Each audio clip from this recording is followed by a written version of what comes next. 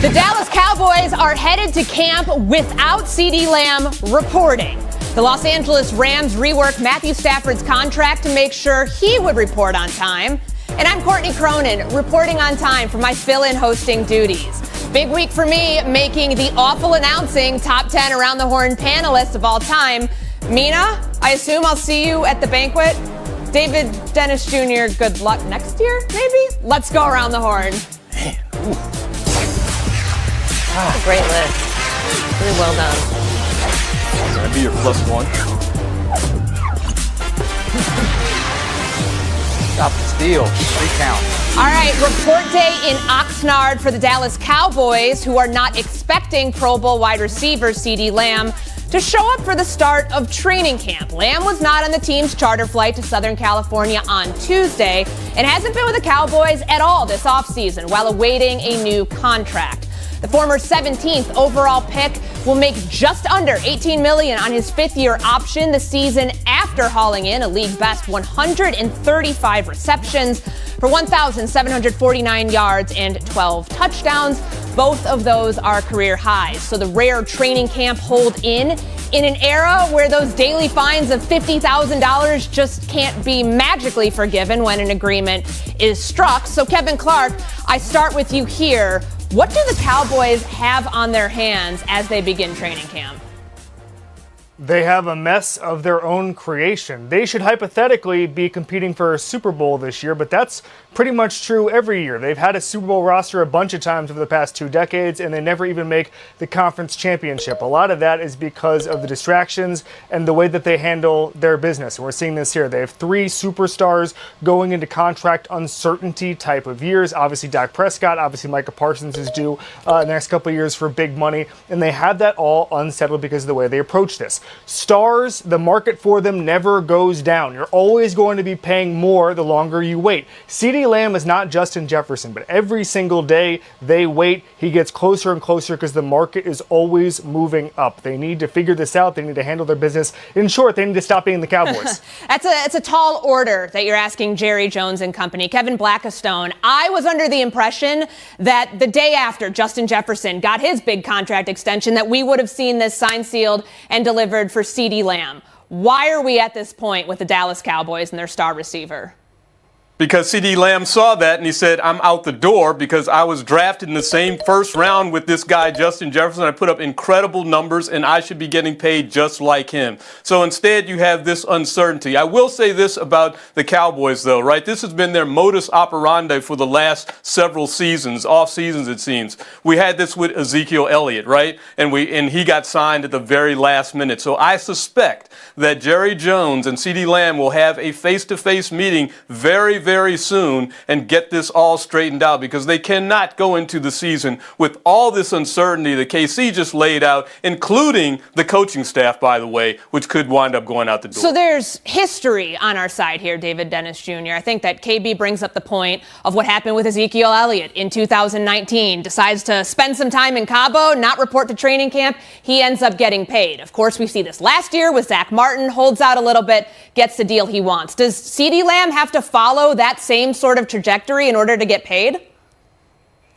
That seems to be the modus operandi for getting your money for the Cowboys. Now, the big picture is this is what the Cowboys' definition and Jerry Jones' definition of all in is. The end of last season, he said we're going all in, and that seems to mean not really doing much in the offseason, not picking up important free agents, not signing a single one of the 3 most important people in your franchise that you need to sign, and not making any really substantial moves and coming back with a team that, yes, will probably win a lot of regular season games. They've won more regular season games in the last 3 seasons than any other team but the Chiefs. They will look good at some point in the middle of the season. Kevin Clark may even come on here and call them the best team in the league or something like that. And then by playoff time, they'll lose to either the 49ers or the Rams or somebody else. And we're going to do this over and over again because that's what the Cowboys have been for the last 3 decades. Self-inflicted drama is something that they know all too well. Mina Kimes, how do you see this mess, if you want to call it that, affecting them at the start of training camp?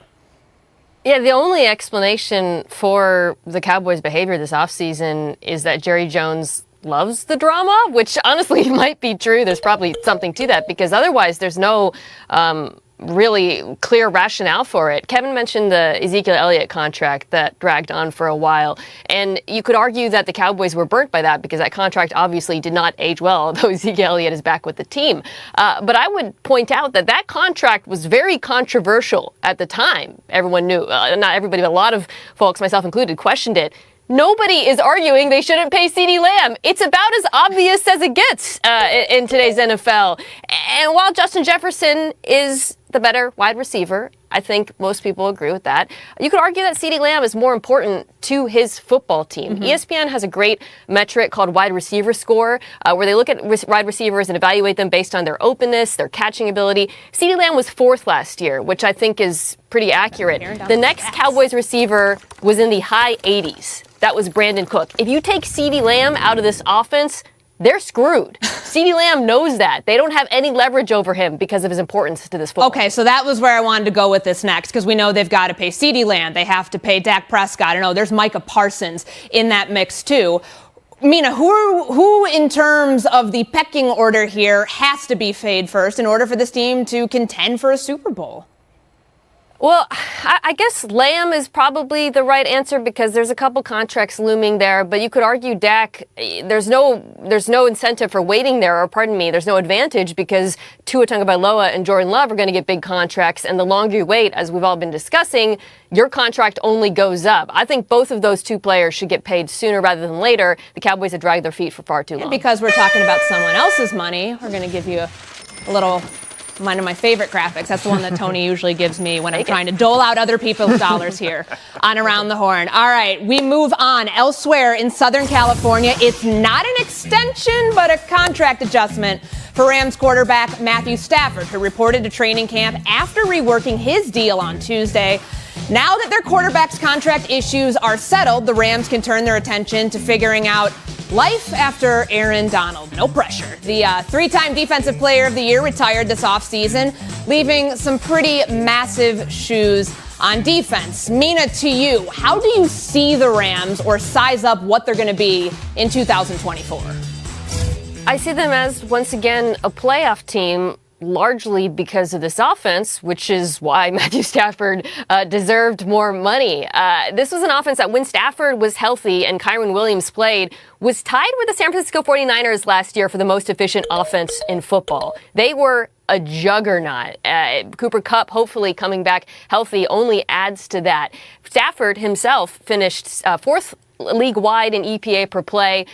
When you look at the contract extension, and we don't know what the money looks like, I think you can look at it two ways. One of which is he might be retiring at some point, doesn't have a lot of guaranteed money after this year, so he wants that pushed up.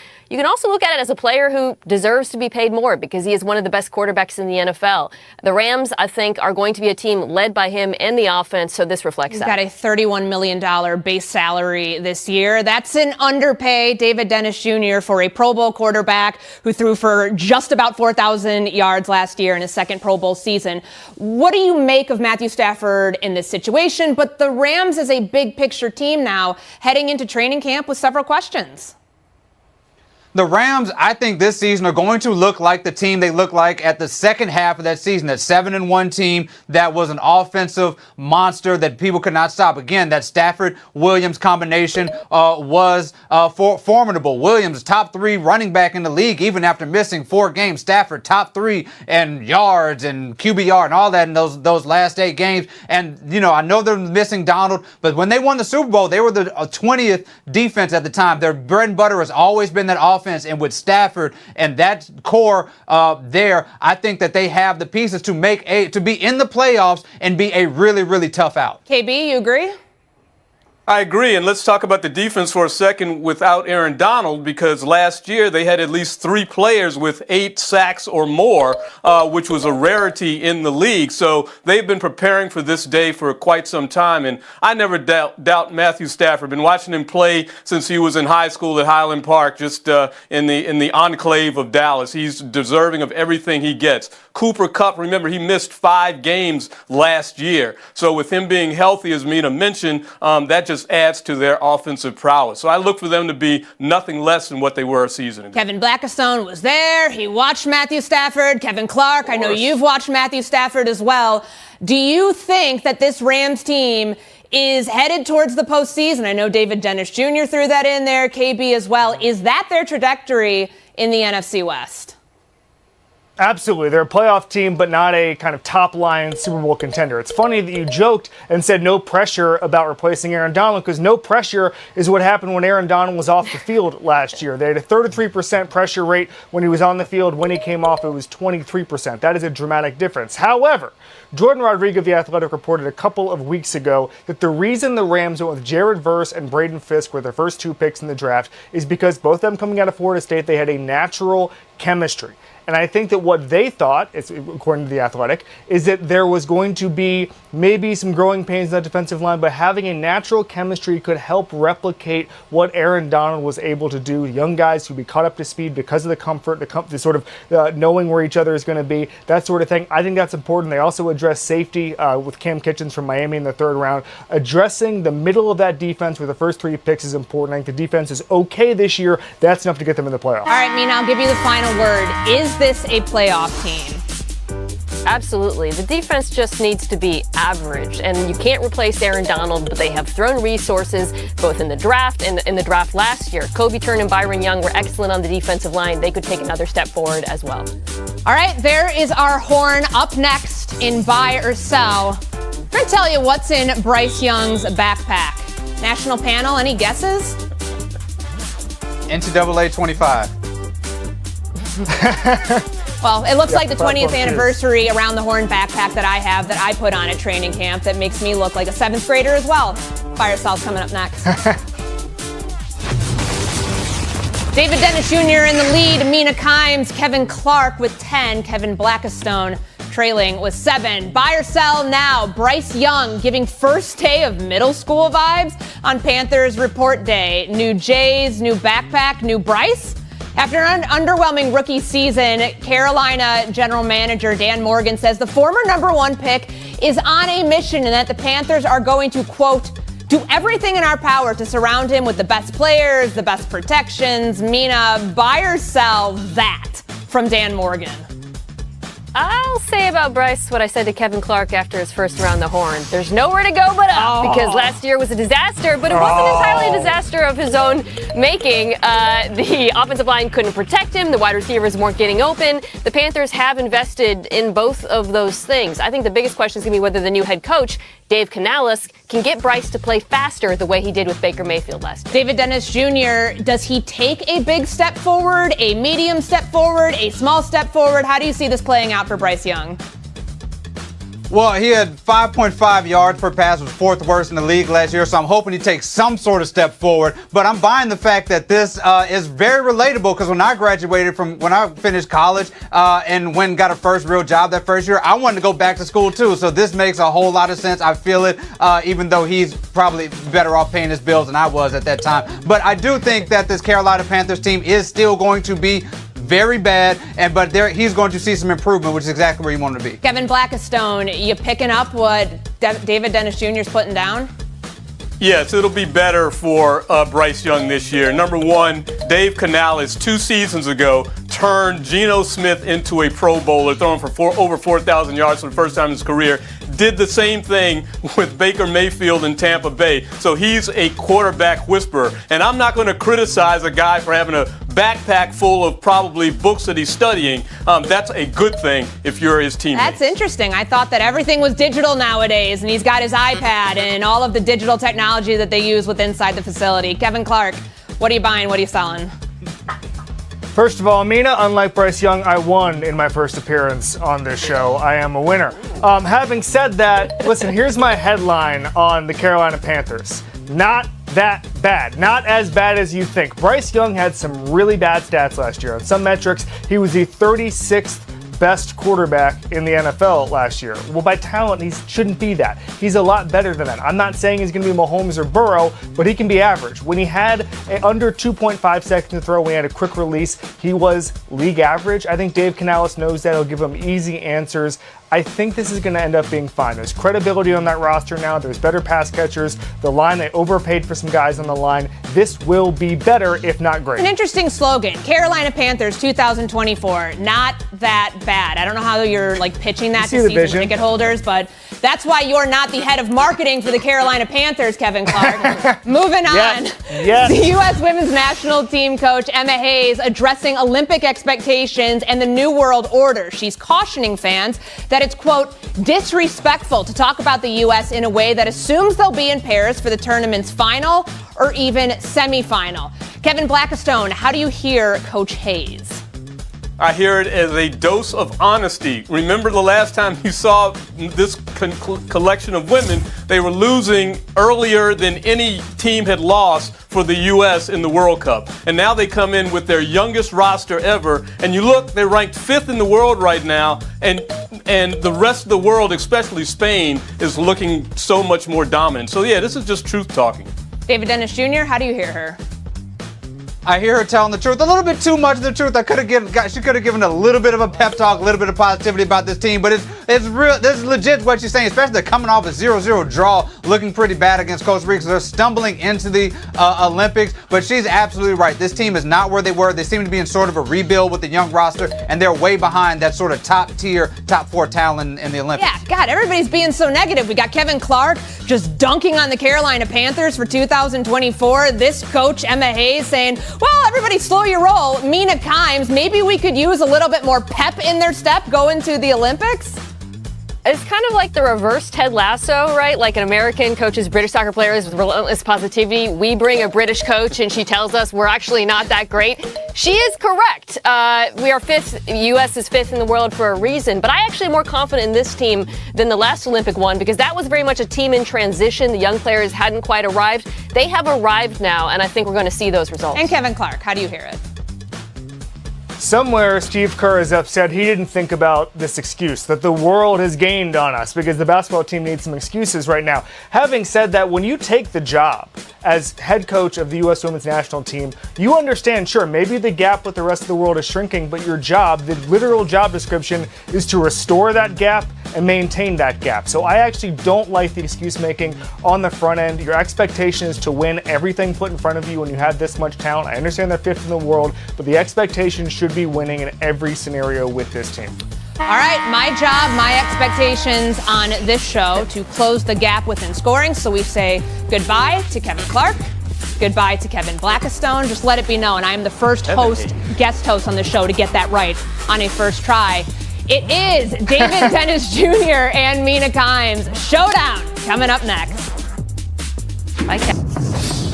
Mina, David Dennis Jr., good luck in showdown. Bill Belichick's options to continue coaching in the NFL were sparse, but come to find out via The Athletic's Tim Kawakami's podcast, the San Francisco 49ers offered the 6-time Super Bowl champ a spot on staff. Kyle Shanahan said, quote, whatever he wanted to do, including the defensive coordinator role, later filled by Nick Sorensen. Mina, should Belichick have taken Shanahan up on that offer? Well, it would have only added to his obviously unimpeachable legacy. I mean, last year, Bill Belichick had the most injured defense in football, and they still finished top 10. What he could have done with the San Francisco 49ers defense would have been a joy to watch. I respect Shanahan. You miss every shot you don't take. Why not ask Bill Belichick, dudes? But at the same hand, you don't ask Beyonce to be your backup singer, dude. Have some respect. Bill Belichick needs to be a head coach somewhere. Well, he did say he could have whatever job that he wants. I didn't hear the head coaching job was off limits, but we digress. Bill Belichick remains on the sideline this year. We'll split the point. Moving on, what are those? Nike displayed this prototype for Victor Wembanyama in Paris. The shoe was inspired by Wemby's, quote, love for science fiction and whatever the hell a bismuth stone is, which is what he wore on draft night. So David, I ask again, what are those? A lazy excuse for a shoe. I don't want AI making my shoe. Get Tinker Hatfield out there and draw up something dope for the greatest athlete that we're going to see in basketball for years to come. Yeah, the only AI I want in basketball is the guy who played for the Sixers. The prompt for this looks like it was fried egg. It's honestly inexplicable to me. Yeah, I don't know what to make of them. Their on-field product, the Detroit Lions once again created intrigue, this time with a massive podium setup for Coach Dan Campbell to hold his first training camp press conference. Look at the size of this thing. Dan Campbell's a former NFL tight end, 6'5", 265. Look at my podium here, this lectern in studio for Around the Horn. I think that that's at least twice the size of what Dan Campbell has. Mina, too big, too little, or just right? It's just right when you consider Ben Johnson actually lives inside of that lectern. That's how he stayed. Free housing. I think it's absolutely perfect. He looks like a winner, so much so that I got my own lectern here that I'm going to do the rest of the show from behind because I'm going to look like a winner too. Oh, man. You bring props, you get the point. David Dennis Jr., a top 10 panelist in all of our hearts. Take the FaceTime. Courtney Cronin, this is why you should have been number one on the awful announcing list. First of all, Odell Beckham is a, prize celebrated NFL star. He's won a Super Bowl, but now he only has the second most important trophy in his family as his brother Cordell Beckham has now become the winner of Love Island USA. Shout out to him and shout out to Love Island USA. Well, spoiler alert. My first attempt here, gonna Meg the Stallion this, take a step forward. 23.5-hour break. See you tomorrow. I whiffed on that so bad. Clinton Yates, Jen Lada, Harry Lyles Jr., and Bill Barnwell, a national panel that can recall exactly how they felt at the moment of their birth, just like Chargers coach Jim Harbaugh. We're comfortable, we're safe, but boy, do we have a lot of opinions. Plus, a potential $325 million extension for Brock Purdy. 49ers window to win with an inexpensive QB may be closing. But could San Francisco eventually cycle in a new quarterback in exchange for paying the stars around him? Thank you for that, Bill Barnwell. Let's go around the horn. Thanks, Bill. Ever since I was an embryo, waiting to shape up and ship out. You know what? Since I didn't use the mute button much yesterday, you're all getting yesterday's mute today. Feels like being born. Feels like coming out of the womb, It's like you're in there and it's comfortable and safe, and now you're out, you're born, lights are on, it's bright, got chaos, people looking at you, people talking at you, and just feels good to have it happen. The one and only Jim Harbaugh on the Chargers' first day of training camp after 9 years away from the NFL. And if that does not scream football guy, Harbaugh showed up to practice Wednesday wearing cleats. It's a new day for the Chargers, a team that has not won a playoff game in 6 seasons. They're looking to get a depleted offense back on track under the guidance of a coach fresh off a national championship at Michigan and who, took a team to the Super Bowl in his last NFL job. Bill Barnwell, to you, what do the Chargers have with Jim Harbaugh at the helm? Well, I know a lot of Chargers fans who felt like watching the team last year did feel a lot like childbirth, so I understand where Jim Harbaugh is coming from with this comparison, but they are going to be a playoff team this year. They are the secret team that nobody is talking about over the summer because Jim Harbaugh is a football EMT. Remember, he went to the Niners all those years ago. They had not had a winning season in 8 years. Immediately, they jumped to 13-3, made it to the NFC Championship game, were in the Super Bowl a year later. He goes to Michigan, a team that's had one 10-win season in the 8 years prior to Harbaugh getting there. Immediately improves them by 5 wins and gets them to 10 wins and a bowl game. Michigan, the Niners, even going back to Stanford, Harbaugh has been a coach who makes an instant impact wherever he goes. I believe this Chargers team is going to be in the postseason, and we're going to be sitting here saying, of course, great coach, great quarterback. Why weren't we thinking about them in July? Here is your chance to jump on the bandwagon while you I remember watching that Raiders game on Thursday Night Football last year, Clinton, thinking, okay, childbirth would probably be easier, getting a root canal, probably a more favorable thing to do than watching that offense. What do you make of the changes that we expect this year with Jim Harbaugh at the helm? I know the analogy sounds wacky in terms of childbirth, but let's not forget the reality of the situation. Jim Harbaugh played for this franchise in San Diego. He is returning to somewhere he's already been. On top of that, we saw in the clip, the Bolt in El Segundo, right up the street here. People are excited about this on every level and on a from a football standpoint. What he's doing in order to try to make up for all the injuries that this team has had over the past couple seasons, he's staggering practice times over the course of days, over the course of a week, so that they don't have to have have anything less than 24 hours between workouts. And when those workouts, he's got his guys wearing full pads in drills so they feel like they're actually playing football, his cleats aside. He is changing the culture of the Bolts. And I'm telling you, as somebody that watches this team week in and week out just kind of as a sideshow, they are no longer that. They're the real deal, because when Harbaugh gets there, you're a real live football team. Jen Lada, how do you hear Jim Harbaugh? Obviously, we know that this quirkiness is who he is. You cover college football. You dealt with it when he was at Michigan. But when you pare down those comments and just know the intent he has for this team, how do you think it works out in his first season in L.A.? Yeah, hiring Jim Harbaugh makes them interesting. I think he makes them imposing. We shouldn't be surprised about oddball comments from Jim Harbaugh, because this is the guy who did donuts in a muscle car on the field at the Big House. He also did sleepovers with players. He always talks about how great milk is. I mean, odd things from Jim Harbaugh are not unusual. And neither, frankly, guys, is turning programs around, which is what he did at every stop he has been at. If you look at how the 49ers were from 2007 to 2010, before Harbaugh got there, they were averaging 6.5 wins per season in the previous 4 years. Harbaugh gets there and immediately 13 wins, 11 wins, 12 wins. And why, guys? Because he has an infectious personality. It's an authenticity that I think a lot of college coaches try to find but have to really manufacture. When he turns it on, and he can be very prickly, but when he turns it on, guys, he is one of the most interesting, charismatic, authentic, magnetic personalities in all of sports. Watch out for the Chargers. They're going to be tough this year. So this isn't shtick. We know this with Jim Harbaugh. And Harry, you in the college football world as well have seen him go into a Michigan program, even take a pay cut when things weren't looking so great a couple of years ago, and then the result is a national championship. Should we be thinking playoffs in the near future for this Chargers team, knowing that Jim Harbaugh is their head coach? I don't think that's out of the question. Like, it's playoffs in the near future for this Chargers team, knowing that Jim Harbaugh is their head coach?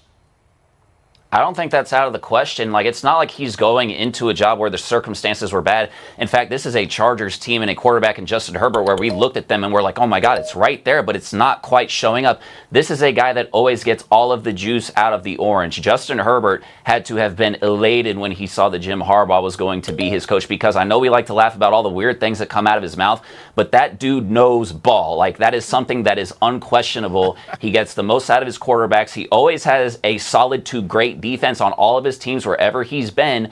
And I think one of the things that's going to be really interesting to see as this team improves with him alongside is the buy-in that he is going to get from the city of Los Angeles to be his coach, because I know we like to laugh about all the weird things that come out of his mouth, but that dude knows ball. Like, that is something that is unquestionable. He gets the most out of his quarterbacks. He always has a solid to great defense on all of his teams wherever he's been. And I think one of the things that's going to be really interesting to see as this team improves with him alongside is the buy-in that he is going to get from the city of Los Angeles, because currently they don't love this team yet. He's going to give them a reason to love this team. We have been horned, but I will say, when it comes to Justin Herbert and the pieces that the Chargers have put around him, whether it's Ladd McConkey, whether it's Joe Alt, I know there has been a departure of talent, but it certainly seems like the Chargers are trying to get things in place, so pretty soon they will be able to contend. Moving on now to Major League Baseball. Another loss for the New York Yankees, this time in blowout fashion, marking a full season sweep by the Mets in the Subway Series. The Yankees are 10-22 since beginning the season, 50-22, and there's plenty of blame to go around, from a leaky bullpen to an inconsistent starting rotation to the middle of the batting order behind Juan Soto and Aaron Judge. But if you ask manager Aaron Boone, it's not time to blow things up in the Bronx. We got to play better, okay? We have it right in front of us. We're a really good team that has played of late. We're right there. You know, we're watching, other teams struggle around us. We know we got to be better.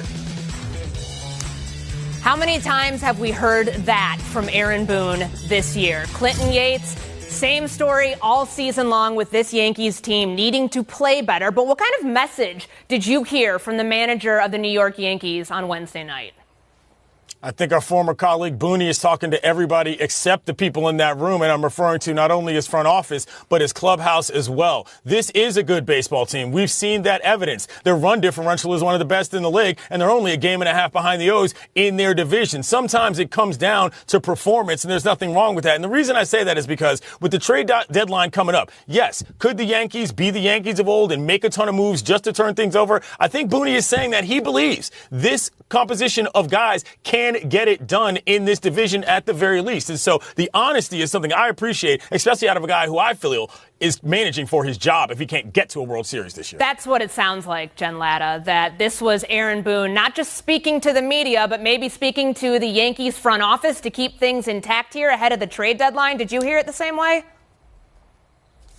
Well, he's speaking facts, obviously. They are right in it, just a game and a half back of the Orioles. They're in control. That is a fact. So, yes, I think he is saying all the right things. It's like he was given truth serum. And maybe people don't want to hear this, but I think this is a team, because they won 50 games over their first 72 games, that can still go back out there and win. Let me use an analogy that Harry will appreciate. Back in 2021, after 104 games, which is how many games the Yankees have played, the Atlanta Braves were 2 games under 500. What did they do? Go on to win the division and win the World Series. Why? Because they had a good August and a good September, which is what baseball does. There are ebbs and flows. There are highs and lows. This Yankees team is going to get Stanton back. They're going to get Dominguez back. They are a team that you should still be thinking playoffs with. I feel like we've been hearing about Giancarlo Stanton coming back for a very long time now. Still have not seen it happen. But Harry Lyles, do you buy Jen's approach that your Braves used a couple of years ago? Just wait this thing out and see if they can do it? Yeah, I mean, it sounds so simple, but they really do. Eventually, the bats have to wake up. For the Atlanta Braves, unfortunately, they usually fall asleep at the wrong time. But for the case of the Yankees, this has been a two-man offense, basically, in this terrible stretch with Juan Soto and Aaron Judge. Their OPS is 1061. The rest of the 7 guys lineup is 625. So those 2 guys are batting the best in baseball, and the rest of the team is batting only better than the White Sox.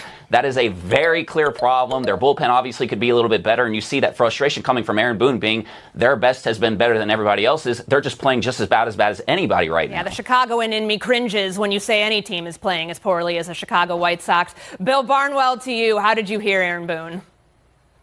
He sounds like someone who needs a little bit of help, but he doesn't want to blow things up. Courtney, you mentioned that 10-22 stretch. One of the reasons they've struggled, they're 1-7 in one-run games over that stretch. That's just bad luck. That's not bad play. They were 10-7 in one-run games during that hot start to the season. And maybe if you have a bad bullpen, that might cause that. But they're 7th in bullpen ERA this year. They do need another bat. Maybe they need another starter or another reliever. But they don't need to give up on this year. They have one of the best records in all of baseball, and they're getting bailed out by the fact that everyone around them is also playing kind of stinky baseball as well. Stinky baseball, something that nobody wants to see their team do at the second half of the season. This is a $300 million payroll, though, so you'd like to think they'd be able to be more than a 2-man team with Aaron Boone, Aaron Judge, and Juan Soto. All right, so there's the horn. And with Lincoln Riley saying he is not a magician, we'll have the panel buying or selling that coming up next.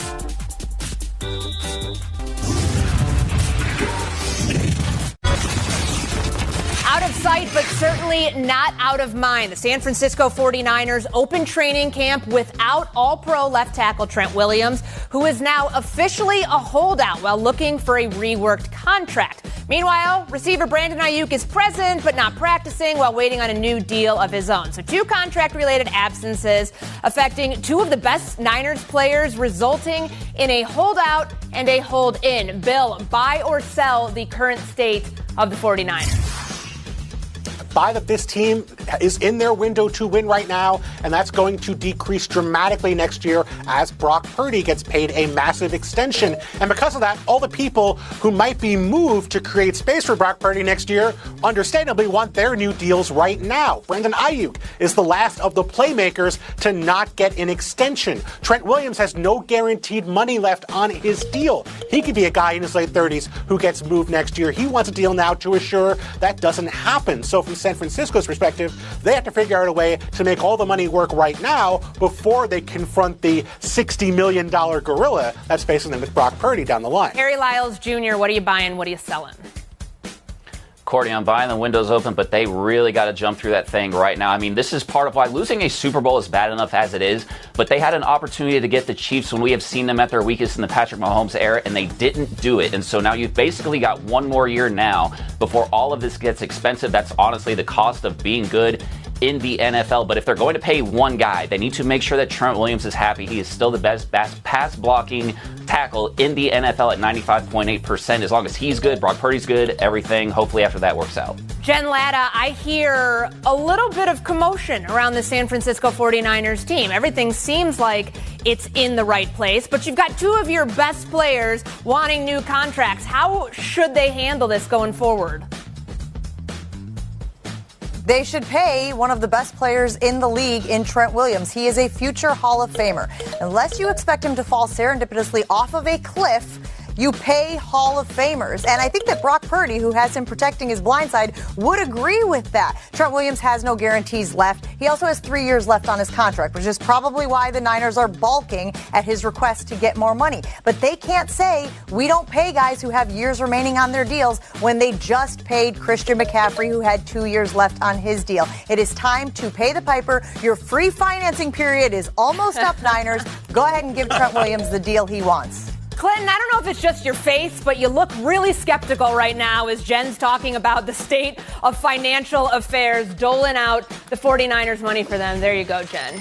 Doling out other people's money. I would say that everything is not in place. The state of the 49ers union is chaotic. When two of your best players are still trying to figure out what they're doing in training camp, you don't really know what your, in fact, long-term decision on Purdy really is going to be, because as Harry mentioned, if he can't get over the hump in a year like that, well then what's the point? You might be able to find something better. And on top of that, Kyle Shanahan is out here offering Bill Belichick jobs at what cost? He doesn't know how to even keep his own draft picks to get a quarterback. Oh. I get it. This is a good football team, but I understand this is not as easy as it looks. So, Bill, you have a piece up at ESPN.com right now on the window the 49ers are in this season. So it's either to win right now with Brock Purdy while he's still expensive. I think he accounts for less than 1% against the salary cap this year. What would a massive extension for Purdy next year mean for the 49ers? And is it possible that they would look to pay the stars around him and go a different route at QB in 2025? It is incredibly brave to think about. I don't think they will actually have that conversation, but maybe they should. The only quarterback to win a Super Bowl on his second contract in the slotted draft era is Patrick Mahomes. Guys like Carson Wentz, Jared Goff, those guys who were essential to their teams, traded away before the second deals really even got into play because the team gave up on them. Brock Purdy at $1 million is a bargain. Brock Purdy at $65 million, not so sure. High expectations for the San Francisco 49ers. Maybe not so much for Lincoln Riley and the USC Trojans. Big Ten Media Days, Lincoln Riley saying he's not a magician. He can't wave a magic wand and have everything be perfect right away. End quote. USC entering a new conference coming off an 8-5 season. They lost their Heisman Trophy winner, Caleb Williams, to the NFL.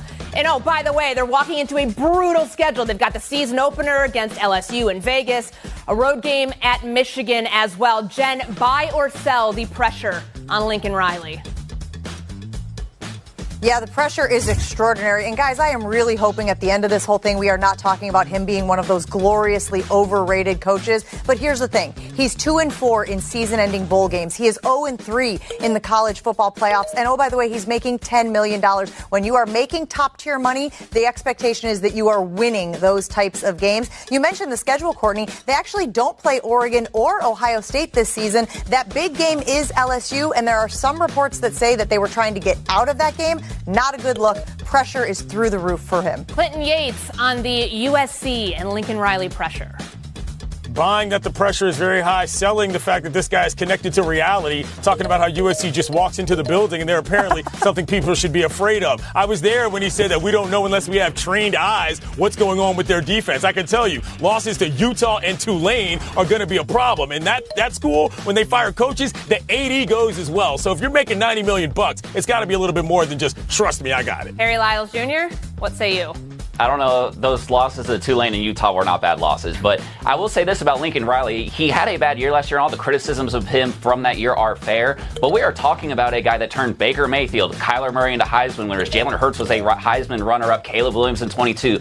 Last year was bad, but if you're a USC fan, you need to remember how those last 4 years of Clay Helton went before you start thinking for the future. And Bill Barnwell. They could not field a top 90 defense in either of Caleb Williams' season. They were not good on offense last year around Williams. I have no expectation they'll be better without him this upcoming season. All right, gotta go. Bill Barnwell, Jen Lada, thank you for your time today. Our showdown coming up next, Harry Lyles Jr. and Clinton Yates. The second showdown meeting between Clinton Yates and Harry Lyles Jr. Dolphins quarterback Tua Tagovailoa was present but limited in the team's first training camp practice. While hoping for a new contract, Coach Mike McDaniel called Tagovailoa's participation, quote, fluid, and expects it to be limited for the foreseeable future. Today, he did not practice, but he was at the facility. Clinton, what do the Dolphins have on their hands? I don't love this in terms of logic for Tua. It seems like he's basically saying, since all of my other friends have wedding rings, you should give me one too, referring to the guys that have gotten big deals. That does not necessarily make for a good partnership, Dolphins. Be careful.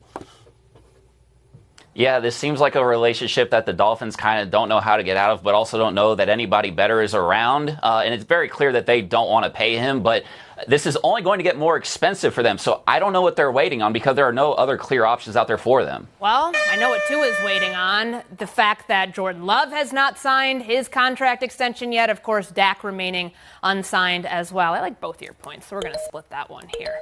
Moving on. Nationals utility man Ildemaro Vargas made his way to the mound against the Padres and, dare I say, wowed in a very unique way in his first opportunity to pitch this season. Vargas held San Diego scoreless in 1 inning after throwing 12 total pitches, one of them clocking in at 33 miles an hour. That was like my paper toss yesterday. Check out this form. Harry, what was your favorite part of his outing? Courtney, this is very obviously about the most fuel-efficient gas that has gotten an out in Major League Baseball history. The fact that he got more than one ball across the plate going 33 miles an hour and one of them resulted in a pop fly, that is absolutely the best part about this. Are you kidding me? This has to be the comebacker in the snag, grab, or stab portion of the game. Absolute stab that saved his face. That is not a play you're expecting to see on the mound, even if he is a utility ball player. Self-preservation, key to winning baseball. He's W, due for a win. Harry Lyles, take the FaceTime. Thank you, Courtney.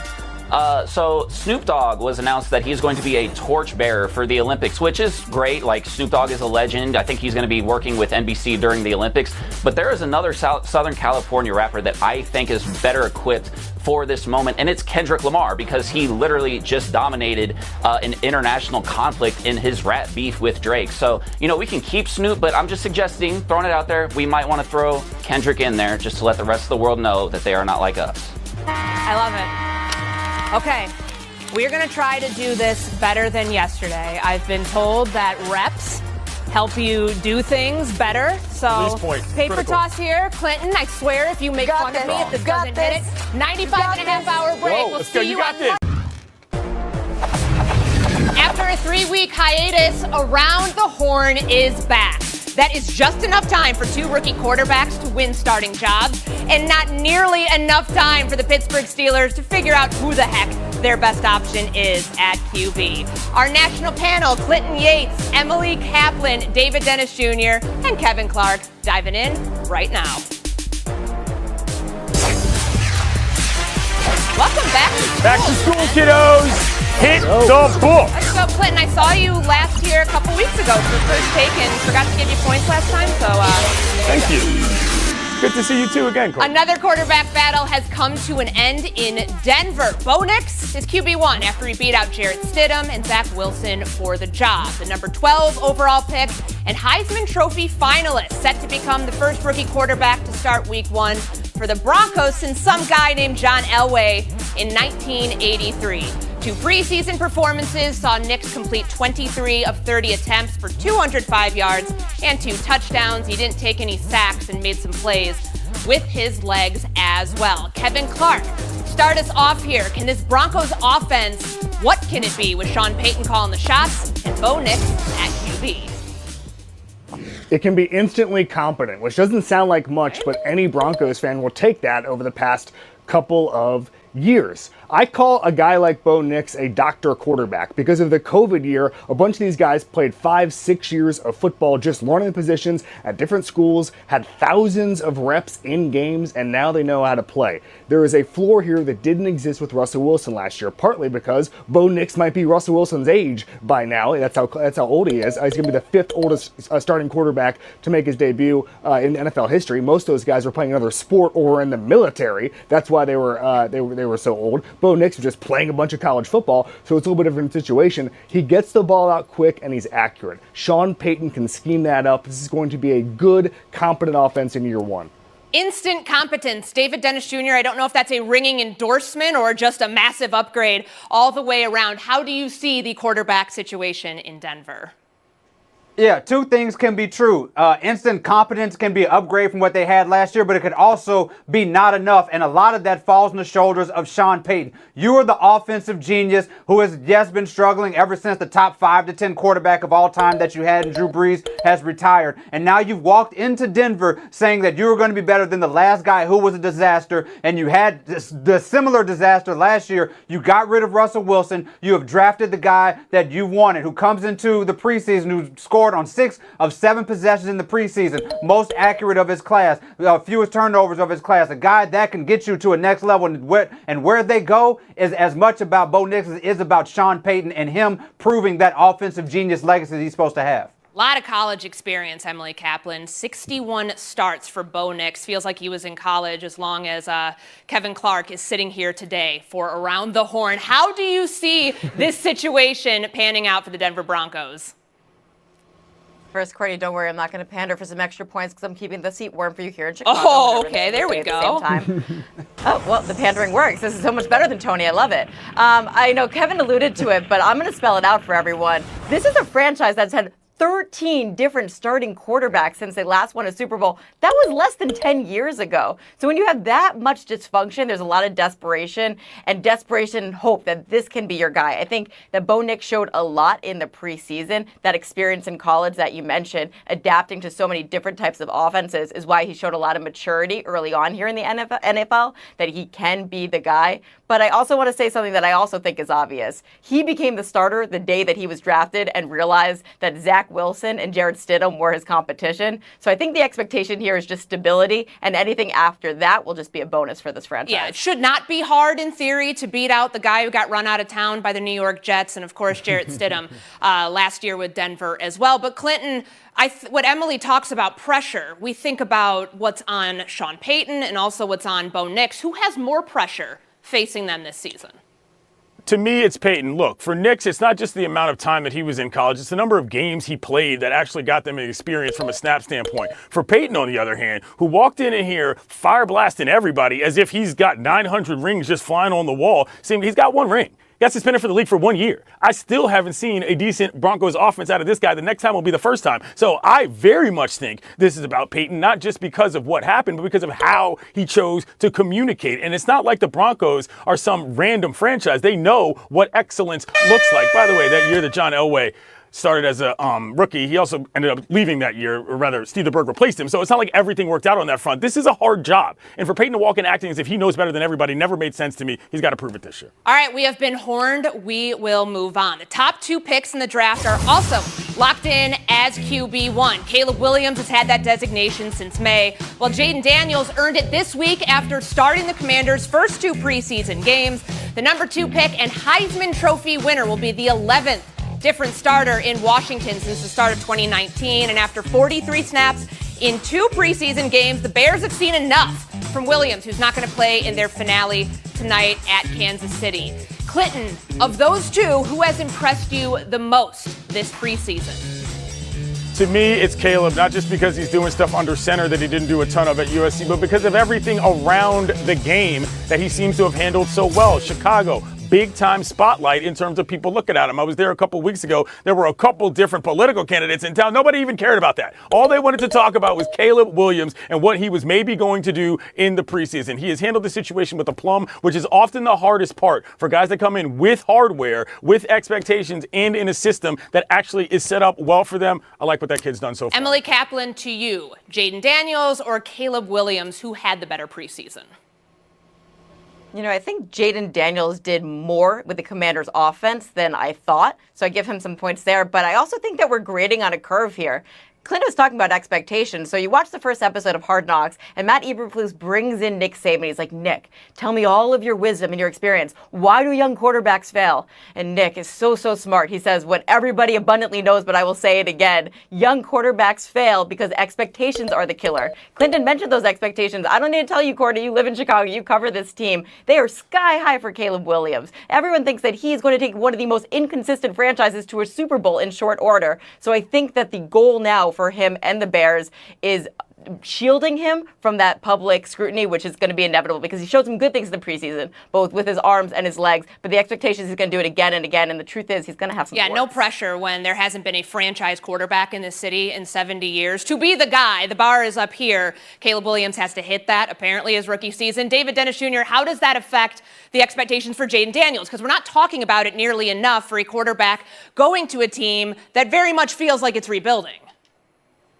Yeah, Jaden has in a prime position right here to show off how great he is, also with the understanding that this team is rebuilding. There's not expectation for them to make the playoffs in the way that the Bears have. So when I watch Jaden and see that he's 12 for 15, a little bit more accurate than Caleb, he gets rid of the ball a little bit faster. I see somebody who I think can be better as a rookie. But, you know, beyond that, when I look at Caleb Williams and did some of those passes and they're making comparisons to Patrick Mahomes, I think that sort of outweighs all of the analytical things that I've seen. Plus, I've been reading up on beautiful, wonderful, Pulitzer Prize deserving beat reporter Courtney Cronin, who's been saying all these things about Caleb in the offseason. If pandering works, I think that should give me a little bit of something there, too. You know, I can be bought. Sue me. Kevin Clark, let's talk a little bit about the ins and outs here of football when it comes to Jaden Daniels. I know it's what David just mentioned, getting the ball out quick. They're scheming up some of those throws for him. What kind of position is he in as a rookie within this offense? A great one. All due respect, by the way, to Nick Saban's knowledge, but most Bears quarterbacks do not fail because of expectations. They fail because they're bad. We've seen that. If you don't get a 4,000-yard passer in your history, it's a lack of talent. Having said that, Jaden Daniels rewrote national record books for college for explosive plays. He beat Joe Burrow's LSU record, which, by the way, was the all-time record in college football for explosive plays down the field. And we're going to see that day one in the NFL. And I think there was a little bit of trepidation where was Cliff Kingsbury, was he going to baby him a little bit? I think they're going to move the ball down the field immediately. They're working in that quick stuff to be a complement for that. I think we're seeing a little bit of maybe a golden generation of quarterbacks here right now this year where everybody has instant success. And it's going to be a perfect marriage in a lot of these situations between situation and quarterback, and we're going to see some special stuff from Jaden Daniels early and Caleb. So 3 first-round quarterbacks of the 6 taken in April are QB1. The Steelers cannot say the same for Justin Fields or for Russell Wilson. They're taking that decision all the way down to the wire between those 2 quarterbacks after a lackluster performance against the Bills last week, where we saw Russell Wilson's unit fail to put any points on the board. He told reporters that he expects to play in the exhibition finale and said this about his objective against the Lions. Yeah, we're playing. Yeah, we're all playing. I'm excited to get back on the field. I think the big thing for us is just, executing and us making our plays and doing our thing. Emily, how do you hear Russell Wilson? With some hollowed optimism that I've heard the last couple years that just never matches his on-field production. One of these guys is going to get the job by default because the other guy just fumbled it. The difference is Russell Wilson's 35. When you're nearing that age of retirement, you're not going to change who you are. Meanwhile, Justin Fields is 25. Yes, he had some trauma in Chicago, but he's much more malleable with those bad habits. These are the guys that were 1-2 in sacks last year taken. Number 3 wasn't particularly close. So why don't you go with Justin Fields, the guy with a lot more potential if both of these guys look as bad as they have. David Dennis Jr.? So if I'm the Steelers, here's the bright side. Last year on this show, we had a discussion about Kenny Pickett having a perfect QB rating in the preseason, and look what happened to him. So if anybody knows that preseason is not an indicator necessarily of regular season, it's the Steelers. But man, these two quarterbacks have looked bad. Russell Wilson got sacked 3 times in 5 drives. This is going to be a fumble to the finish line for both of them. It's going to be another year where Mike Tomlin is going to have to do the best he can with what he has, knowing that his QBs are probably not going to be that Heck, great. if he gets them to the playoffs somehow with either of these quarterbacks, that may be his best coaching job he's ever done. And that is saying something because he had Kenny Pickett last year. Kevin Clark, how do you see the quarterback situation playing out in Pittsburgh?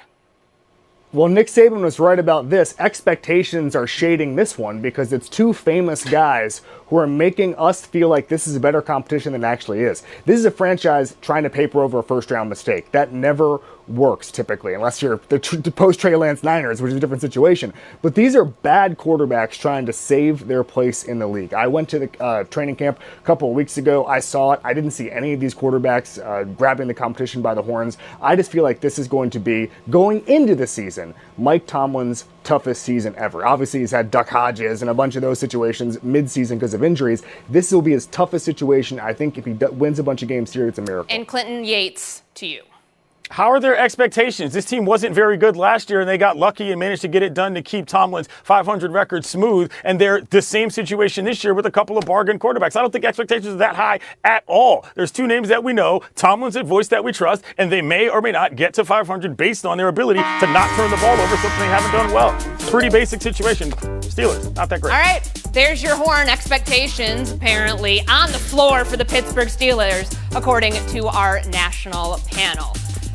Kevin Clark, Emily Kaplan, David Dennis Jr., Clinton Yates. Let's get ready for some buy or sell coming up next.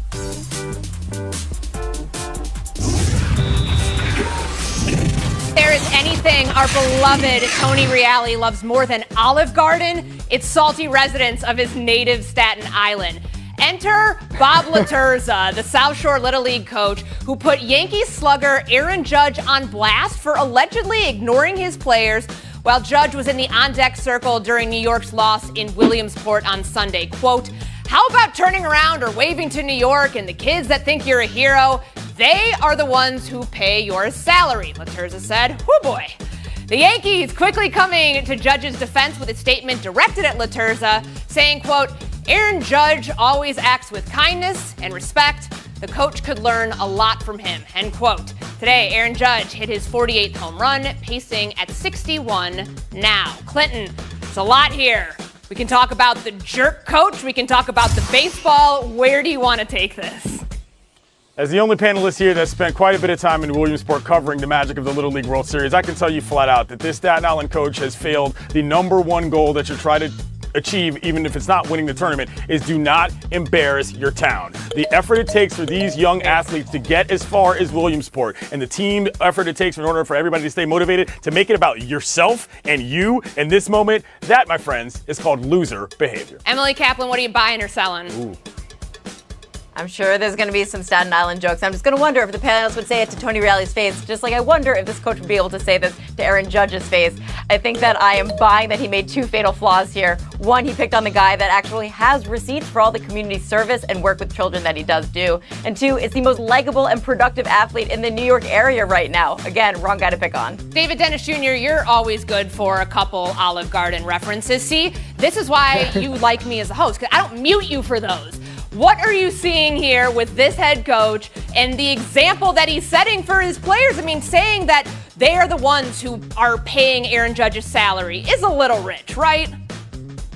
Yeah, that is the central problem. What I have, that comment right there, that they pay your salary, just creates a bad dynamic. It makes the player seem like they're an employee of them, like you own the player, and it just creates something that's a bad example for the kids and something that you should not be saying. That told me all I need to know about him and the mentality that he has when he approaches these situations. And Kevin Clark, what are you buying? What are you selling?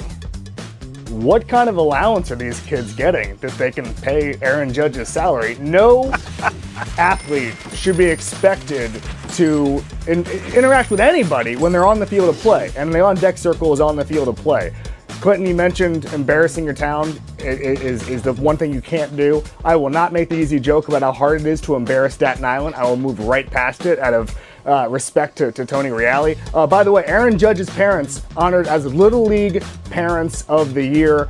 If you've seen 19-month-old Teddy Clark swing recently, you would know I'm gunning for that award. I am gunning for that award. All right, you may be gunning for that. Jahan Dotson gunning for a new team now. The experiment is over in Washington after 2 seasons. The Commanders once again trading within the division by sending the former first-round receiver to the Eagles, along with a 5th-round pick in exchange for a 3rd and 2 7ths. I thought somebody in the NFC East would stop trading in the division with Howie Roseman, Emily Kaplan. Once again, it happens. As a Penn State alum, does this move say more about the Commanders or the Eagles? Yeah, we're excited for some Penn State talk to negate all that Nick Saban references that I brought on last segment. Unfortunately, I think this says more about the Commanders. This is a first-round pick from 2 years ago that lost confidence because he was getting passes from Sam Howell, Taylor Heineke, and Carson Wentz. That is why he's now on the Eagles, and I think he's going to thrive there. David Dennis Jr.? Yeah, this says to me that the Eagles feel like he may not be as good enough to be a second wide receiver, as good enough to be a third. He had 11 touchdowns, but not great quarterback play out there. So I'm assuming that that's what they're seeing as a possibility here. He was 10th in drop passes last year, which is something he definitely needs to improve on this year. And Clinton Yates. I think about the overall trade value here and what the Eagles did bringing in Jahan Dotson. So wide receiver 3, we know that they've had some injuries at that position. He's in a pretty stacked depth chart, though, when you think about A.J. Brown and Devontae Smith ahead of him. Yeah, but this is about the Commanders. This is about Adam Peters coming in and saying Ron Rivera did not know what he was doing when he was constantly picking people in for this team. That's what this is about. He's getting rid of guys. They're trading for kickers, for goodness sake, over there in D.C. This is a totally different thing than just one player for going Looks one. like I missed Kevin Clark there. Don't know how I could have possibly done that. Probably the lack of pandering that you have done throughout the show. But go ahead and weigh in here. Commanders or Eagles, what does this trade say more about?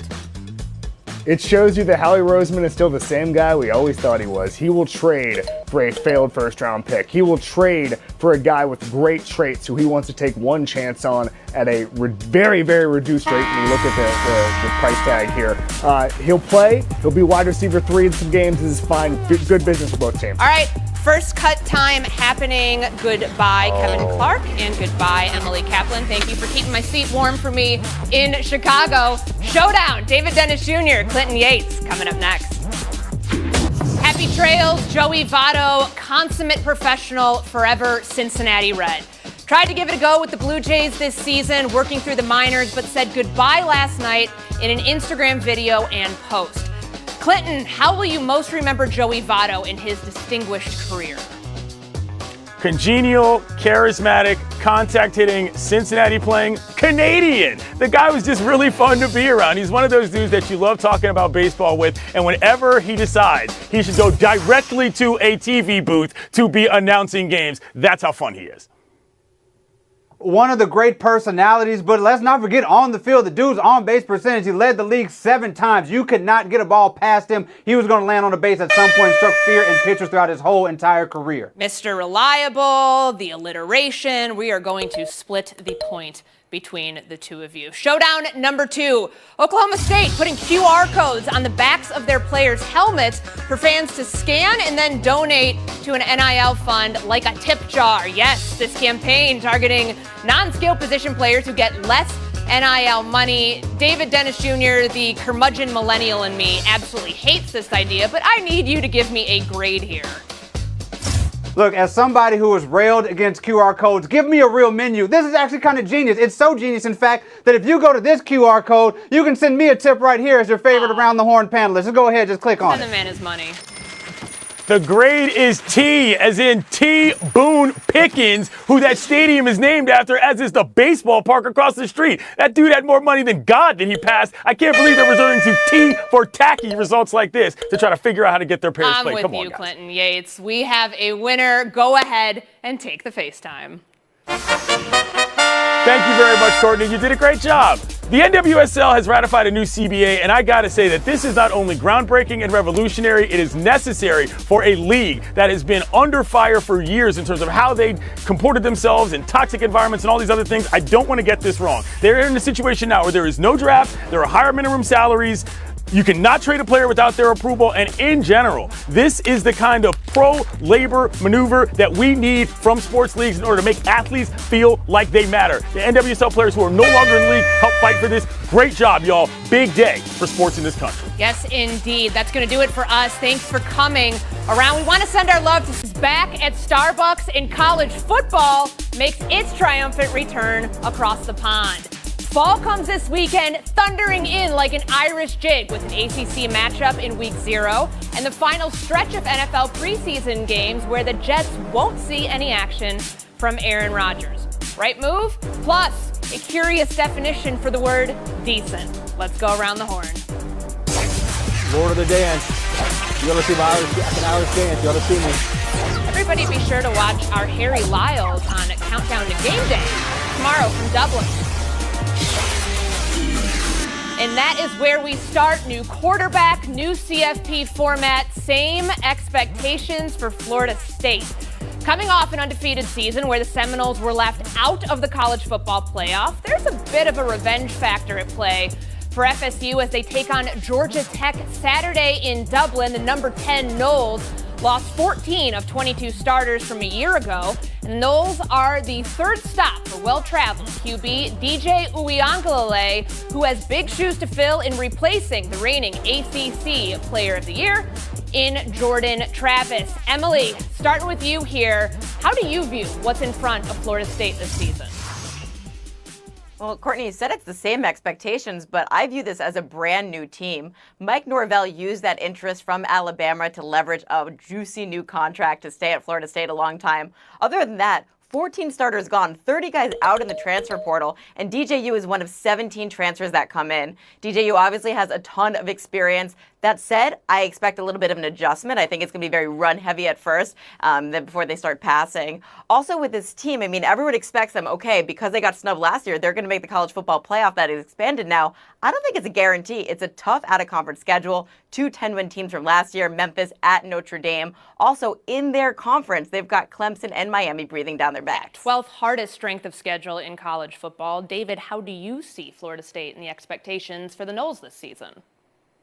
Yeah, I see Florida State on a revenge run, which is sort of weird to say for a team that was pretty much undefeated last year until they rested a bunch of people and went against Georgia. But, you know, there's, as Emily mentioned, there's a lot of turnover, but this is what they do. This is what Florida State does. They have had the most turnover and most players being brought in from the transfer portal since it started, second most behind Ole Miss. So they know how to make those adjustments. And they're not just getting a bunch of redshirt freshmen coming onto that squad. They have 3 players from Alabama. They have players from Georgia. They have wide receiver from LSU. They have ready-made squad in there. So I think they are favorites to win that ACC, and because of the way the CFP is set up, that should probably mean that they have a guaranteed bid into that playoff. Said they were pretty much undefeated. They were completely undefeated. Only Power 5 champion to be left out of the CFP in history as an undefeated champion. So you get the mute for that. Martenzie, to you, how do you see Florida State this season?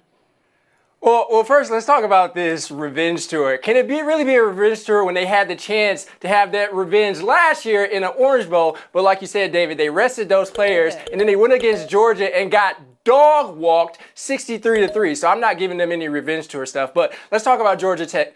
They're a little overmatched here. There's no hyperbole here, Courtney, when I say that if I was on their defensive line last year, it wouldn't have made much of a tangible difference in how poorly that team played. Okay. So they're a little overmatched. But when it comes to Florida State, like Emily said, there's a lot of turnover, having to replace 14 of their 22 starters. And then their quarterback, DJ Uiagalelei, 59%. Career completion percentage. He's not coming in here like he's a change maker. This is his 3rd school that he's been to. Now, this is a little facetious, Courtney. He is nearly my age, and I'm 35. Wow. That is something. He's not nearly 35 years old. There we go. All right, Bill Plaschke, bring some spice here. What do you think about Florida State? Florida State's going to grind Georgia Tech into Angela's ashes for all you literary fans. They're going to be...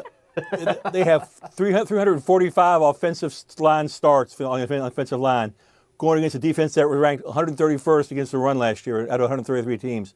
Florida State's got a chip on his shoulder. I know they have new players, but it's the same coaching staff. It's the same culture. They're angry. They're revengeful. They want to have a big season. Then they're going to take it out beginning tonight. They're going to take it on Georgia Tech. It's going to be, I think it's a 10.5-point spread. It'll be twice that. They're going to blow them out. We've got a dog walking. We've got a blowout prediction. Don't think it's going to be a very pretty one for Georgia Tech, but we have been warned, and we will move on.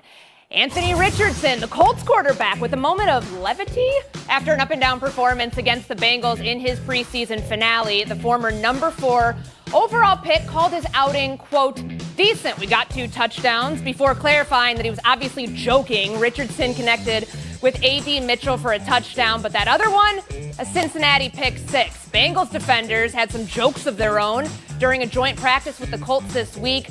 Cornerback Cam Taylor-Britt wondered out loud whether Richardson, all he does is run. Safety Geno Stone yelled that the quarterback is only throwing to spots and doesn't see his receivers. Ooh, shots fired at the second-year quarterback. David, the Bengals players pointing out possible concerns here with the QB who was limited to 4 games in his rookie season due to injury. Do you have that same trepidation? Yeah, I have the exact same trepidation as the Bengals player and the same trepidation that I had last year when you have an unexperienced player coming into a team who has a ton of raw talent. We saw all of that last night. We saw in the first draft, he looked brilliant, looked like he was ready to take over. Then he had bad passes. The interception was a miscommunication, but there was also a terribly missed pass later in that game that just shows some of that inconsistency and inaccuracy. This is going to be a journey for Anthony Richardson this season that is going to mirror pretty much what we would get from a rookie year. My only hope is that he is more healthy than he was last year and knows how to slide and get out of more trouble than he was so he can improve on the field. Martenzie, any trepidation here for Anthony Richardson going into year 2?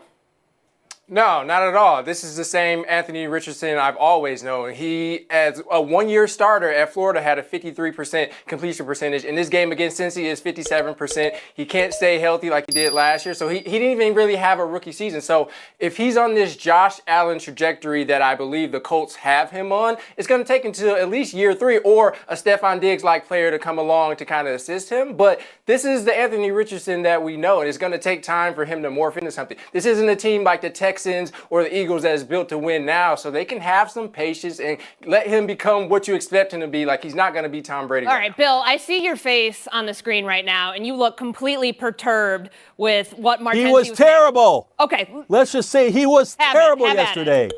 And he's not on the Josh Allen lifeline. He's on going on a bench. He's going toward the bench. He was awful. Five drives, 1 touchdown.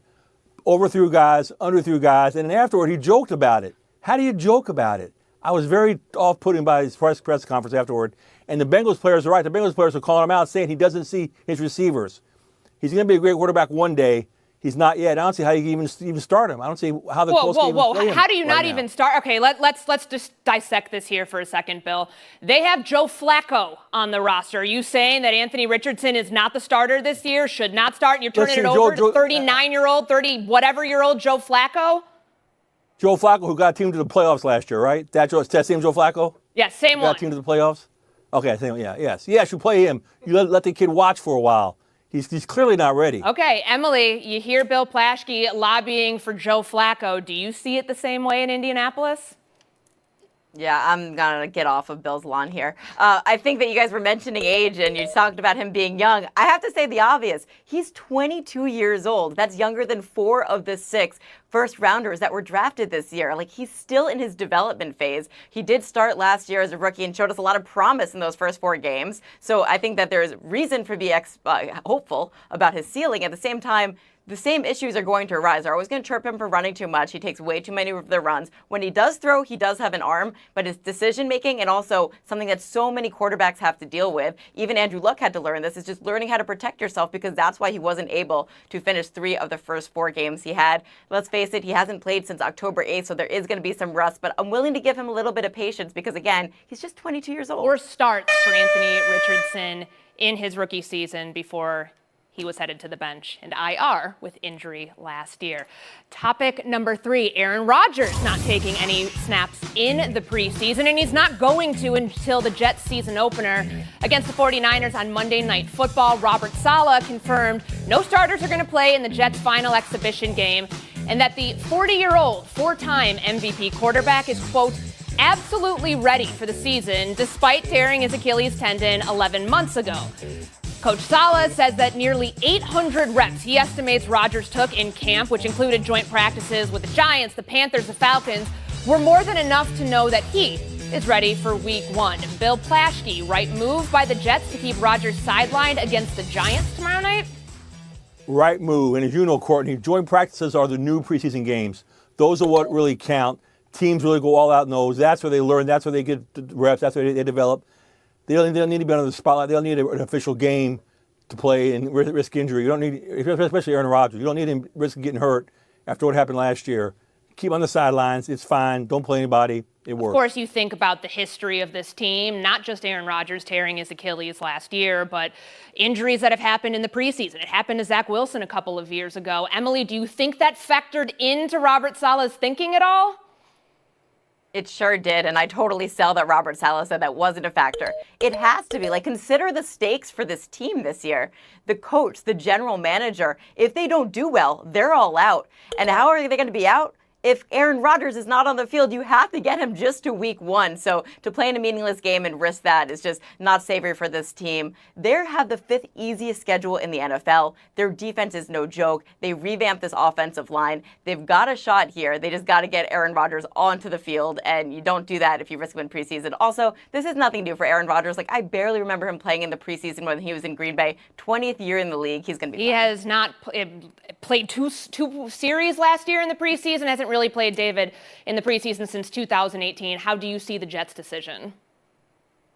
I mean, I guess I get it. They're trying to keep him healthy, but it would have been nice to see Aaron Rodgers, after all this time, do something leading into the season, because right now he's going to open up this season against the 49ers, who are 9th in sacks and top 10 in pressure rate. They're going to be hounding him at the open of the season. And I'm not sold on this idea that you can just plop Aaron Rodgers on the field and he'll be prime Green Bay Aaron Rodgers that's going to lead this team to the promised land. This guy's 40 years old, coming off an Achilles tear, who's spent the last year doing everything else besides talking about football. He's been doing podcasts and going on trips and everything. And I want to see how dedicated this guy is to the actual sport that he's being paid to play. And I guess we're going to learn that this season. But it's not a given that we're getting the great Aaron Rodgers this season. Martenzie, how do you know what you're going to get from somebody who's coming off a major surgery like that at 40 years old, no less, unless you actually see him out there? Final word to you. Yeah, and we have seen him out here. It's been in practices. As Bill said, like before, like 10 years ago, it feels like the Patriots were the only ones doing these joint practices, and it'd be one a year. They've done it 3 times with the Jets. Like in the 800 reps that Saleh said that he's gone through, I don't know what more you're going to get out of Aaron Rodgers in the preseason. And as Emily said, this is a ready-made team. They are, I think, a Super Bowl contender with what they have right now, with what I've seen from Aaron Rodgers, both in the past and mostly this year and going forward. But it's the internal stuff that I worry about. All right. There you have it, our first horn of the day. Buy or sell coming up next. We've got a very strange way that somebody found out they were fired on Thursday. That's next.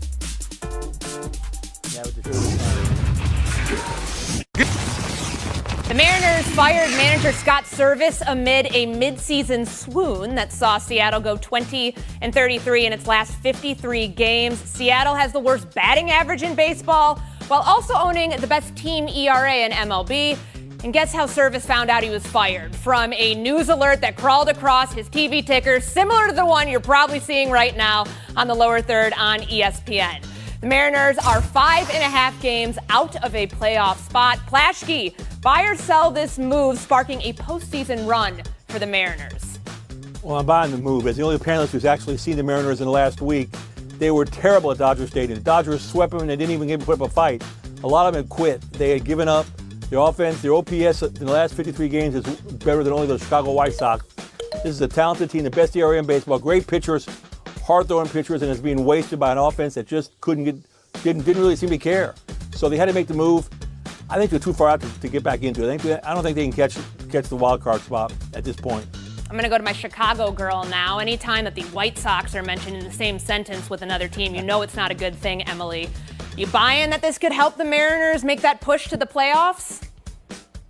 Yeah, I'm lucky to have not seen either of those teams live this season, but I can tell you that across all sports, when you're trying to salvage your season, the easiest quick fix is just fire the manager. And I would argue also that amongst the 4 major sports, baseball managers have the least importance. Their salaries have remained stagnant for like the last 20 years, often pale in comparison to their counterparts. They're so reliant on analytics or deferring up. So this was just an easy scapegoat here. David Dennis Jr., how do you see it?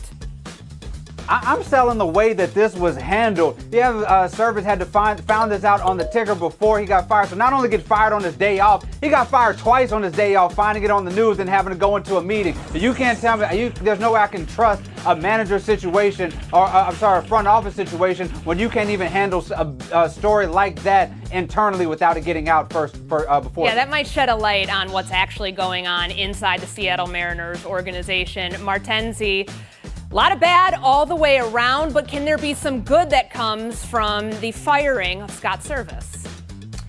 Oh, no, absolutely not. The thing that I'm buying is that they needed to get rid of him. When you go in 2 months since June 18th, from 10 games up in the AL West to now being 5.5 games out of first place, you got to do something. They can't hit for power. And since June 19th, they have given up, they have blown the 5th most saves in all of baseball. So you got to do something. But to David's point, this is a cultural problem for a skipper who has the 2nd most wins in franchise history to learn on Twitter just like I did. That speaks to no respect for him, and the organization needs to do something about that. Buy or sell 16 days away from the season openers for the Cowboys and the Bengals, 17 for the 49ers. All 3 teams have yet to reach contract resolutions with their star wide receivers. CeeDee Lamb's been a holdout for all of training camp. Jamar Chase, Brandon Ayuk are nearing a month of hold-in status with their respective teams, so the clock ticking to get these deals done. Emily, whose situation are you most concerned about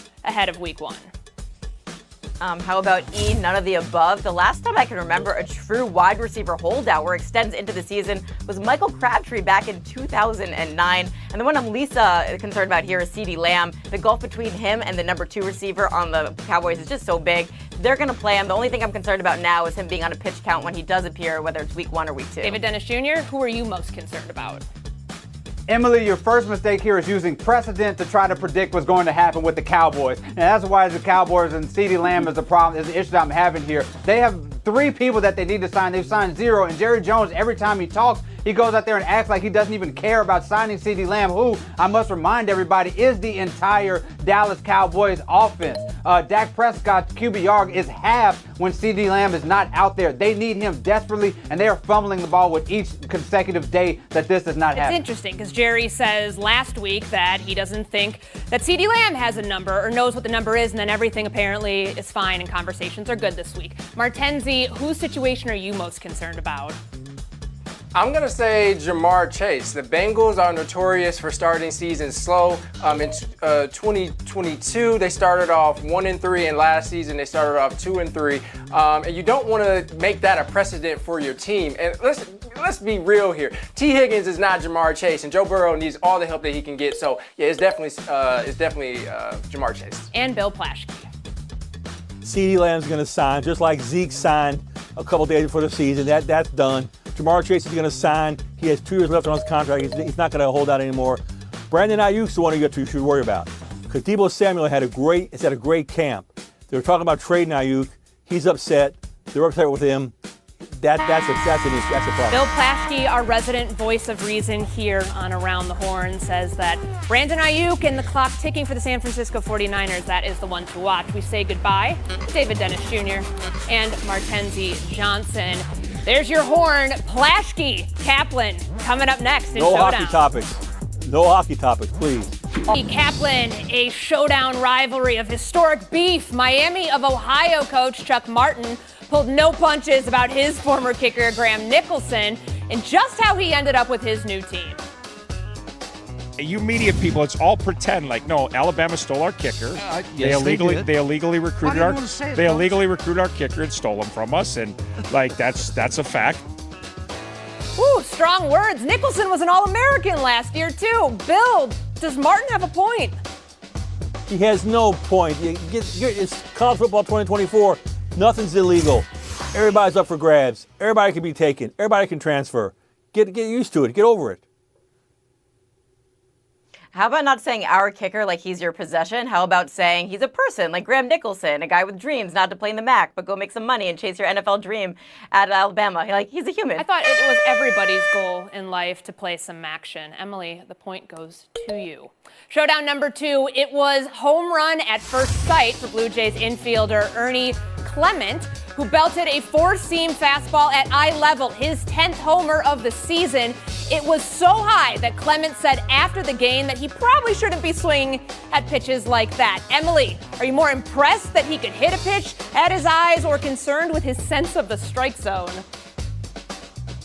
Bill was really concerned about hockey topics in the showdown, but I'm going to give him an unimpeachable hockey quote. Wayne Gretzky, you miss 100% of the shots you never take. Strike zone doesn't matter if you can hit it like that. Here's an unimpeachable baseball quote, Emily.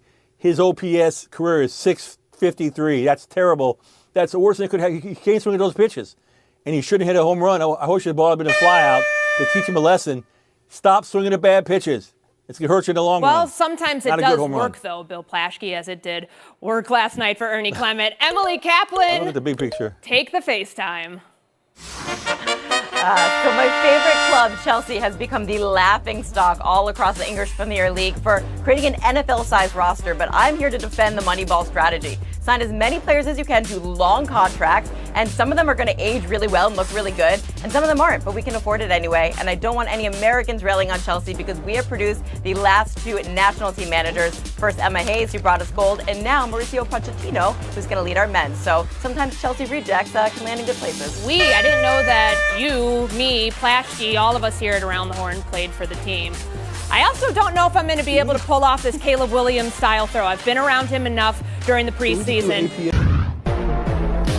If the rest of the college football season plays out like the thriller we witnessed during week 0 in Ireland, we are in for one heck of a ride. Hey, David Dennis Jr., how about those Seminoles? I think they are favorites to win that ACC, and because of the way the CFP is set up, that should probably mean that they have a guaranteed bid into that playoff. A guaranteed bid, huh? We are not splitting the G here, but you guys know how it works. Last show's botched picks equal today's mutes. Let's go around the horn. He's technically not wrong. There's a mute for Isola, a mute for Tim Cowlishaw, a mute for Lindsey, Thiry, and how about we get a couple in here for David Dennis Jr. We'll get to college in a minute, but we start with the NFL news of the day. CeeDee Lamb and the Dallas Cowboys finally agreeing to an extension, 4 years, $136 million, making him the highest paid non-quarterback ever behind Justin Jefferson. Lamb was holding out and had not played a snap this preseason. So Tim Cowlishaw, we start with you in Dallas. All good now in Dallas Cowboy land? Courtney, there's a reason I'm wearing blue and silver today, as you can see. It's a glorious day here in the Metroplex. I guess a person with a glass half empty person could say, well, they lost Deron Bland last week. That's 5 touchdowns on interceptions last year. They let offensive and defensive linemen and Tony Pollard go and didn't really replace them. Those are little details that may hurt them down the line. CeeDee Lamb is their best player. Fans were actually panicked about this, even though he had 0 leverage. He was going to have to play. He wasn't going to miss practically $1 million a week and just sit out for no reason. And so they got it done. He didn't quite get Justin Jefferson money, as you said. He got better than A.J. Brown's contract. They can move forward with their best player. It remains to be seen if that means they're even close to being as good as they were last year. Lindsey, Thiry, it's all done now. The Cowboys are all in. How do you read the CeeDee Lamb extension? Well, first off, these Cowboys, they thrive off chaos. A little bit of that chaos is now gone. I visited Cowboys training camp a few times, and let me tell you, that offense, while Dak Prescott and Brandon Cooks had a nice day together on one of the joint practices with the Rams, it was very clear they need CeeDee Lamb. Another day, that offense looked just downright bad, terrible. Let's call it what it is. So this deal with CeeDee Lamb is incredibly important if this Cowboys team wants to realize its potential, which could mean obviously implications for Dak Prescott and Mike McCarthy. A little bit of that chaos settled, but they do love chaos. They certainly do down in Dallas. Frank, how do you see this situation? It feels inevitable. It felt inevitable. This was going to happen. I don't know why the Cowboys have to continue to do business this way, but the deal is done. What does it mean for this offense? Yeah. What does Tim call it? The Metroplex? It sounds like a ride at Six Flags. Having leverage, and I disagree with Tim. CeeDee Lamb does have leverage, because having leverage in the NFL means missing most of training camp and still getting your money, and he has 13 days to get ready. So everyone's going to talk about, will he be ready? What about working out? Can he get hurt? CeeDee Lamb knew what he was doing. His agent knew what he was doing. And why do you think Jerry Jones, when he was asked about it, he had a cryptic remark? He knew that they were close. We figured, let me not mess anything up. They got the receiver they wanted. The big thing about this team, Lindsey's kind of talked about it, it's going to come down to the quarterback, how he plays when it really matters, because he's the one that keeps falling short in those big moments. All right, and David Dennis Jr., Frank mentions the quarterback. What does this mean for Dak Prescott now? Is he next? I want to go back to something that Tim said. He said that the fans were panicked. Like, the panic didn't come out of thin air. This is the panic of the Cowboys and Jerry Jones' creation. This is Jerry Jones saying things like, I have no urgency. Who knows what's going to happen? And sending these messages where CeeDee Lamb has to respond on Twitter. And it's a circus for no reason. The Cowboys needed this guy. He set the record for the most receptions and most receiving yards last year. There was a 1,000-yard gap between CeeDee Lamb and whoever was second in receiving yards. He is the offense, along with Dak, who they also need to sign. And there's also no reason it's taken them that long to get the Dak contract together. So these are all chaotic situations of the Cowboys' own doing, and they need to fix this before the season starts to get everybody right if their season is going to have any shot. All right, Tim Cowlishaw, final word to you. Well, I mean, as far as the panic, yes, 28 years since their last NFC Championship game. We live in a state of panic down here for a lot of reasons. CeeDee Lamb does have a bigger load to carry this year. Without Pollard, Zeke is their best running back. Are you serious with that? They really don't have another threat on this offense beyond CeeDee Lamb. All right, and Lindsey Thiry. I just want to say the panic and the chaos that Jerry Jones is he's a savvy businessman. He knows exactly what he's doing.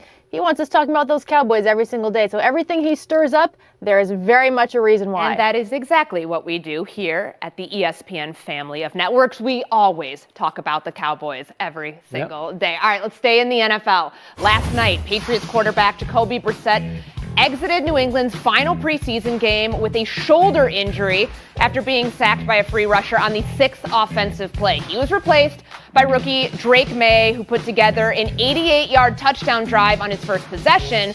But little else. A Swiss cheese offensive line all the way around. New England coach Gerard Mayo said if this was a regular season game, Brissett would have kept playing. And today on the Greg Hill Show, Mayo seemed to drop a hint on which way he's leaning. Quote, "What I will say is this is a true competition. And I would say at this current point, Drake has outplayed Jacoby." Lindsey Thiry, who should be starting at quarterback for the Patriots in week 1?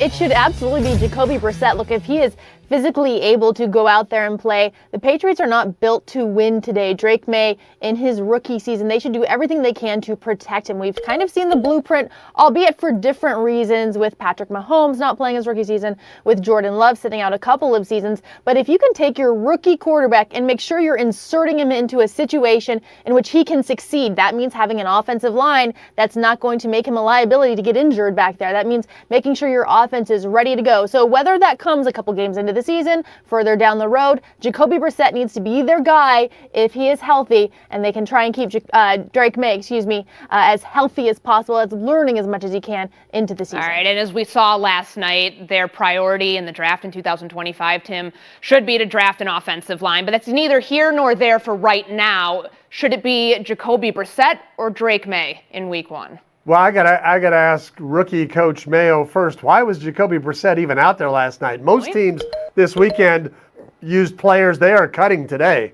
So, I mean, you don't really risk injuries with a guy who might be starting at quarterback. I realize they've got a couple options, but I don't think he should have been playing. Now, if he's hurt, I think you have to go with Drake May. I don't think you want to just say we're playing Bailey Zappi just to protect Drake May. That sounds like kind of a give up. If he's almost ready, you got to put him out there. But you can get in a lot of trouble playing a rookie quarterback on a bad team, especially one with a suspect offensive line and a suspect left tackle, and that's what they seem to have. Yeah, this is not a team, David Dennis Jr., that is built to win now by any stretch, very much in a rebuild. What's the rush in putting Drake May, the number 3 overall pick, out there? Shouldn't there be some sort of point in the season where they naturally decide, hey, we've seen enough from Jacoby Brissett, now's the time to get reps for Drake May?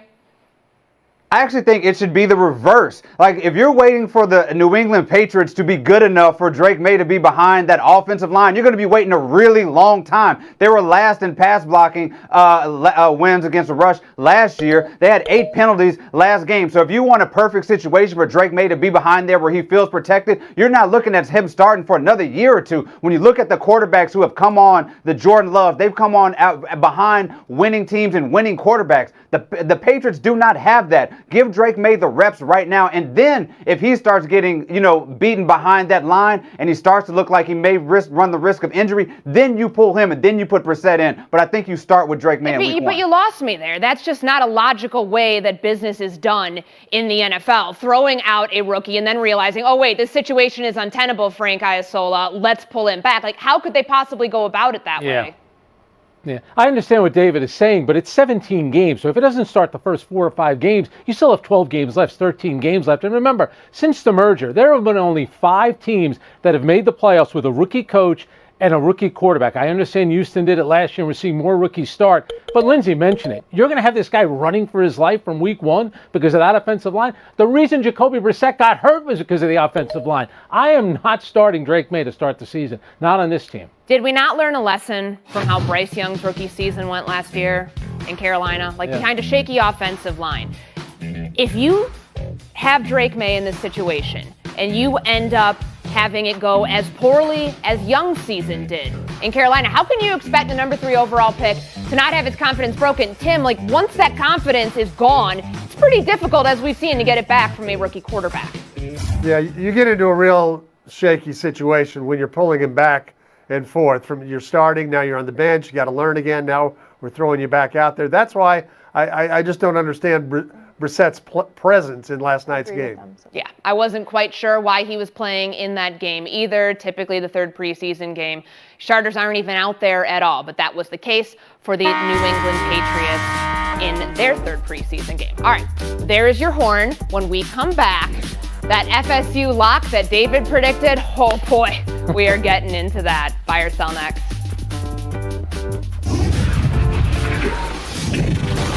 Our national panel weren't the only ones who thought Florida State was going to roll Georgia Tech. ESPN Bet had the Yellow Jackets as 10-point dogs before Georgia Tech averaged over 5 yards a carry on Florida State's defense, and Aiden Barr kicked a 44-yard game-winning field goal as time expired to cement the 24-21 upset. The college football playoff takes 12 teams this year, but CFP hopeful Florida State is already in an 0-1 hole, and we're not even at week 1. Lindsey, how damaging was this loss to FSU's playoff hopes? If there's anything I've learned in my old age, it is to not panic in week 0. I'm going glass half full. Look, college football is going to look completely different this year. There's a 12-team playoff. This game, come December, could mean absolutely nothing. Sure, it's going to be on Florida State's resume. It's going to be a little nick against them, but will it absolutely keep them out of the college football playoff? Far too soon to tell as far as the eye test on how they look compared to the other ACC talent. Look, we haven't seen many other teams play this season, so let's calm down. It's a bad loss. It is in Dublin. That's going to be taken into account that they had to travel across the ocean, but calm down. I like what Lindsey said. It is a bad loss. Let's put some respect, Tim, on this Georgia Tech team. They were 7-6 last year. They beat Miami. They ended up beating North Carolina. How do you see this loss affecting Florida State going forward? Well, I think it will have a damaging effect. And a 12-team playoff sounds very inclusive, but realistically, 7 or 8 of those teams are going to be for the SEC and the Big Ten.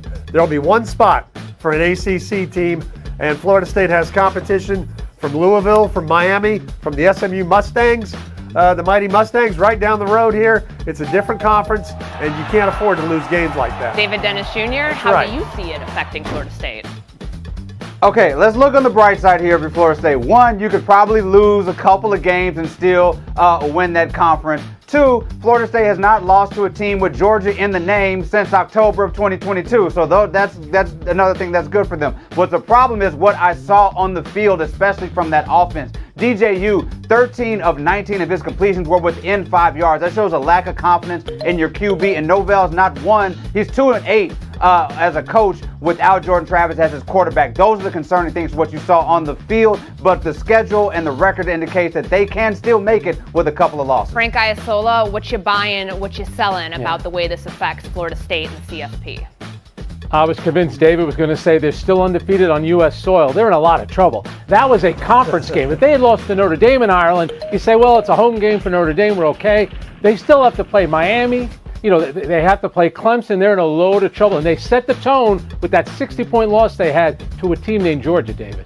All right, buy or sell too. You know what they say. If you don't have glowing remarks about Colorado's football team, you won't be able to say anything at all. That is the reality for Denver Post columnist Sean Keeler, who has been banned from asking football questions of Deion Sanders by the university after they took issue with Keeler's series of sustained personal attacks on the football program and specifically Coach Prime. The CU athletic department, in conjunction with the football program, have decided not to take questions from Denver Post columnist Sean Keeler at football-related events. This is a show made up of sports writers, so Tim, I go to you with this. It's one thing for Sanders to refuse to take questions on his own. How do you view the university singling out a journalist to censor him? Courtney, the school I attended as a freshman that gave me such a springboard to this marvelous career I've carved out, really disappointed me here. It's one thing for Deion to have a battle with a columnist. Coaches get into it with reporters and columnists all the time. When the whole university, when the whole athletic department says he can't talk to anybody here with our football program, what they've done is taken a local story and made it national and made the school look completely foolish and as childish as Deion tends to be at times. And doing it before they've even played a down of football this year. That's some self-inflicted wounds if I've ever seen it. David Dennis Jr., how do you see the media ban that CU Athletics is putting out on the Denver Post columnist? Yeah, this is inexcusable and another example of dictatorial policy from Deion Sanders when it comes to journalists. You got to remember, at Jackson State, he banned a reporter for reporting on a domestic violence issue with one of the players. And now you have a situation where the school is backing him and banning somebody for writing columns about Deion Sanders as a coach. Colorado has a journalism department. It's been there for 100 years. How do you look at those students and explain to them that you're teaching journalism when you have when the same institution is banning reporters for doing their job? Frank Isola, to you. Yeah, Tim was part of that first graduating class. I think what it tells you is Deion's going to have a really difficult time repeating as Sportsman of the Year. That's for sure. It's so weak on the school. It's weak on him. Here's the guy that filmed, talking to those leftover players, humiliating them publicly. Yet when the columnist comes after him, his reaction is to try to censor them and cut them off. I love Deion as a player, both in football and baseball, but as a coach, he needs to grow up a little bit. And Lindsey, Thiry, to you.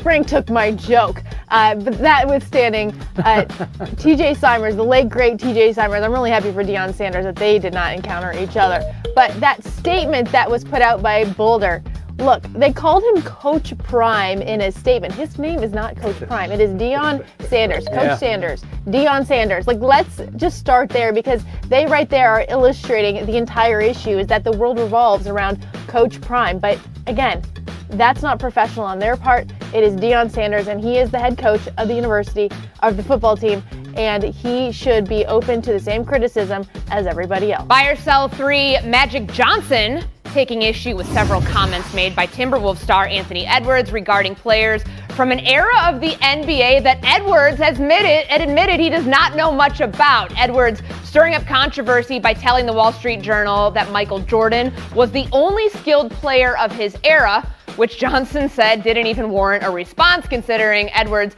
has never won a championship. Frank, buy or sell this clapback from Magic Johnson?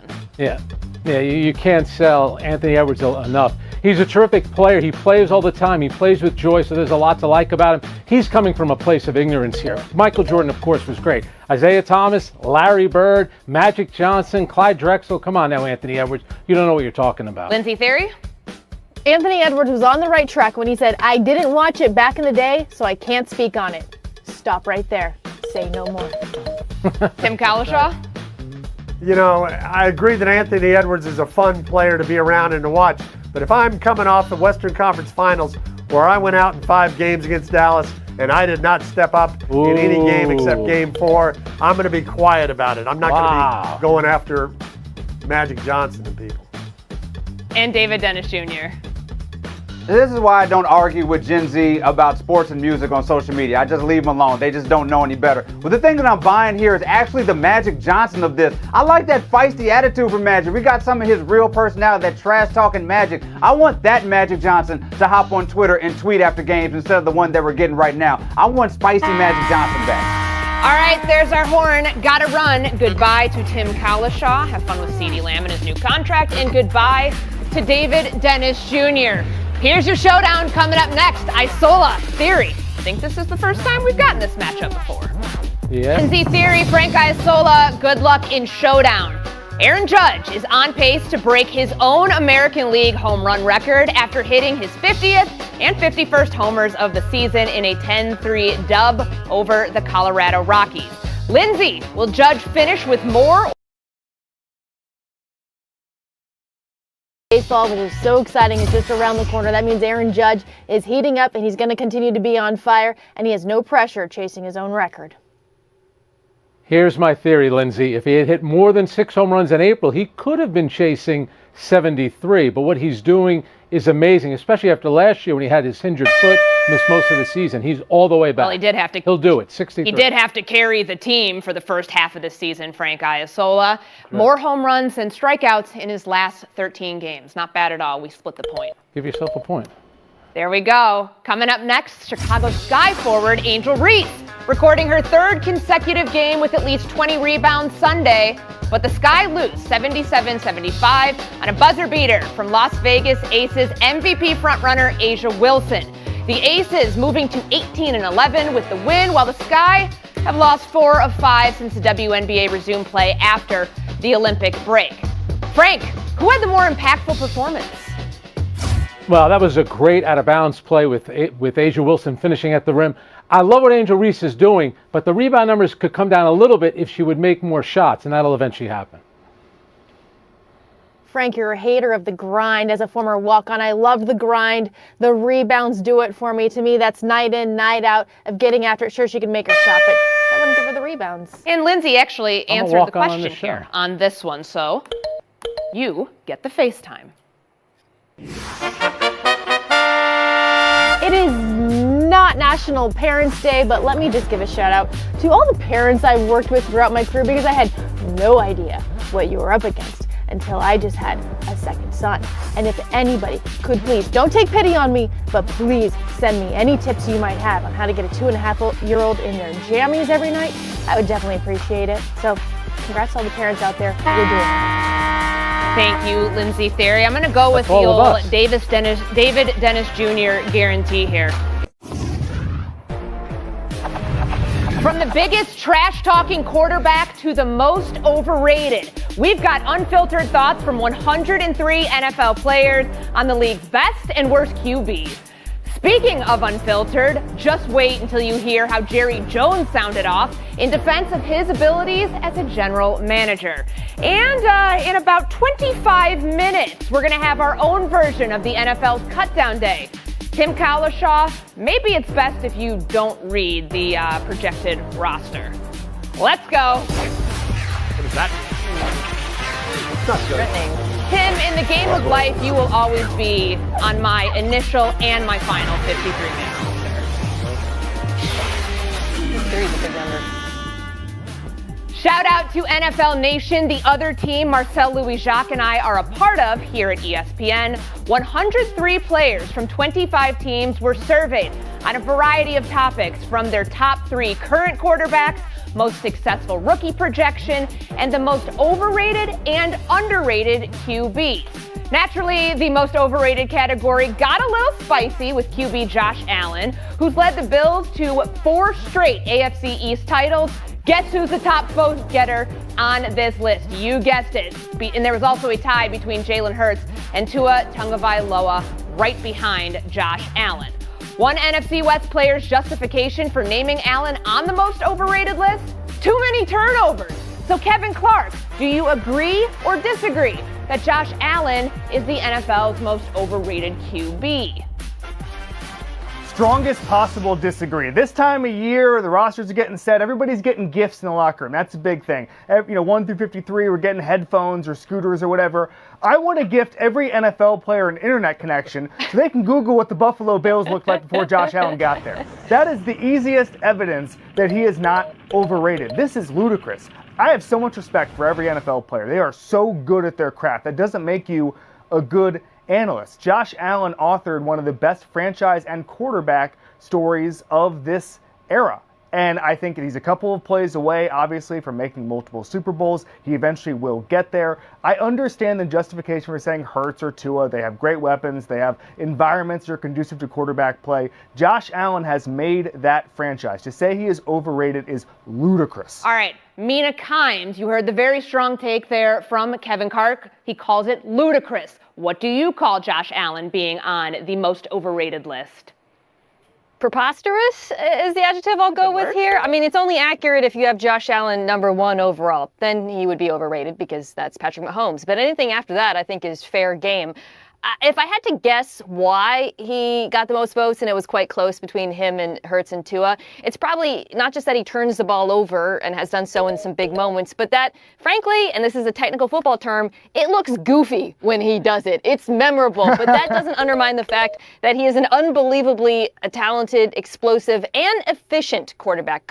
Courtney, I want to highlight that because I think that's the most underappreciated aspect of his game and why he is not overrated. There's a metric called success rate, which basically looks at offenses whether or not you're able to move the ball well on a down-to-down basis. It's not about big plays. It's about efficiency. Over the last 3 years, the Bills have been number 1. It's not the Chiefs. It's not the Niners. It's the Buffalo Bills, and it's because of Josh Allen. All right, Tim Cowlishaw, how do you read this list? When you see Josh Allen, apparently Mr. Turnover Machine, according to the quarterback, the other players that we interviewed for this list, is that a fair assessment? Would you have him at the top of your most overrated list?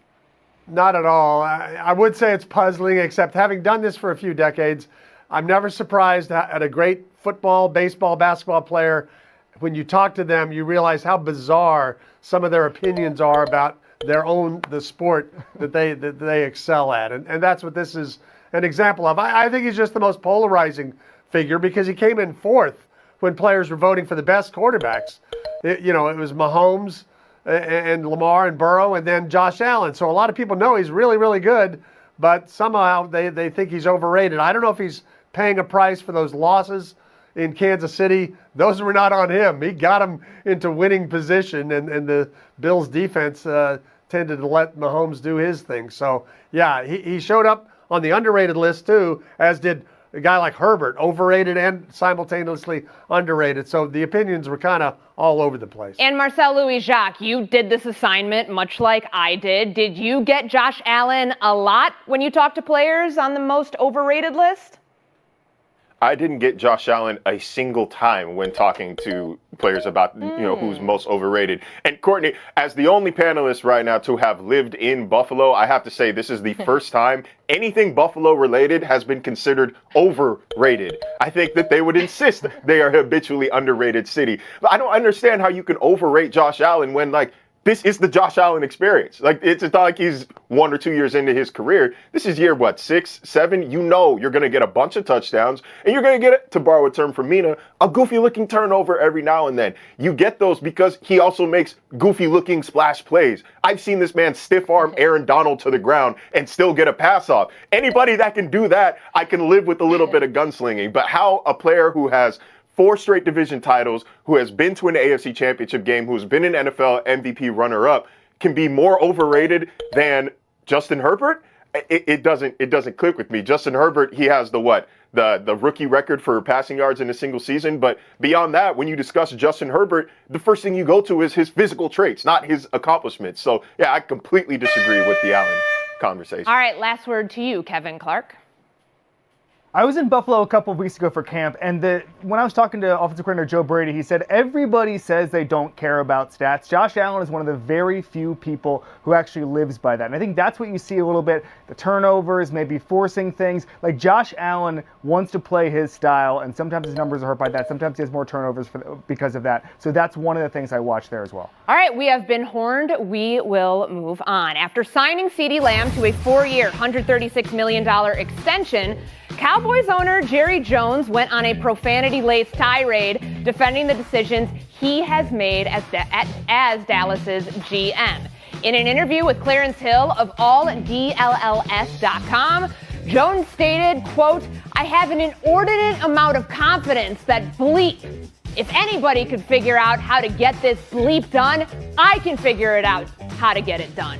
So hell no, there's nobody that could bleeping come in here and do all the contracts and be a GM any better than I can." As someone who has gone on profanity-laced tirades, I actually kind of appreciate what Jerry Jones had to say. Tim Cowlishaw, how do you hear the owner, president-in-chief, GM, whatever other title you want to lob onto Jerry Jones? Well, as far as the profanity, Jerry Jones has talked to Clarence as a newspaper reporter for 27 years. And in a newspaper, you can't quote somebody saying those things. Clarence has moved on to another site, and he gets to use those F and S words. And so maybe that's a little surprise to Jerry today. Beyond that, I asked Jerry at the opening press conference. We've all asked him numerous times on his reasoning for being the only one out of 32 teams where the owner is the general manager, and how he has not been able to get away from that and doesn't see that everybody else does it differently. There may be a reason for that. But you get basically the same answer in different form from Jerry. At this time, he just threw out a bunch of F-bombs. Marcel, how do you hear Jerry Jones? As somebody who, as a student, turned in multiple assignments at the buzzer and beat my chest while walking out the room, I understand his exhilaration in talking his cash you-know-what the day he gets that CeeDee Lamb deal done. 2 months after it probably should have been done, but still before the start of the regular season.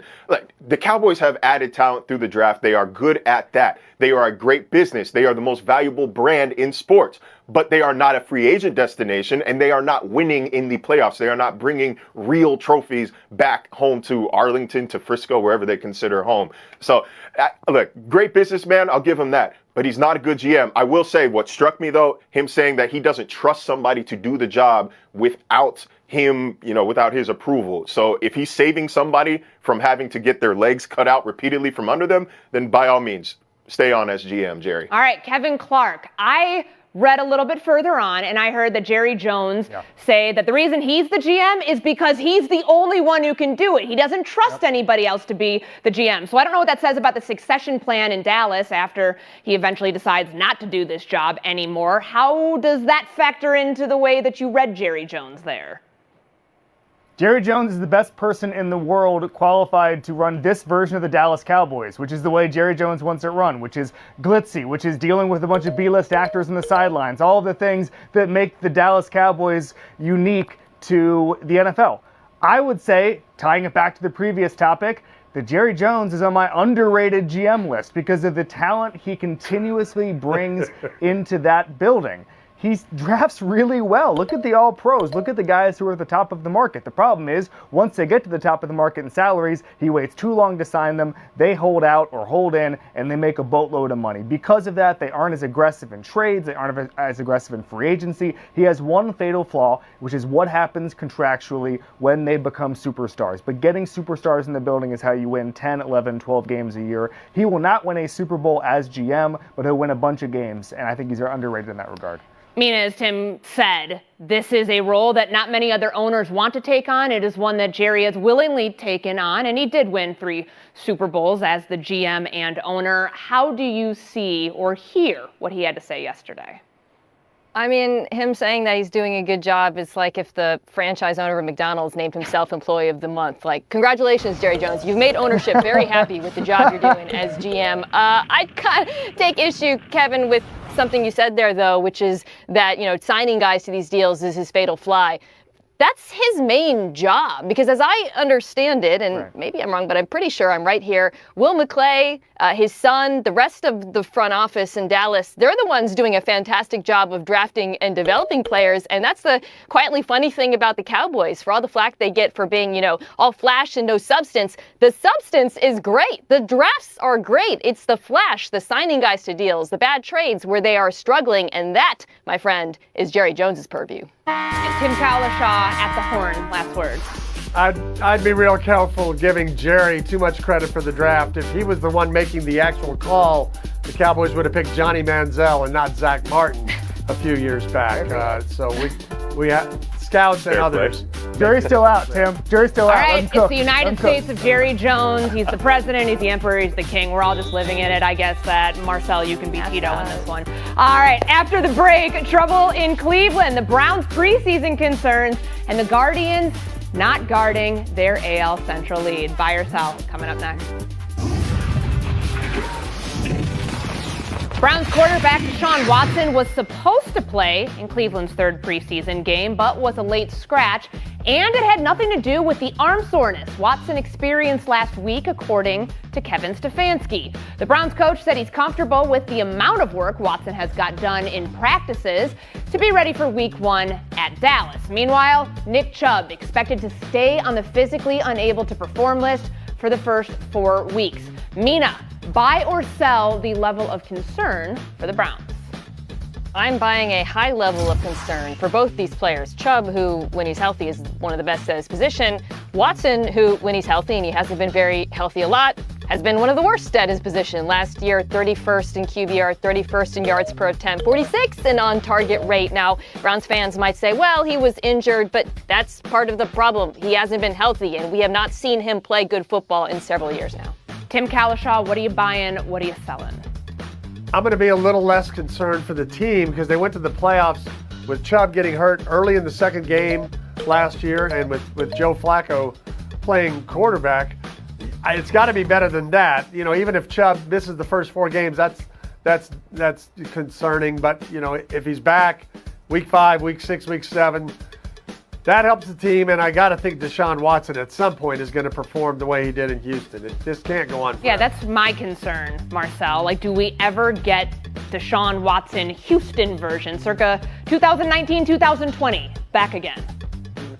I don't think so. I'm selling that. I'm selling the return of Houston era Deshaun Watson because, at what point? When's it coming back? We could say, okay, he was suspended for 11 games a couple years ago and sat out an entire year, but we're 2-3 years removed from that and haven't seen much, if any, improvement from him at the quarterback position. So no, I'm selling Deshaun Watson. I'm also selling concern about Nick Chubb, simply because I know this is the second major left knee injury that he's had to come back from, but Jerome Ford is a highly capable backup. I don't think whenever Chubb comes back, it's not like he's going to be the workhorse. They can ease him back into the rotation and form a pretty effective 2-man backfield with Chubb and Ford. And also, this is the Ravens division to lose. It doesn't matter about their injuries at quarterback and running back. All right, Kevin Clark, how do you see the level of concern? Should we be panicking? Should we not be hitting the panic button when it comes to Cleveland? What say you?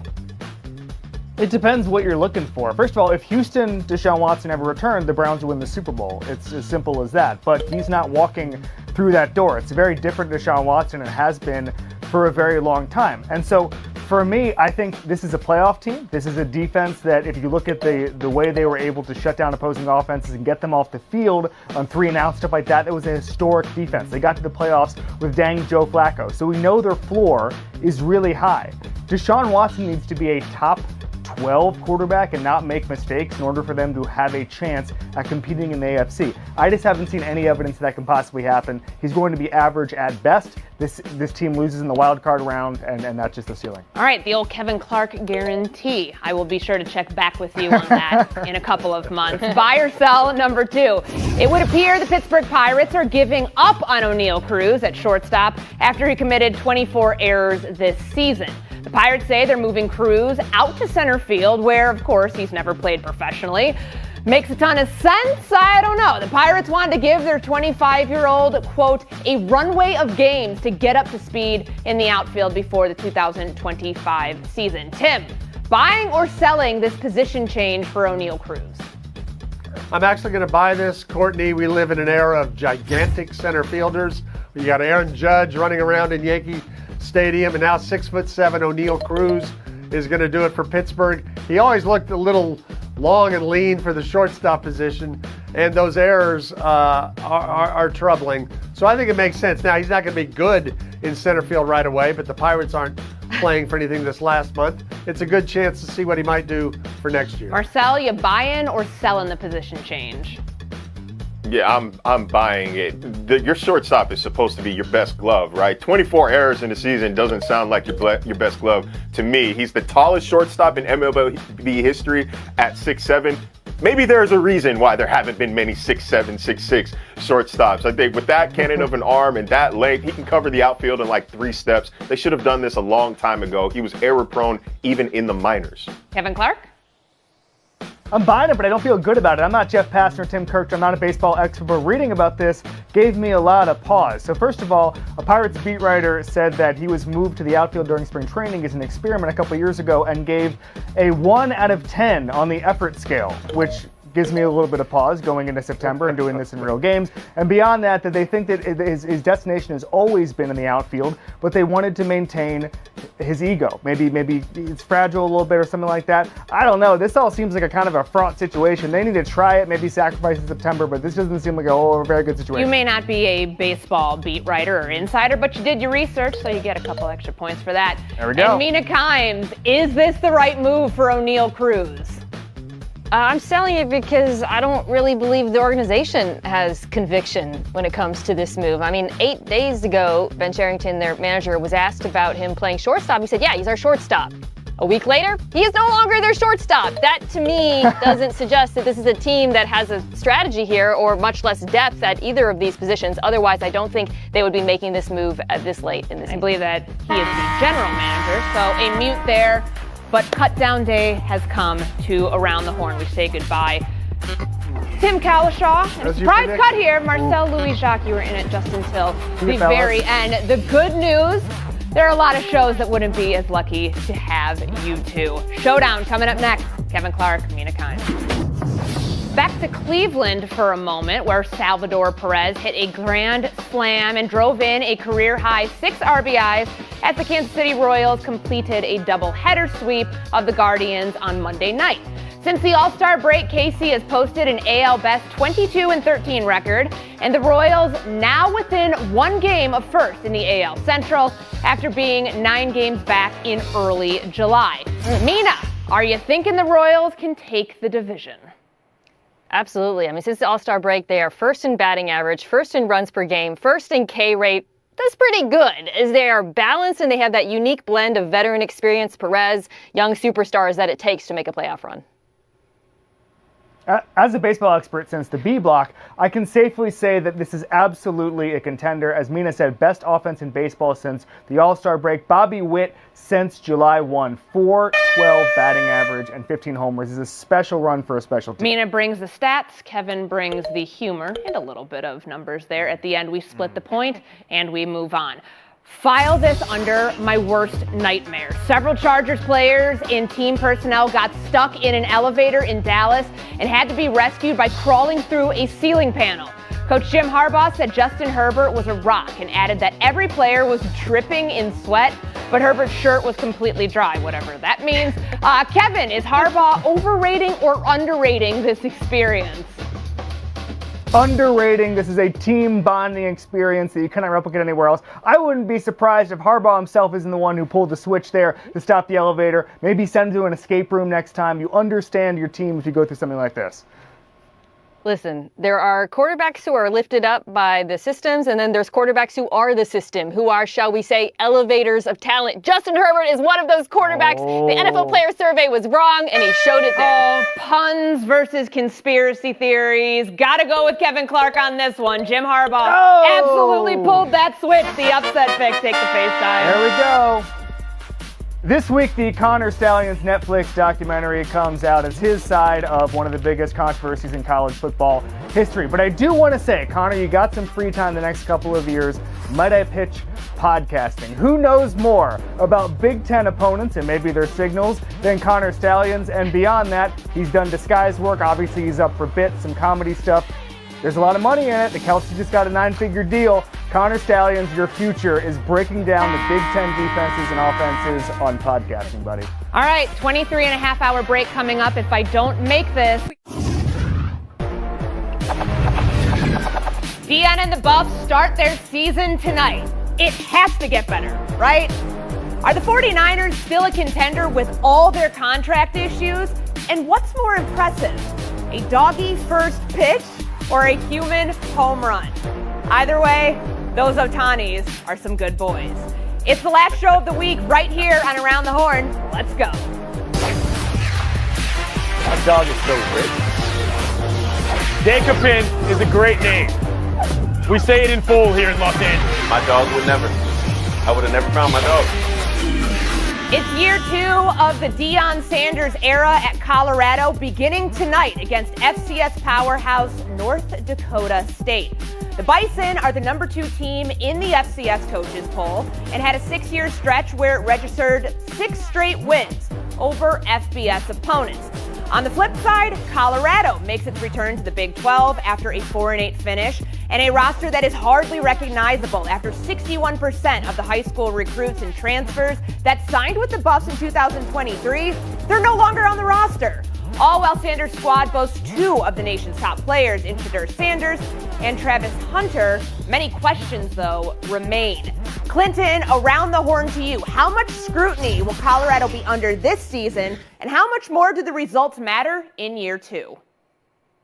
I think quite a bit, but I think this is a 2-part discussion. As you all know, I've spent a lot of time in Boulder, and so what I'm saying that for is because the cultural impact of Deion Sanders has already been had. It's not going to change. You've got billboards in Times Square with your players on them. People know who the Buffaloes are now. From a football standpoint, however, NDSU is no slouch. They got a first-year coach, but a 5th-year quarterback. They're a run-heavy team. This would not be some monster upset, in my opinion, if they beat the Buffaloes. This is also at home for Colorado. The football matter here is huge, because you have to look at yourself and say, how much better is this team than it was last year, if at all? And this is a great test. And people looking, saying, I don't care about anything other than results. This game is the most important game for Deion Sanders' Colorado career happening tonight. All the other stuff, the good things he's done, putting money in dads' bank accounts, but the questionable stuff, hiring guys like Warren Sapp, the journalistic ethics situation, that's all separate from now. Tonight is the game that matters for the Buffaloes. Yeah, a lot of off-field and rather storylines that were self-created by Deion Sanders in Colorado this offseason. But as we turn to football tonight, Emily, as you size up these expectations for a team that has the 13th hardest strength of schedule, how do you see Colorado in year 2? I know this is crazy to say for a sports show where we should care about results, but I don't know if the results actually matter for Deion Sanders. I mean, he only needed 4 wins to be the Sports Illustrated Sportsman of the Year. When they went through that slide, when they lost all those games at the end of the year, did you hear any pushback from his university president, from his athletic director, his bosses? No, they were super happy because enrollment is up.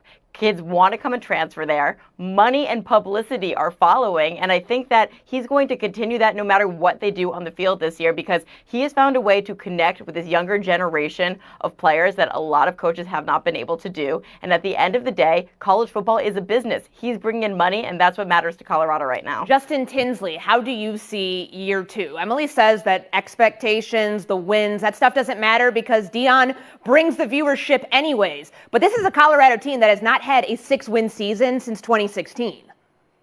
Yeah, I think this season for success, they have to flip their record from last year. They went 4-8 last year. I think success is 8-4 because now they have to walk it like they talk it. We talk about the culture change at Colorado. Well, culture has to match the success on the field. And we talked about their offseason, which was really turbulent at times. But people want to know, is this a better team than last year? Shedeur Sanders got sacked more than any quarterback in North America last year. So what did Colorado do? They replaced the entire starting offensive line. People want to look at the defensive line last year, which was some mid for the great majority of the season. And so that's what people are looking at. They had 8 losses last year, 6 by 1 possession. Can they actually close a game this year? So tonight is a really good test against a really good North Dakota State team. And in fact, according to ESPN Bet, bet. 76% of the straight up bets are on North Dakota State. So there's a lot of pressure on this game tonight for Deion and for Colorado as a whole. All right, you heard him there, Pablo Torre. How do you see what's at stake for Deion Sanders in Colorado in year 2? Yeah, look, I was listening to what Emily was saying, and I think there's some truth to that insofar as, of course, we live in the attention economy now. This is the NIL economy, an economy where image and marketing, which Deion is unparalleled at in college sports, I would argue, can really create real money. And the question that I have is whether it will lead to real results. And this is where I think this game would be so enormously humiliating if they were to lose to a team that, as Clinton points out, is actually a giant killer, right? North Dakota State should not be underrated, but at the same time, if Deion loses with a team made in his image, meant to monetize his image, to a 1AA team, as we used to call them back in my day, that is so unbelievably shameful. And so my optimism here and my pessimism is kind of one and the same. It's that an attention economy can be curbed by the reality that in sports, the results have to be delivered. And Deion might be able to sell image, but if he goes and struggles again, it should be a real crisis in which you have to ask, is this actually somebody who can do this at Colorado? So far, the answer is no. All right, Clinton Yates, last word to you. I will give Deion credit for this. Scheduling this game was half the battle in terms of bravery to prove that his team was any good. We're looking at two polar opposites here. NDSU won 11 games last year. Colorado only even played in 12. So cohesive unit versus constant sliding doors. We'll see what college football has to offer in terms of both. You heard our first horn. We now move on to the NFL. The 49ers, Brandon Ayuk stalemate took a dramatic twist Wednesday as Ayuk was cleared by team doctors after he was said to have back and neck issues in training camp, according to ESPN's Nick Wagner. Niners GM John Lynch said he expected Ayuk to practice, quote, at some point, you've got to play. The team clearly growing impatient with the receivers hold-in, which continued at today's practice. Meanwhile, star offensive lineman Trent Williams is holding out. We've seen this from him before, and of course, superstar running back Christian McCaffrey is dealing with a calf injury. Justin Tinsley, this is a team that many have already slated into the Super Bowl. A lot of issues here. Which is the biggest for the 49ers right now? Honestly, Courtney, that is an almost impossible question to answer because I don't think there is a wrong answer. But if I have to choose one, I'm taking Ayuk. This is a guy who had 1,300 yards last year for the 49ers, above and beyond their best wide receiver. And he hasn't even, put on pads this summer. He hadn't played in a preseason game. But when you look at Trent Williams, the best pass blocking tackle in the league, you got to get that contract done. And when you look at Christian McCaffrey, the best running back in the league, and you don't know his long-term availability. And guess what? All this is happening right before a season when Brock Purdy, he's looking at a potential $300 million contract next summer. So if I'm a 49ers fan, I'm very concerned. And that light at the end of the tunnel doesn't always mean glory. It may be the end is near. I'm not saying that it is, but I would be very concerned. So this team's been so close so many times, but they're entering this season with far more questions than answers. I appreciate you laying forth the situation and detailing every little issue that's going on with this team, but you got to pick one. What is the biggest issue of all of those that you just laid out? Ayuk, you lose 1,300 yards in your receiving core, you're going to feel that. There we go. The answer that I was looking for. Pablo Torre, do you feel like the gloves might be off here a little bit between the 49ers saying, well, he's medically cleared to practice. They have the right to fine him. Yeah, they're setting the stage for conflicting claims over what is fair. And the Niners know what they're doing. By the way, we're at this phase of a hold-in, which is just a funny concept of I'm going to show up to work but not do anything you want me to do. It's a hold-in because everybody's saber-rattling. They're trying to say, this is what it looks like when the games actually count. This is what it could be like for you. So yeah, they're preparing for a real ugly battle. But my answer for this reason is the literal biggest problem, which is Trent Williams not playing. This is the best offensive lineman. This is the key to everybody that we've mentioned, all the skill players, by the way, Christian McCaffrey included, who is currently dealing with a mysterious ailment, which we can only chalk up to, I guess, Christian McCaffrey-ness. This kind of happens to him, but I would like Trent Williams to help that guy's life get easier. I'd like Trent Williams to protect the $300 and some odd million man in Brock Purdy that Justin alluded to, which in 2 years is the reason why everybody's looking at this pot of money and saying, it's time for me to rattle my saber right now. But for the present tense, Trent Williams not playing in a regular season game is the biggest nightmare for me as a Niner fan of the options presented. Clinton Yates, what is the biggest issue with the San Francisco 49ers? We can talk about this conceptually, or I can give a nod to our friends at the sports information group that we have here. Since 2020, when Ayuk and Williams were both acquired, both came to the 49ers, they've played about 3,100 snaps. 300 of those have been without both Williams and Ayuk. In those 300 snaps, QBR is down by 30 points, and they are averaging 2.1 less yards per play. They are just plain not as good of a team without both of those guys there. And if you're a 49ers fan, or if you're even in their front office, you have to be looking at that and saying, I'm sorry, the fairness is one thing, the production is another, the numbers are right there. This is bad news if Williams and Ayuk cannot get back on the field. That was a whole lot of numbers, Emily Kaplan. Can you simplify this for me for a team that we talk about the Super Bowl window closing on? If they don't get these issues resolved, meaning no Trent Williams, no Brandon Ayuk, we know that even Elijah Mitchell, a backup running back, just put on IR the other day on top of Christian McCaffrey. Are they a Super Bowl team if they don't get any of those figured out? Courtney, I love that you come to me and you're like, come on, please do football for dummies. And I will try to do that and explain this in the most layman's terms. Brandon Ayuk is the least of their issues because I think that he completely misplayed his hand. He went out and he sought leverage and he got a couple other teams to, negotiate and drum up some interest. And then where did it land him? Exactly here. I think that he is completely backed into a corner and that there's nothing that he personally can do. I think for this season, Christian McCaffrey is the biggest issue because we know that if Christian McCaffrey doesn't play, it diametrically changes the complexion of what this offense looks like. And this offense is so good. And then big picture, the guys are mentioning it, but Brock Purdy, he's just making over $1 million this year for the first time. That's the reason when a guy's on his rookie contract, you're able to do all these things and why you're so hesitant to pay the guys that do deserve more money because you're trying to save up for him. And our buddy Bill Barnwell is the one that said he could make as much as $60 million in his next deal.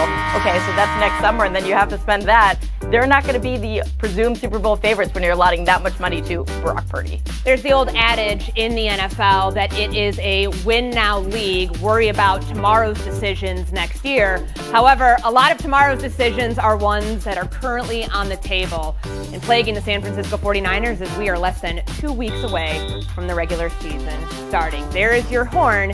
Here is your break by yourself. Coming up next.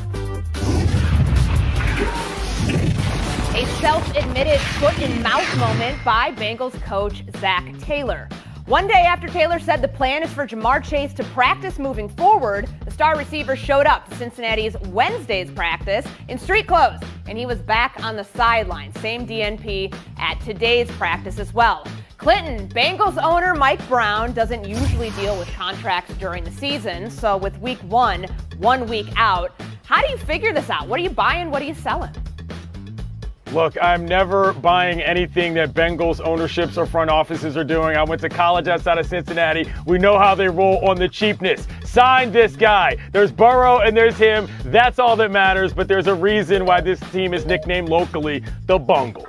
I might call them the Cheapinati Bengals at this point, Emily Kaplan. Even better. Yeah, just to further Clinton's point, there's been 2 seasons where Ja'Marr Chase and Joe Burrow have been healthy for the whole year. One year they went to a conference championship, the other the Super Bowl. We know this franchise is frugal, but they did change their ways for Joe Burrow. You have to realize, though, it's not just the quarterback, it's the pieces around him. They should pay him and play him this season. And that happened last year on the eve of the season starting, right? As the Kansas City Chiefs and Detroit Lions were about to start. There comes the Joe Burrow deal, Justin Tinsley. Could it happen with Ja'Marr Chase the same way? I really, really hope so, because since he is playing with fire, Chase is one of four receivers in NFL history with 80 catches and 1,000 yards in each of his first 3 seasons. You don't mess around with that production. You don't mess around with that chemistry with Joe Burrow. And right now, it's a lot of messing around with a man who is really about his business and wants his coins. Pay him his money. That is what Justin Tinsley is saying. Yes. Even though he's got 2 years left on his contract, Pablo Torre, do you think the Bengals will? I think they will because, look, Joe Burrow's stated philosophy has been bleep it, Ja'Marr down there somewhere. And ensuring that Ja'Marr is down there somewhere is very important. The problem, Courtney, of course, is that at LSU, for 1 season, Ja'Marr was not down there. Ja'Marr Chase knows how to create value, and it's by sitting out games. That's how you build leverage. And so I believe the threat is real. I believe that Joe Burrow is going to want to make this happen and fight behind the scenes. I think they'll ultimately give him what he does want and deserve. Speaking of the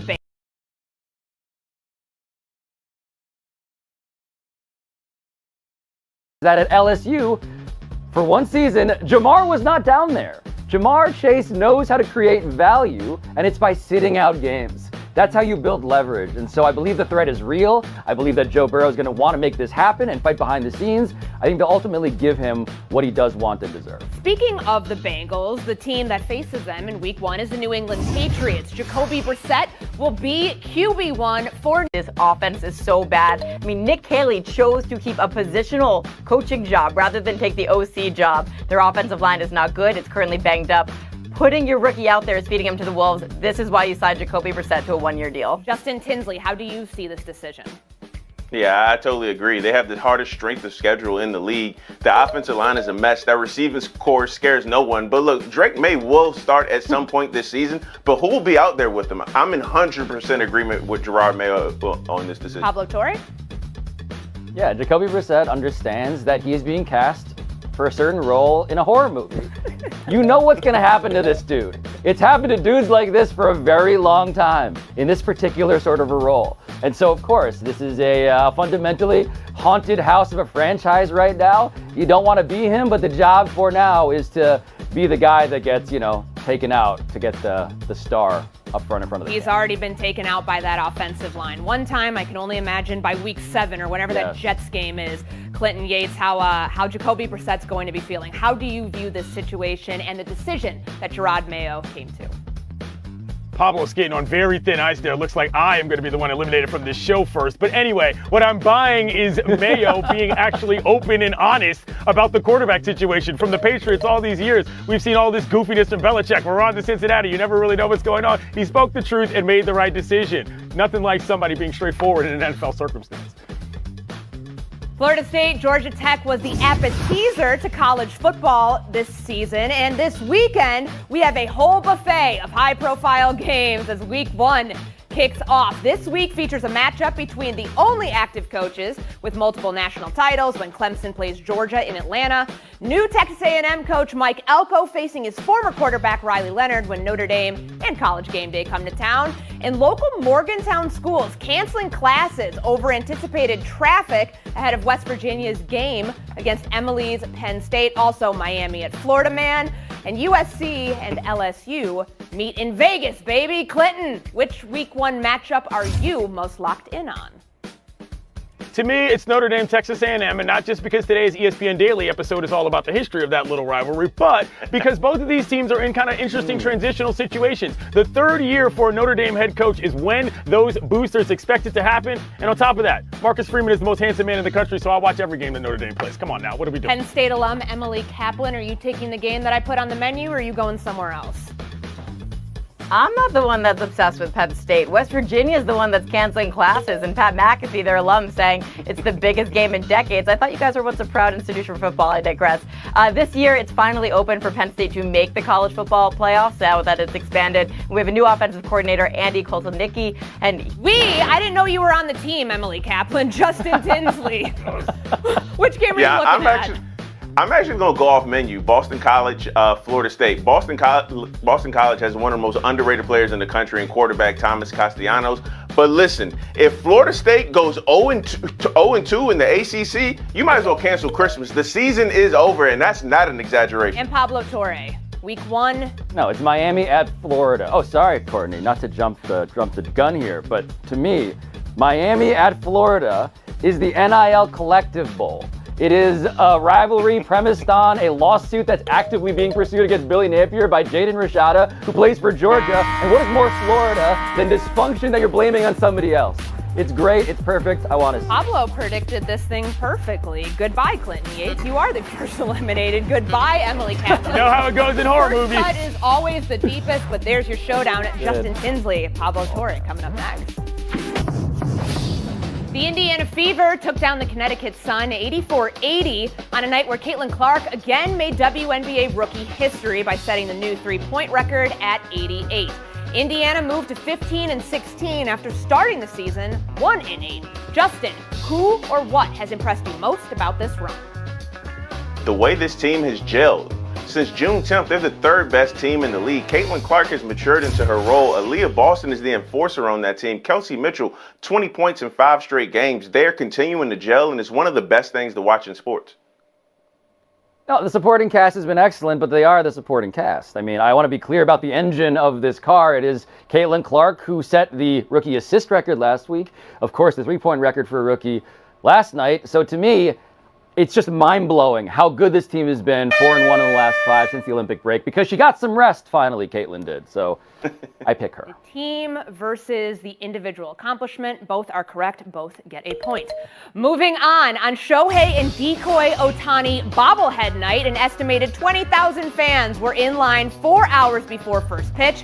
Decoy, Ohtani's dog, threw out the ceremonial first pitch before watching his dad crush a leadoff homer and later add a pair of stolen bases en route to a 6-4 win.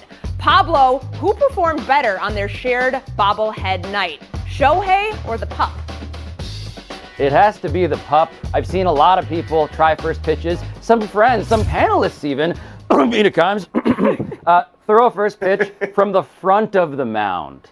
And I just want to say to Decoy Ohtani, you threw it from the rubber. You towed the rubber and you threw it from there. Incredibly impressive.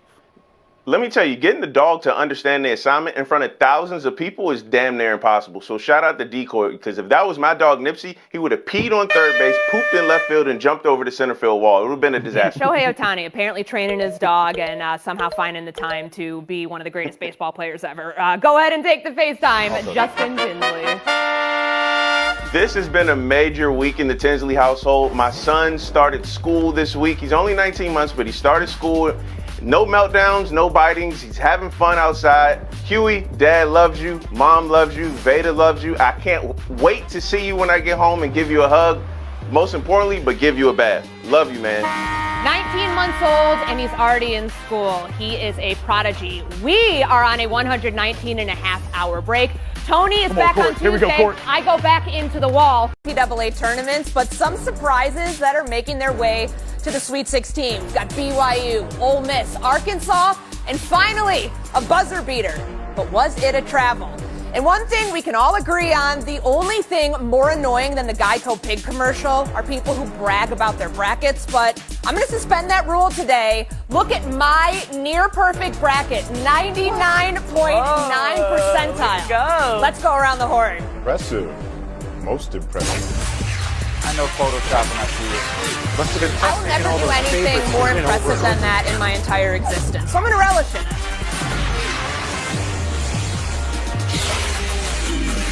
All right, national panel, call it out. Was this a travel? Absolutely. 3 steps. No. I call game. Okay, we're calling game. We're calling a travel. It's the only buzzer beater so far in the men's NCAA tournament, coming from Maryland's Derek Queen. A shot off the backboard with the Terps down by 1 to advance past Colorado State. On Queen's game winner, Maryland coach Kevin Willard asked his players who wanted to take the last shot, and we can't exactly say what Queen said here, but the Terps are back in the Sweet 16 for the first time since 2016. So, David, I'm going to start with you here. Was this a travel, and does it change the way you view Maryland as a Sweet 16 team? So, look, this was a great game. Maryland was due for a buzzer beater. They lost 4 games in a row essentially from buzzer beaters. But, guys, this is a travel. I don't want to turn this into Sesame Street, but 3 is greater than 2. He took 3 steps there for that shot, picked up the pivot foot on the gather, and dropped the pivot foot back down. That is a travel. And I don't want to hear anything about how the NBA allows one thing in college. This is college basketball. I just watched UNC lose on a lane violation a couple of weeks ago. They stick to the rules. This doesn't take away from Maryland having a great game, but that was absolutely a travel. You're channeling some Steve Kerr here, talking about travel, saying not an NBA rule, maybe a college rule, how they call it differently. J.A., how do you see it? I see it the NBA way. The gather, right? The clock starts when he has both hands on the ball. Look, when he gets both hands on the ball, 2 steps from there, game winner. So, yes, David, the NBA should influence college basketball. The shot clock, the three-point line, you don't think college basketball has benefited from adding those NBA features to its game? Next, we got to work on the N1, the continuation. That's a whole other segment. But you got to love the best explanation for why he made that shot. He said, because I'm from Baltimore. That's why. Rep your town, rep your state. We don't have enough of that going on. Repping regional representation in the NCAA Yeah, I'm tournament. going to need everybody on this panel to carry that same sort of confidence that Derek Queen had. Ramona, turning to you now, a travel, and if it was, does it change your perception about this Maryland team as a Sweet 16 team? David, I would not even call that in a rec game. I wouldn't call that on the playground. If you stopped a game and said, that's a travel, like, come on, they wouldn't play with you anymore. I don't know. I mean, look, I got some water right here. You want me to pour it all over your jacket so you could be the wet blanket? Because that was an incredible play at the end of that game. That's a gather step. And it's a bucket for a guy who's going to be an NBA lottery pick. If I'm a GM watching that, say, I want that guy on my team. And Bill Barnwell, how did you see the ending of Maryland and Colorado State? It is a travesty to hear David Dennis Jr. arguing for a travel on this call. Rule of cool, it counts. The person I'm feeling bad for here is not David Dennis Jr. It's Colorado State and their players who did such an awesome job in this game. They get a 3 to take the lead late. They force a, frankly, terrible shot to end the game. An incredible effort from Queen to get this a shot where he's going to his left, banks it in with his right hand. I mean, it was a sort of shot you'd have where a coach didn't know who was going to take the shot, and the player had never hit a game-winning shot before, both of which we found out were true after the play happened. So an incredible game of basketball, an incredible ending. There's no losers here, except for maybe David. David, I'm going to get you back in here. I just find it so funny that Kevin Willard's like, who wants to take the shot? Do you want the shot? Do you want the shot? Do you want the shot? And as we know, Derek Queen said, ball on me. David, last word. The least surprising thing is contestants on the show where points and rules don't matter, arguing for rules not mattering. It was a 3-step travel, and that gets called 99% of the time in college basketball. There we go. All right, we've been horned. We will move on. Girl. UConn's quest for a three-peat ended prematurely against Florida, and a heated Danny Hurley was none too pleased with the outcome of the 2-point loss. I hope they don't do that to you, Bama. Okay, so let's rewind here. The Huskies had a 61-59 lead with 3:05 to play in the game before a no call on a missed layup by Alex Caravan. That's what Hurley told us post-game. Riled him up, though a riled up is the Dan Hurley oeuvre. J.A., are those tunnel comments the lasting UConn taste in your mouth, and is that fair? Yeah, that's the way he went out, and that's the real side, right? That's not how he cleaned it up. That's not the performative quotes he gave later on in the interview and in the press conference. That was, I think, a glimpse of the guy that we saw haranguing the referees all day. And I don't see how you can put this on the refs. Why not give credit to Florida, which was gritty? William Clayton Jr. made the big shots when he had to. Florida deserved to win that game. You can't put this on the refs. Yes, Florida took an additional 12 free throws, but they missed 12 free throws. So this game was not decided by the officiating call. It was decided by great play from Florida's best player, one of the best players in the game. Yeah, Momo, I think I should go to you on this. Like, did Florida win it or did UConn lose it? Like, how do you view this in light of how Dan Hurley handled it following the game? I think Florida won the game because they got hot at the end of the game. And I'm not going to give away the end of Severance season 2, okay? But I see Dan Hurley as like the Dan Hurley you see yelling at the refs. That's his innie.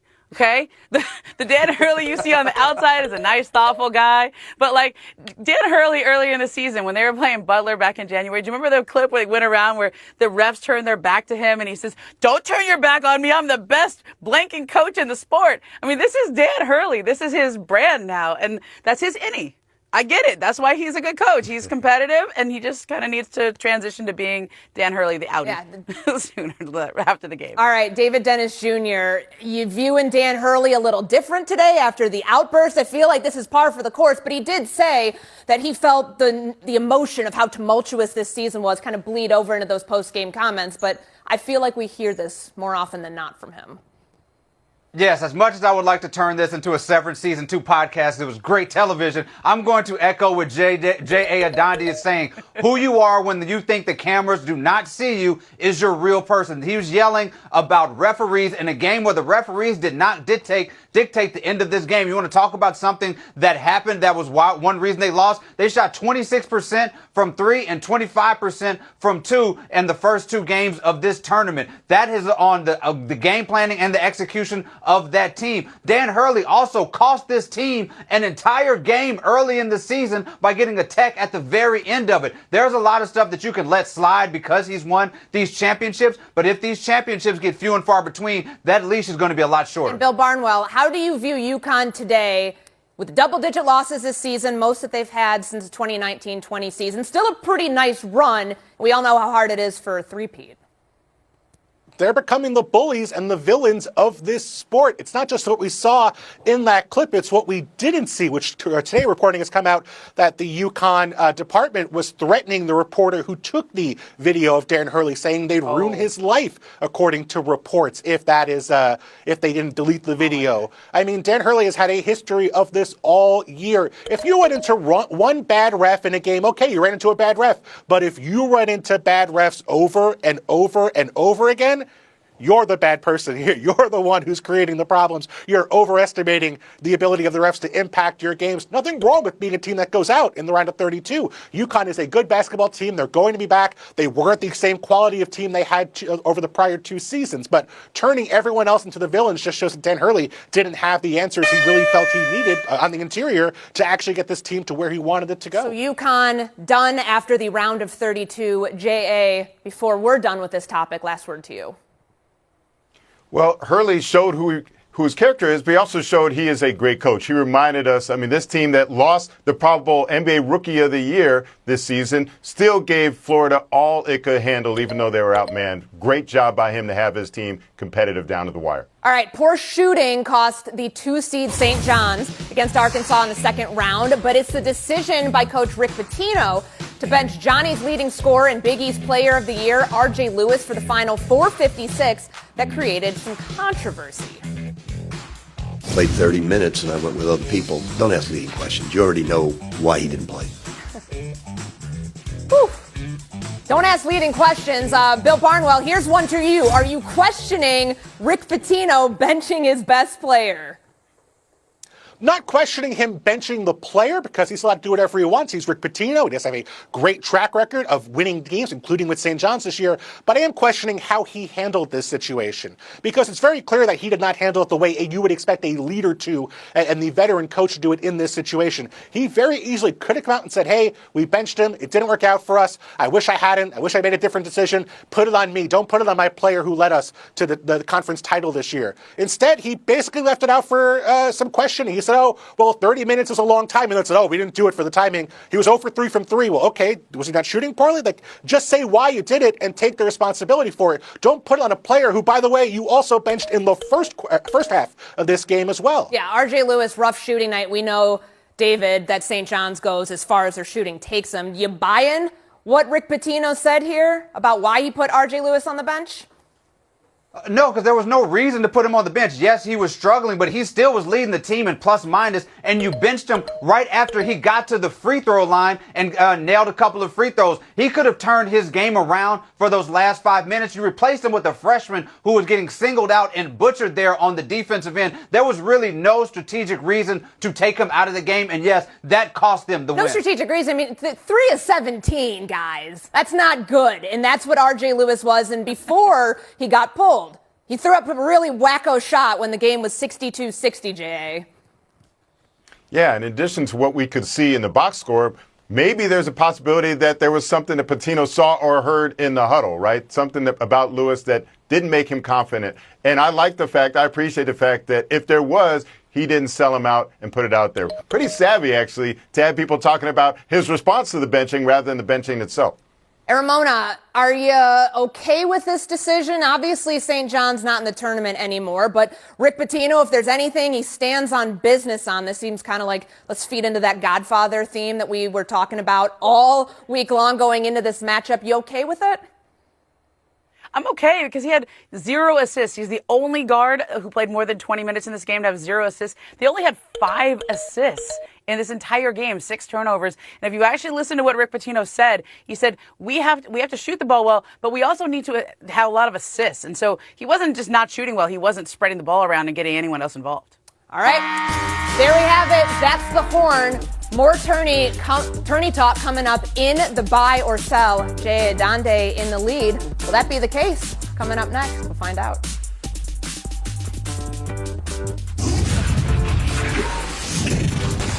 field is set to the Sweet 16 after a pretty chalky weekend. All the number 1 seeds remain. 3 2 seeds, and outside of Florida, not too much of a challenge for any of them. The SEC has almost half its teams left. Ramona, which team headed to the second weekend of the tourney has impressed you the most? Oh, I'm going to go out on a very short limb and say Duke. They won their 2 games by 67 combined points. Cooper Flag got into foul trouble. It looked a little dicey there in the first half, and then they just went on a 24-6 run, took a 17-point lead. They barely broke a sweat. And I think Tyrese Proctor, a junior, 25 points, led the team in a season that's all about the freshmen. Their junior came through for them in this Nothing in doubt for the Blue Devils. J.A., which team coming out of the first weekend impressed you the most? Not impressed by number 1 seed winning 2 games. I'm more impressed by one of the seeds, the 4 teams in the Sweet 16 that actually beat a higher seeded team to get there. That's BYU, averaging 85 points in the 2 games. That tracks with a team that's been leading the country in scoring since February 11th. They can score inside. They can knock down the open threes. Most impressive. I think both of you had good answers on that. David Dennis Jr., which team headed to the Sweet 16 looks the best right now? It's Houston. They had the most impressive win against a Gonzaga team that was ranked way lower than they should have been. They handled them pretty much the entire game. Cryer had 30 points. That was a big test, probably the biggest test of any number 1 seed, and they passed it with flying colors. It's got to be Houston. All right, Bill Barnwell, where are you going with this? Yeah, I'm also going with Houston here. Gonzaga was one of the 10 best teams in the country by Ken Pomeroy's rankings, by ESPN's BPI. They were woefully miscorrectly seeded, and Houston handled them all game. David mentioned Cryer, but also Juwan Roberts had 12 in the second half, including 10 in the paint. They physically overwhelmed Gonzaga, which was trying to become get to the Sweet 16 for the 10th time in a row. Houston held them off, said they were the toughest team they played all year. Very excited to see Houston against this competition, but they were more battle-tested than anybody else in the first Well, I know I preface this saying that the tournament went all chalk. I didn't expect all of you guys to do that. No love for Arkansas as a 10 seed going on to the second weekend. I know it's not your typical 10 seed, a John Calipari coach team in the SEC. No love for Ole Miss. That 99.9 percentile bracket did not have Ole Miss going to the second weekend. So take points away from myself retroactively the next time. All right, we're going to move on. Let's take a look at the whole field coming out of the first 2 rounds. A lot of chalk, as we mentioned, only 1 buzzer beater, no overtime games, no true Cinderella moving on to the Sweet 16. And only 4 conferences represented: the SEC, Big 10, Big 12, and ACC.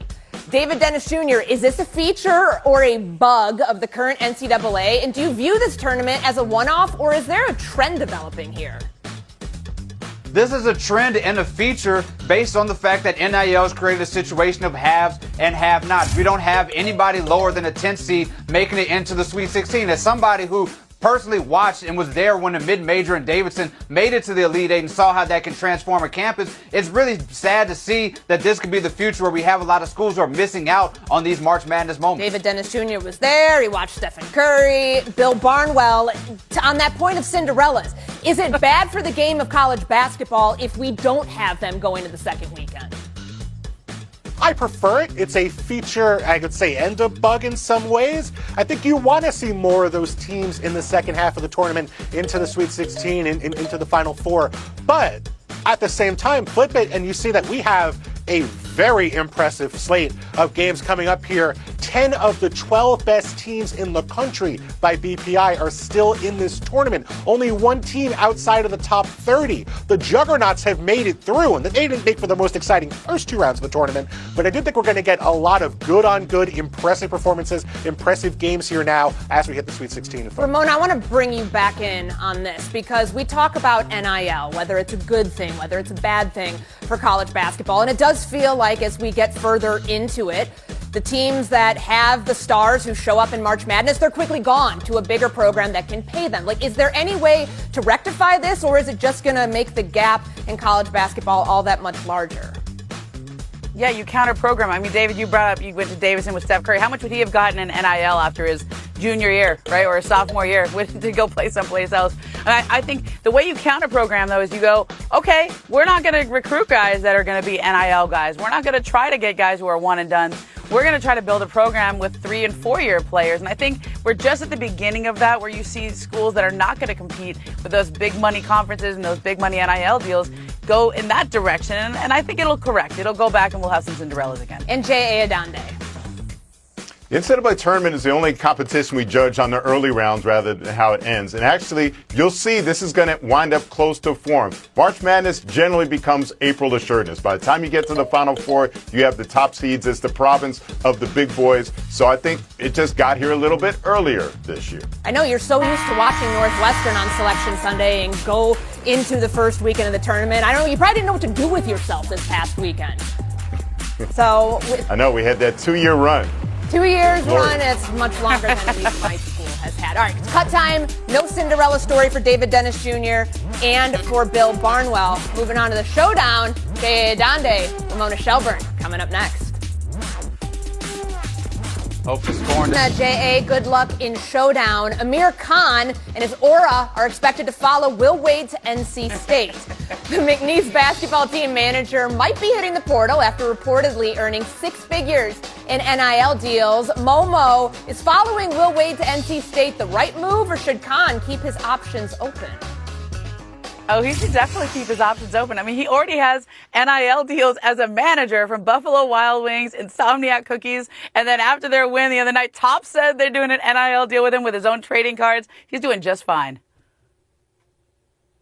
Ride the wave. You're the hot thing. You do you right now, but don't stop here. You should follow in the footsteps of the great, all-time great manager story. Lawrence Frank, Indiana manager, now the president of the L.A. Clippers. This is not the end. This is just the beginning. Amir. Well, you both get the bag, just like Amir Khan has gotten over the last couple of days. But, Ramona, you get the point there. 135 calls reportedly about NIL deals for Amir Khan during the first 2 rounds of the tournament. Incredible. Wow. All right, showdown 2. Steph Curry's circus shots in the tunnel are a dime a dozen. But what do you make of this one from Friday night? J.A., are you willing to ink that as play of the year, even though it's only March and it wasn't even in a game? Absolutely. This deserves an SB. I rank it just below the double bang shot that he had against Oklahoma City. Even more impressive was the way he just turned around and casually just started signing autographs afterward like it was no big deal. Oh, I do that all the time. I mean, I tore a labrum just watching that. Like, I don't know how he did that. That hurts just to see it. And I've seen Steph. I go out and watch Steph Curry warm up before every game because he does these trick shots and he's so fun. I have never seen him even attempt something like that. He maybe from the tunnel on the basket next to him, not from that far away. Yeah, Jay, good point there. But Ramona, I'm with you. My shoulder is just like throbbing watching him make that shot. Take the FaceTime. God. Well, my FaceTime is for Joe Ingles and his son Jacob, but also for Chris Finch, the head coach of the Minnesota Timberwolves. Jacob Ingles is autistic, and Joe's been very public about the challenges of raising him, but also how much he's given him in his life. And this is the first time Jacob's been able to sit and watch his dad play in an NBA game. He went to a game earlier this week, sat through it, but Joe didn't play. So Chris Finch decided we're going to change that. We're starting Joe Ingles for the first time since 2022 so that he can make sure Jacob watched his dad play and start in an NBA game. What a story. What an incredible story. Hats off to Chris Finch of the Minnesota Timberwolves for making it happen. All right, national panel, let's make a declaration right here, right now, on tribute videos for players who leave teams under bad circumstances and have only been gone 6 weeks. Jimmy Butler, of course, headed back to Miami tonight. This could go so right or so wrong. And the women's Sweet 16 lost almost all of its sweetness late last night at the Galen Center. Juju, we're sending good juju your way. Let's go around the horn.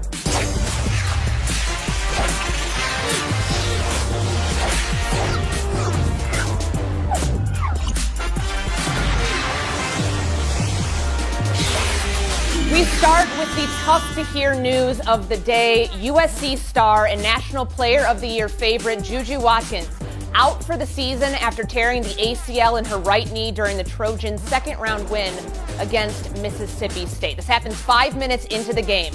Watkins driving to the basket on a fast break between 2 defenders when her knee buckles. She had to be carried back to the locker room and did not return to the game. SC hung 96 on the Bulldogs to move on to the Sweet 16, but left with a massive void. Bill Plaschke, you were there last night. What was your reaction to Juju's injury, and how does this news impact USC's tournament run? Well, Courtney, was one of the saddest things I've ever seen on a basketball court. 1 minute she's flying down the court, the next minute she's curled up in a ball, screaming, crying. It was horrible. It was absolutely horrible to see, and it was so sad. She's the face of college basketball. She's on billboards. She's in commercials. She's on T-shirts and jerseys everywhere. With her trademark bun and the way she plays and flies around the court like a great player. She's the second leading scorer in the country. She had the second most points in the last 2 years, first years of any Division I player. She's the heart and soul of the team. She's everything. To lose her it's number one, so sorry for her. What an interruption and going to be a great career. But also it's bad for USC. This guts USC. This finishes USC. I hate to say it, but they're a top 4 team net rating with her. They're not in the top 30 net rating without her. They can't beat UConn in the Sweet 16. This is the end of it for USC. J.A., and that would obviously be the Elite Eight that they would be playing. They've got Kansas State on Friday. But J.A., point stands here. This is an incredibly significant blow to the Lady Trojans. How do they overcome a loss like this? This is a team that's built around Juju Watkins. Where do they look? Well, it's not just a blow for USC. It's for all of women's college basketball, right? It seemed as if everything was aligning. You were going to have all 5 members of the first team All-American team playing in the Sweet 16. You were going to have all that star power, all these players we've been following all season, and then you lose probably the biggest star of all, men's or women's, right up there with Cooper Flagg. But just like USC, it was more than just Juju Watkins. For example, Kiki Iriafen with 36 points last night to lead them. There's more than Juju in women's college basketball, right? You still have Paige Beckers. You still have Hannah Hidalgo, Dawn Staley in South Carolina, Flau'jae Johnson. So there's still a lot of star power, but the brightest star is gone, and that hurts. Harry Lyles, I guess the silver lining here would have to be the fact that USC has held its opponents to 23% shooting on the season. Can they continue that in the Sweet 16? I think they can. Their defense has been one of their calling cards outside of obviously all the explosive performances that Juju Watkins has. J.A. mentioned Kiki Iriafen's 36 points. That was a season high for her. She is going to have to continue to look like the projected top 5 pick that she is the rest of the way if they're going to continue their tournament run. I think the bigger takeaway for me from this is just a lot of the emotion that you saw from this last night had more to do with just more than the season that she's having, which, by the way, over her first 2 seasons, she was on pace to break Kelsey Mitchell's record for most points over the first 2 years of a Division I career. She's going to be 53 short of that now. But the other piece of this is she brought this USC program back to a prominence and a dominance that we haven't seen out of them in decades. And for her to be from Southern California, and it almost seems like she was born into this greatness and was destined to lead this USC program back. It's just unfortunate to see the setback, but hopefully, obviously, we're all hoping that she recovers well. And honestly, it could just end up making for an even better story next season as she continues to pursue her career. Kevin Clark. Yeah, what makes this so heartbreaking from a basketball perspective is that the NCAA tournament, men's and women's, is one of the best star makers in sports, maybe in American culture. And Juju is about to go from a household name to sports fans to a household name to everyone. And now that gets deferred for at least another year. USC, as Plaschke said, is done, unfortunately, as a team this tournament. Juju, when she's on the floor, USC is the 4th best net rating in the entire country. When she's off the floor, they're not even top 30. They've only played 168 minutes total this season without her. They don't even know what their identity is without her. They're not going to make a run. This is heartbreaking from a basketball perspective. I hate it, and I hope this time next year we're talking about a comeback story, as Harry said. All right, there's our first horn. Bill Plaschke, last word. She transformed USC. She transformed Los Angeles into a women's basketball town. She transformed the nation into, post Caitlin Clark, the most celebrated player. It's just sad to see. I still can't believe it. We were in shock the whole game. The rest of the game seemed meaningless. It was like we were frozen watching it because it wasn't real because she wasn't there. A gut punch to anybody watching that game at the Galen Center on TV, and certainly her teammates having to pick up the pieces and continue to move on as USC moves on to the Sweet 16, albeit without its star, Juju Watkins. All right, moving on. A night of mixed emotions in the tournament as we close the book on the first 2 rounds. Alabama and Maryland providing a 2-overtime thriller as the Terps came back from down 17 in the third to move on. Paige Beckers Dropping 34 in the presumptive final game of her career for UConn, LSU's Big Three turning a 1-point halftime lead into a 30-point blowout over Florida State. So all the number 1, 2, and 3 seeds get through to the Sweet 16, along with 1, 4, and 3, 5. So this is where things get interesting. Harry Lyles, who is your favorite in the women's tournament, with the stage set for the third round. You know, Courtney, last week on this program, I said that I felt UConn perhaps should have been the number 1 overall seed, and I feel even more validated in that after watching them play so far in this tournament. Obviously, we know what Paige Beckers can do. She's one of the best players in all of college basketball. But AZ Fudd has been healthy. We have seen great basketball out of her. And with Sarah Strong, they have a legitimate Big Three. Not only that when their best is better than everybody else's best, but also they can win in multiple ways, as we already seen in this tournament. In fact, during their game against South Dakota State, they scored or assisted on 78 of their 91 points. So as long as 2 of those 3 are clicking, and perhaps even just 1, I think this UConn team can take down just about anybody that they face. Paige Beckers getting the treatment around the court yesterday felt very reminiscent of all that she's brought to that program. And of course, AZ Fudd, today we find out that she's going to be coming back to UConn next season as well. Kevin Clark, to you, who has stood out the most from the women's first 2 rounds? Yeah, I hate agreeing with Harry Lyles, but I have to right now. It is UConn. Paige Beckers became the first player in UConn history to have 3 games of over 30 points with 0 turnovers. Right? When you're the first anything in UConn women's basketball history, you're doing something incredibly right. To me, first 2 games in the tournament, their point differential is over 100, 8th team in history to do that in their first 2 games, and the most since 2018, which somehow is 7 years ago. This is a special team. I really like the way they're running in the format. The Big Three, as Harry said, I like UConn. Yeah, there's a couple Big Threes out there in this women's bracket of the teams remaining going into the Sweet 16. I mentioned LSU earlier. Bill Plaschke, who's your team you're most excited to watch in the third round? Well, Juju Watkins was so big, she overshadowed the other team in L.A., and that's UCLA. Yes. Everybody's forgetting about UCLA. They're the number 1 seed. They have an easy road to the final, not really easy road to the Final Four. Lauren Betts is the best big person in the game. Corey Close is a great game manager. UCLA, Kiki Rice is a great point guard. They play great defense, a great team ball. I like UCLA. Bill, you just can't help yourself here. I got to give you the homer background for that one. UCLA, of course, a very worthy pick, the overall number 1 They're seed. a top seed. In the women's tournament. No, I mean, you're absolutely right. That's why you get points on that one. J.A. Adande, give me your top pick headed into the Sweet 16. So on brand for Plaschke, but I'm more along the lines of Harry and Kevin. Put me down for a Me Too con because they have been the most impressive so far in the early stages of the tournament. I like the fact that they can win with Paige Beckers only scoring 11. I like the fact that AZ Fudd has been consistent, averaging 22 points in just 24 minutes so far. I think they have more stages to go. I kind of think they have to win. If Paige Beckers is going to complete her run there at UConn, if you're going to sit down at the table with all the UConn greats, the Maya Morris, Diana Taurasi, Sue Birds, then you got to have at least 1 championship. They all got multiples. You can't be in that conversation with UConn greats if you don't have at least 1. All right, Plaschke at the horn. Another last word for you. What you got? Everybody gives UConn credit for blowing out South Carolina. Guess who else blew out South Carolina? UCLA. You just can't stop with me here on the homer thing, Bill. My goodness. All right, shout out to Duke, Maryland, Tennessee, and Ole Miss for having Sweet 16 teams from the men's and women's brackets. It's break time, buy or sell, coming up next. UCLA.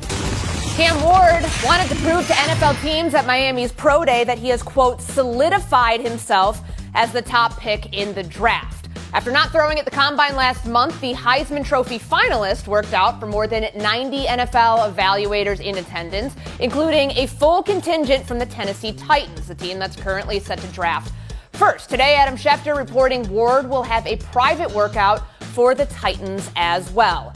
Kevin Clark, our resident rep of the U, are you buying the Titans being all in on Ward, or is this just a smokescreen to try and drive up that price on the number 1 overall pick? The pick is in. The Cleveland Browns are on the clock at 2. This is over. Did you see the body language from Brian Callahan in the indoor facility, yucking it up with Cam Ward and dapping him up. He was laughing at some of the off-platform throws with the new GM. The head of football ops was there. The Titans team media was there in order to talk to him about being a Titan. This thing is over. And by the way, he confirmed he was #1 overall pick in September of last year with his play. This was just a formality. Don't you dare give me the homer filter because I'm going to cook here for just 1 second. He is as capable as any prospect in years. He is everything an NFL team wants. It is driving me crazy. I think I've had enough of that. And when I'm told not to do something, that's going to make me do the absolute opposite of that. Harry Lyles Jr., are you buying what Kevin Clark is selling here, that the Titans are done? It's Cam Ward to Tennessee. Yeah, as much as Kevin thinks he hates agreeing with me, I definitely hate agreeing with him more. This is a foregone conclusion for me. All of the Titans quarterback highlights last year were Will Levis memes. Cam Ward is a guy that has displayed an ability to get better at every single level of football that he has played at. He started at Incarnate Word. He ended up going to Wazoo and obviously was the best quarterback that Miami has had over the last 25 years.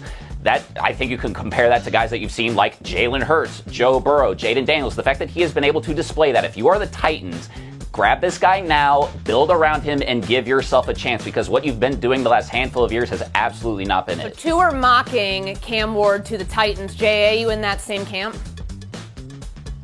No, I think it'll happen, and I think so. It was solidified on the basis of those interactions that Kevin described there. I certainly hope it's based on the comfort level that they felt and not on the fact that they just watched him throw on a virtually empty field. If that solidified it, then I'd be worried for Cam Ward. Yeah, I'd be worried about evaluators putting a lot of stock into routes on air, but I mean, we've seen this before coming out of pro days. Bill Plaschke, is there a chance that the Giants might be calling the Titans today, being like, are you guys sure, but you want to go all in on this guy? We also need a quarterback.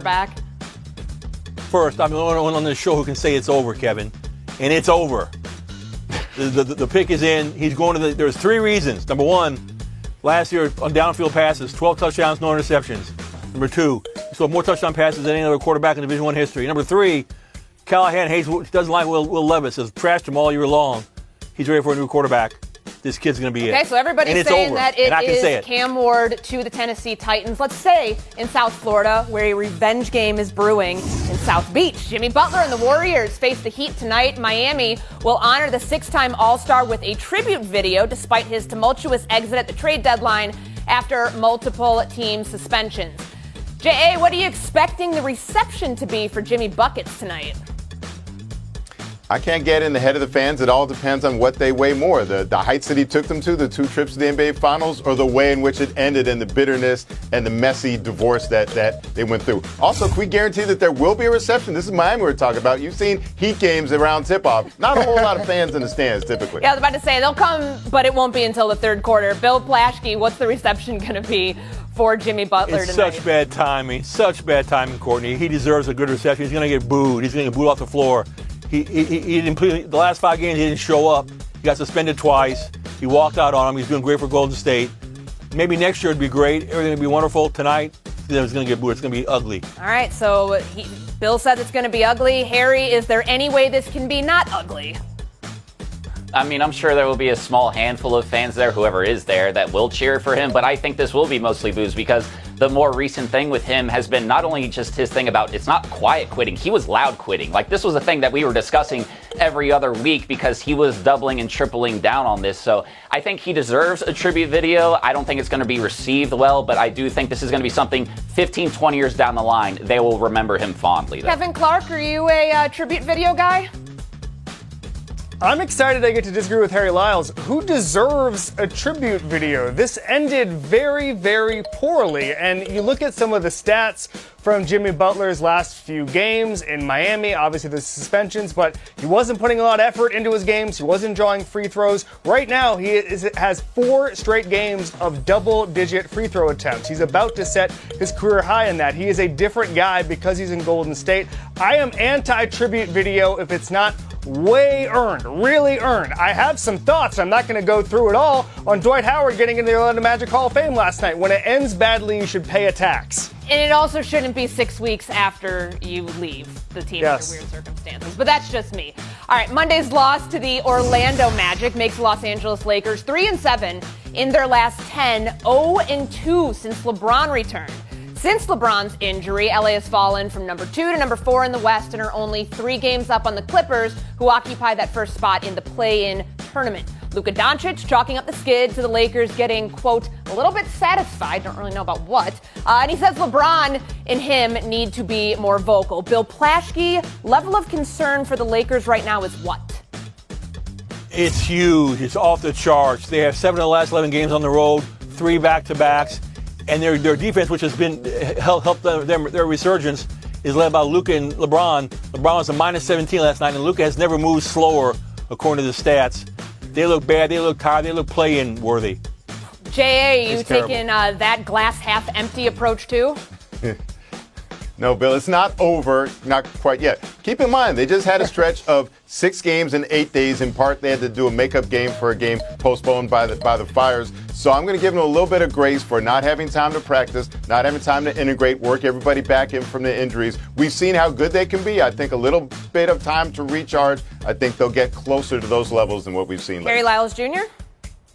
Yeah, LeBron being out has obviously affected them some, but I do think that there is a little bit of the honeymoon phase being over here that is sort of going on with this Lakers team. I think they're probably somewhere in the middle between their cold and hot streak, but being outscored by 72 over your last 3 games is a pretty tough look. All right, Kevin Clark, round us out. Give me the homer filter because I'm up to no magic here. Why is no one bringing up the fact they ran into a buzzsaw with Paolo Banchero and Franz Wagner, 2 of the best scorers? Yes, their defense was not good enough to stop them, but the Magic did some good things as well. As Bill alluded to, Luka Doncic, according to Second Spectrum, was moving slowly. I'm not sure how to calculate that. 81% of the time last night. Again, I don't understand these stats, but they sound pretty bleak. That's bad. More effort from the Lakers. It is not over, Bill. But it's not over for the Magic either. If I could give myself the homer filter here, it would be before the performance the Bulls had on the Los Angeles Lakers over the weekend, LeBron's first game back. All right, there's our horn. It is time now to say goodbye to Harry Lyles Jr. and say goodbye to Bill Plaschke. You're going to miss me. Showdown coming up next, where we are revisiting Steph Curry's shot from the tunnel opposite the basket yesterday. That's next. State in the quarterfinals, but they're going to play that game in Stillwater tonight because UNT's home venue, the Snake Pit, is booked for a staff appreciation luncheon on Wednesday. J.A., if you're the university, how do you not find a way to move this luncheon to, I don't know, Applebee's? Speaking as a faculty member, look, I understand why normally coaches make 10 times more than professors. They fill arenas to watch them do what they do. But in this case, the arena is designated for the faculty. It's the faculty's time. Let them shine.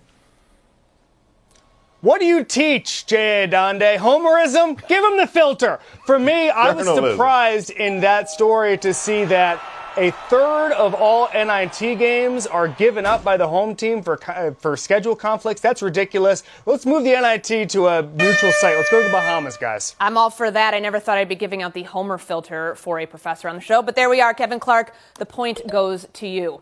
All right, on yesterday's show, we highlighted the full court plus shot from Steph Curry last Friday. Well, our investigative team uncovered another angle. I want you to check this one out.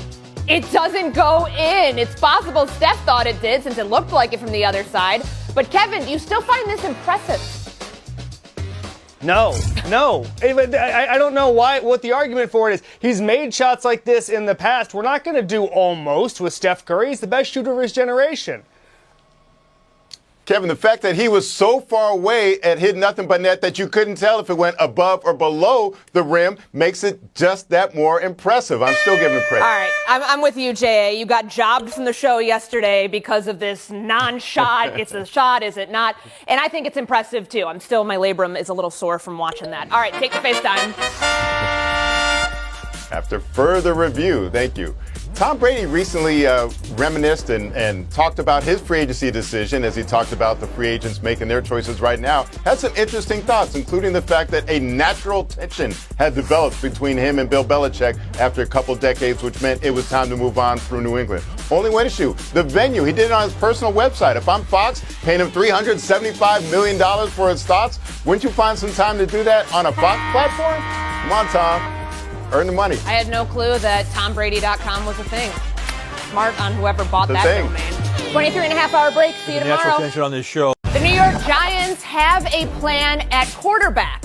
Whether it's the right one is up for debate, but do the Giants need Russell Wilson to be their Mr. Unlimited while armed with the number 3 pick? And as the seats in the game of QB musical chairs continue to fill up, there's at least one quarterback without a team. Where will Aaron Rodgers go? National panel, you ready? Let's go around the horn. Let's ride. You still saying that in 2025, the year of our Lord? We're still calling it Mr. Unlimited? Russell Wilson video at some point. We know that, right? The latest quarterback domino fell in New York Tuesday night. Russell Wilson headed to the Giants on a one-year deal worth up to $21 million with $10.5 guaranteed. 36-year-old projects to be the G-Men starting quarterback days after the team added Jameis Winston to the roster. So, Mina, I'm starting with you here. With the QB room looking like it does right now, could the Giants still go for Shedeur Sanders in the draft at number 3? Yeah, this is the big question coming out of this signing, and my answer is yes, it's plausible when you consider the money. Let's start there. A combined salary between Russell Wilson, Jameis Winston, and if they were to take a quarterback at 3 would be about $21 million, which is not a lot of money to spend at the quarterback position. That's about how much Justin Fields alone is making with the Jets, and that's near the bottom of starting quarterback salaries. You could also argue that they might consider taking a quarterback, Sanders perhaps, and then trading one of these guys, Jameis Winston. All of that makes sense on paper, but the process to me does not make sense, which is to say it would not make sense for them to bring in 2 veteran backups and draft Shedeur Sanders. That feels, frankly, messy. I don't understand that from a development standpoint, and the fact that they did sign Russ to this contract to me makes me think either they don't want Shedeur Sanders or they think the Browns are taking him with pick 2. Opens up the possibility of taking Abdul Carter or Travis Hunter at pick 3, both 2 excellent players. I find that far more likely than the idea that they're going to take a quarterback. So Harry Lyles Jr., Mina Kimes is saying too many cooks potentially if you were to add Shedeur Sanders to the mix. Do you still see the Giants as in play for a rookie quarterback at number 3? I don't think so. And I think because of this Russell Wilson signing and, again, the price of it, it seems like he is clearly going to be their starter. Jameis Winston is clearly on a backups contract. And so because of that, I think if you are the New York Giants, let's say that the Browns do take Shedeur Sanders, Cam Ward goes number 1. And even if the Browns take Travis Hunter or Abdul Carter, you need to take one of those 2 players, because to me, those are the 2 players in this draft that are cannot miss prospects. And your team, I think they're projected to win 4.5 games this year. That's the over-under on that. Like, this football team still needs a lot of work. So draft one of the guys that you are sure of, and then draft your quarterback in 2026 when you can actually put things around him and allow him to succeed, especially if you are not sure about a guy like Shedeur Sanders. So Harry Lyles Jr. saying the March for Arch in 2026 is on. Marcel, are you looking at that the same way? Yeah, I am. The one wrinkle that I could see, though, is if the Browns do take Shedeur Sanders and Abdul Carter and Travis Hunter are on the clock or on the board at 3, could they maybe, or excuse me, if they don't take Shedeur Sanders and he's still on the board at 3, could you maybe trade down, get some offensive line help, add another pick in that first round and grab more receiver help? Because that is still a major issue for this Giants team, is there are no skill players. Who is Russell Wilson throwing to besides Malik Neighbors? Darius Slayton's there at $12 million a year. Beyond that, there's nobody that really keeps a defensive coordinator up at night. But in order for Russ to even succeed here, they have to fix that offensive line, and they have to get him somebody to throw to. And Kevin Clark, riddle me this, because Joe Shane, Brian Dable may be looking at this saying, let's throw everything at the wall and see if it sticks. They could be out of jobs next year if they don't get this right. Is it possible that they view it that way, to add Shedeur Sanders, let him sit behind some veterans for a while, and then start him at some point this season to justify the pick?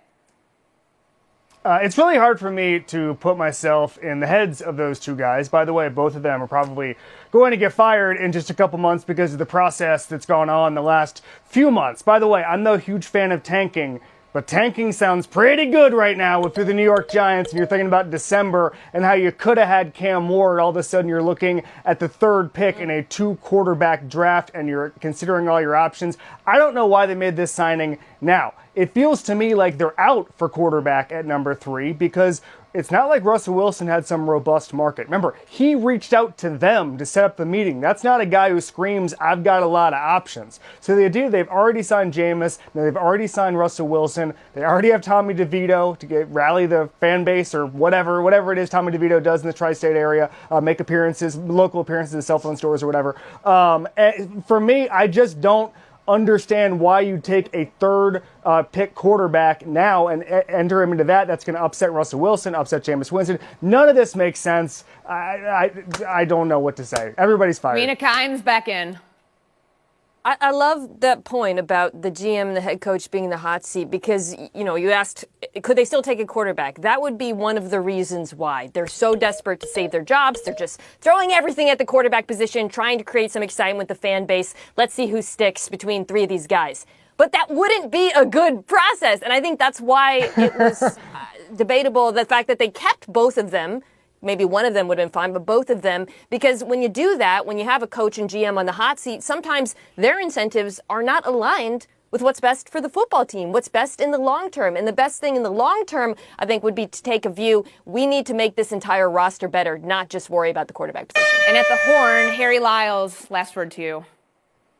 The best news in all of this for the Giants is that none of their decision-making is going to be caught on camera and in 4K for all of us to digest. So that's a win for them in and of itself. And Clement Clark, I guess we have more time. You're back in here, too. The reason you fire Daboll and Shane last January, just 3 months ago, is because you don't want them making decisions now based on protecting their jobs. You needed a clean start. Bringing them back for 1 year on the hot seat was always going to be a disaster. ESPN Bet put out their win totals for the 2025 season yesterday. Giants came in at 3.5. That's the league low. The Russell Wilson signing raised it by 1 to 4.5. We have been horned, and we will move on.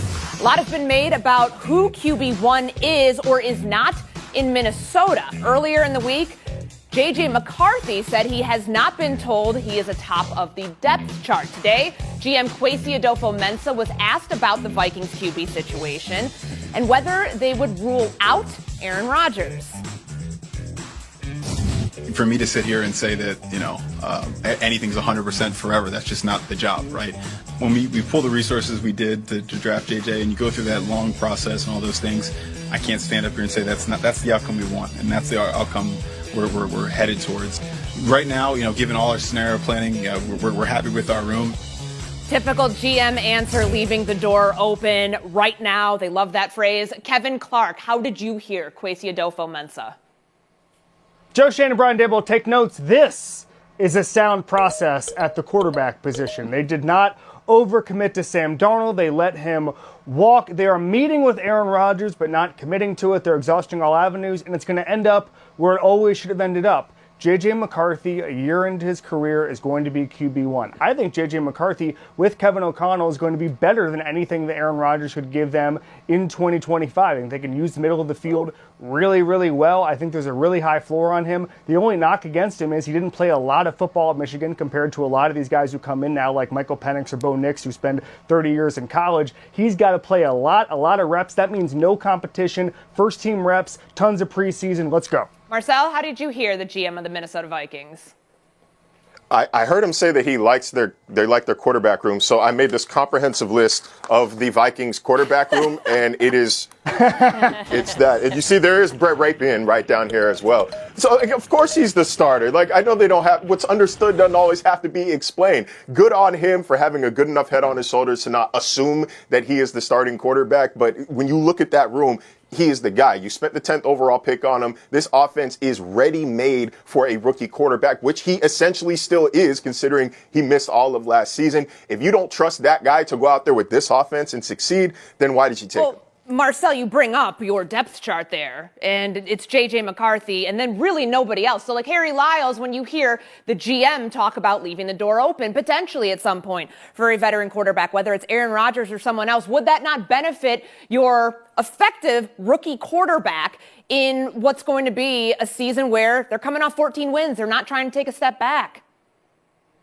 Yeah, for sure. I mean, I think the important thing here is they've put themselves in a position where they really can't lose, right? Because this is still a guy that was picked in the top 10. The most important thing that they need to do this offseason, in my opinion, which they did, was to tighten up that offensive line, improve that unit, especially if you're going to be throwing this guy out there and playing him. The benefit of all of this is, yes, you might still be able to pick an Aaron Rodgers and throw him in there and have J.J. McCarthy learn from him for maybe a year and hope you get some good football out of Aaron Rodgers still, but not all your chips are in that basket. And so to me, the Vikings have put themselves in a position where not only J.J. McCarthy can succeed no matter what he does, but also they might have other options available to them. I think there are some other teams in the NFL that could perhaps learn from that model, like, I don't know, the Pittsburgh Steelers. And Mina Kimes. Yeah, I think rather than judging the GM or the quarterback by the words, you just look at their actions since the season ended. They could have kept Sam Darnold. They could have franchised him. The contract that he signed with Seattle, by the way, was not very large. They let him walk. They have not been reported to be in serious talks with any other veteran quarterbacks.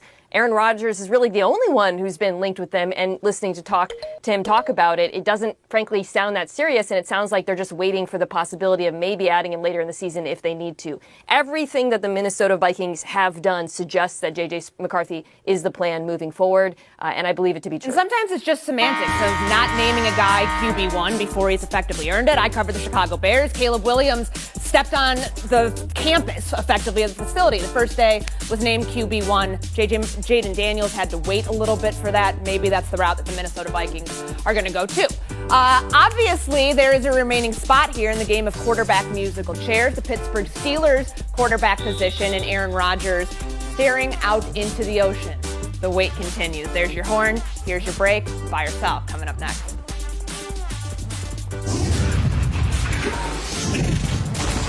More NFL. Drake May finally has a number one receiver after the Patriots signed Stephon Diggs to a 3-year deal worth $26 million guaranteed. Diggs is back in the AFC East after his lone season with the Texans was cut short due to a torn ACL in late October, but the 31-year-old reportedly going to be ready for New England's season opener.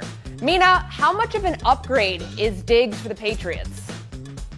Well, considering the fact that Stephon Diggs had as many first downs in half a season as any Patriots wide receiver did over the course of an entire season, I would say this is an upgrade. It obviously comes with risk. He's on the wrong side of 30 coming off of the ACL. But if he's anything like he was in Houston, and he was actually quite good, he gives May a reliable target, particularly in the short and intermediate parts of the field. Now, that said, Patriots are not done at receiver. They still need size and speed on the perimeter. That has to happen in the draft. But I do like this pickup. It was much needed. Harry Lyles Jr., does this preclude them from maybe adding at receiver in the first round? They do draft at 4. Maybe it's a little early. How do you see how the Diggs addition affects what they do in April? Yeah, I do love this receiver class. I think that this needs to be a first step and not only the step because, again, Mina mentioned he's on the other side of 30. He's going to be 32 coming off of an ACL. The Patriots haven't had a 1,000-yard receiver since 2019, which seems absurd. So I think that this is a good, consistent first step. You're giving Drake May a good target, but this needs to be, again, not the only thing that they do. Otherwise, it's absolutely not going to solve their problem. 6 straight 1,000-yard seasons for Stephon Diggs before the ACL tear last year. Marcel, how do you see this affecting Drake May's development, finally having that number one option? This is what every team who takes a rookie quarterback needs to do. You have to get him somebody reliable to throw the ball to. I mean, Josh Allen wasn't a rookie, but you can't argue that the trajectory of Allen's career did not drastically change when they added Diggs to that roster. But Stephon, he averaged twice as many catches as any Patriots receiver did last year, twice as many yards per game. The ACL tear is a little bit scary at this age, but his game was never based on explosiveness. He is a crispy route runner. This is a dream come true for Drake May. Now it gets interesting, though, because depending on how the board shakes out there at number 4, like, do you like one of these receivers enough to take him at 4, a guy like Matthew Golden or Ted McMillan, or do you trade down, acquire more draft capital, and still get one of those guys later on in the first round? They can't be done. Yeah, Kevin Clark, answer that question. What do they do at the draft at 4? At 4, I mean, obviously wide receivers off the board there. There's no wide receiver, I think. I don't think McMillan goes that high. I think you take whoever of Carter or Hunter is available and you turn the pick in immediately and you build around that. this roster is basically devoid of talent. Mina mentioned Douglas, it was not particularly great last year. It was an inefficient receiving core. All of a sudden, Diggs comes in, instant credibility, helps out Drake May. I mean, I couldn't believe, Harry mentioned the stat, I couldn't believe the Patriots haven't had a 1,000-yard receiver in 5 years. You can accidentally have 1,000 yards in the league right now, and the Patriots haven't been able to do it. This works for both sides for me. Diggs obviously wanted another payday. That's the reason he wanted free agency last year. He restructured his contract when he went to the Texans the other year. And the Patriots just need NFL guys, so this is good. Buy or sell to LeBron James stopped by the Thunderdome for a visit with Pat McAfee's show and had this to say about what it would look like if Giannis Antetokounmpo played in a different era. You trying to tell me Giannis wouldn't be able to play an NBA game in the 70s? Giannis Antetokounmpo would have 250 points in a game in the 70s. Harry, you buying or selling that? I am buying his broader point that he would have a lot of success in that era, yes, but I don't think that's a particularly hot take. Also, can we agree that LeBron kind of really meant himself and not Giannis in this, right? Like, I think he wanted to say that and just wasn't willing to go that far. But look, I do think it is absolutely natural that as the progression of human existence and life goes, athletes are better performing. They know how to take better care of themselves. Guys aren't ripping cigarettes after games. So, like, yeah, Giannis probably would have dominated in the 70s. I don't know if Bob Lanier would have anything to say about that, Marcel, but 250 seems a little hyperbolic. How do you see it? Courtney, we call him the Greek freak, not the Greek regular human, not the Greek meek or the Greek average guy. He is dominating athletically in the most athletically dominant era in NBA history. We talk about the shorts length when we talk about 70s basketball before we mention the athleticism in the league at that point. 250 is obviously a little bit of an exaggeration, but he's dropping 50 a night with ease if he gets dropped in 1973. Kevin Clark? Yeah, I have a question before we get into this. Who's saying that Giannis would have not succeeded in the 70s? Who's out there? What podcast said, no way could Giannis have played well in the 1970s? No one is on the other side of this argument. Obviously, Giannis would have been amazing. That's how time works. The sport evolves. The athletes get bigger, stronger, faster. They understand the game. They unlock different ways to play. They get more efficient. That's what sports is. I am selling LeBron making this argument against anybody on earth. I am so tired of comparing eras like this. I'm over it. I was about to say, on this show, we usually are banned from comparing eras. Mina Kimes, I'm going to break the rule for you right now here. How would Giannis look in the 1970s? Well, I would argue that it depends on something, because we're introducing multiverse theory here, right? Like, if Giannis from today went back to the 1970s, of course he would be dominant. He would put Wilt numbers with his size and skill and athleticism and training. But if we're talking about Giannis born in the 1970s, then I think you could argue maybe he wouldn't be as dominant because he wouldn't have today's modern medicine, and also nobody would have found him, in Greece to begin with. So maybe, Kevin, that's what LeBron is thinking about here. I'm just throwing that out there. All right, there is our horn. Harry Lyles Jr. and Kevin Clark. I'm sure that if we were doing this show in the 1970s, you probably could have dropped triple digits too. But today, you fell just a little bit short. Saying goodbye. Showdown coming up next. Mina and Marcel. The Warriors mustered a measly 86 points in a loss to the Miami Heat in Jimmy Butler's return to South Beach last night. There was a tribute video, boos from the home crowd whenever Butler touched the ball, and a warning shot delivered from Butler to Heat president Pat Riley. TNT sideline reporter Taylor Rooks said that Butler told her pregame, quote, "I have nothing to say to Pat, and Pat better have nothing to say to me," end quote. Mina, overall, how did you view that return? Yeah, this was a big womp womp for Jimmy Butler in particular. He had nothing to say and also kind of nothing to show for it. Only 11 points, 1 free throw. The entire team was bad, but he, to me, had a disappointing performance. Yeah, and also, like, it was a weird aura to it, right? Because this isn't Dwayne Wade coming back home. This is not a homegrown talent. It's a guy who was there for 5 years and really soured it all by the way he left. I think this was an NBA Finals-esque moment for the Heat to beat him and shut him up a little bit. They did exactly that, and they're being exactly as petty as they should be on social media. Good for them. I still don't think either side has had enough time to grieve each other or miss each other. So there's that, I guess. We split the point and we move on. College coaching carousel news in college basketball. Sean Miller officially headed to Texas to coach the Longhorns. His replacement at Xavier, Richard Pitino, giving us not one but two Patinos in the Big East. A move that will pit him against dad Rick Pitino in St. John's twice a season. Marcel, do you see this as more of a good hire by Xavier or a fun hire for the yearly Pitino versus Pitino matchup?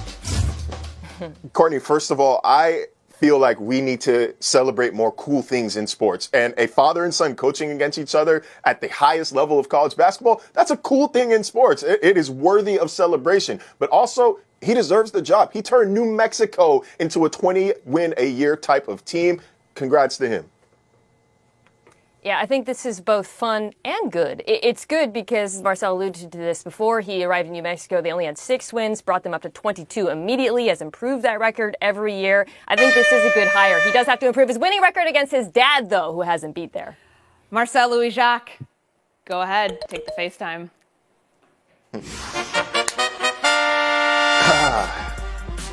In 1 week, I'm talking to the ladies of America. In 1 week, if your boyfriends, your husbands are suddenly unavailable, check the game room because Verdansk is back on April 2nd. Everybody's favorite Call of Duty map returns. This is a nostalgic ode to something that really kept us sane during an insane time in 2020. Finally, the devs at Call of Duty have listened to their fan base. I'm excited. I know Lyles is excited. I know he's going to yell at me when I am not on when I say I'm going to be on. But trust me, my brother, I am going to be there just like millions of other men across the country and women. About to say, I know that you two are going to have a whole lot of fun with that coming up next. We may not see them on Around the Horn because they're going to be busy playing the game. You won't see us for 23 and a half hours, but we will be back on E2 after that. See you tomorrow. I'm going to be there. Say it with me, national panel. Ball night. Ball night. He's going to be so proud of us, you guys. The men's NCAA tournament arrived in a Sweet 16 loaded with heavyweight matchups. 10 national championships in the last 35 years between the 8 teams playing tonight. But will we get upsets or just more chalk? And it's opening day, and the Dodgers are the favorites again this year. Who can pose a real threat to them, or does LA have some red flags of its own? Let's go around the horn. David Dennis baseball talk, my favorite thing. Mine too. Learn your little something, buddy. Learn your little something.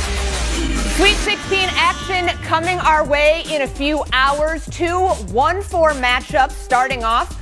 Florida, Maryland before Duke, Arizona. The Gators are 17-2 since the middle of January and have won 8 straight, including that 2-point thriller over UConn in the second round.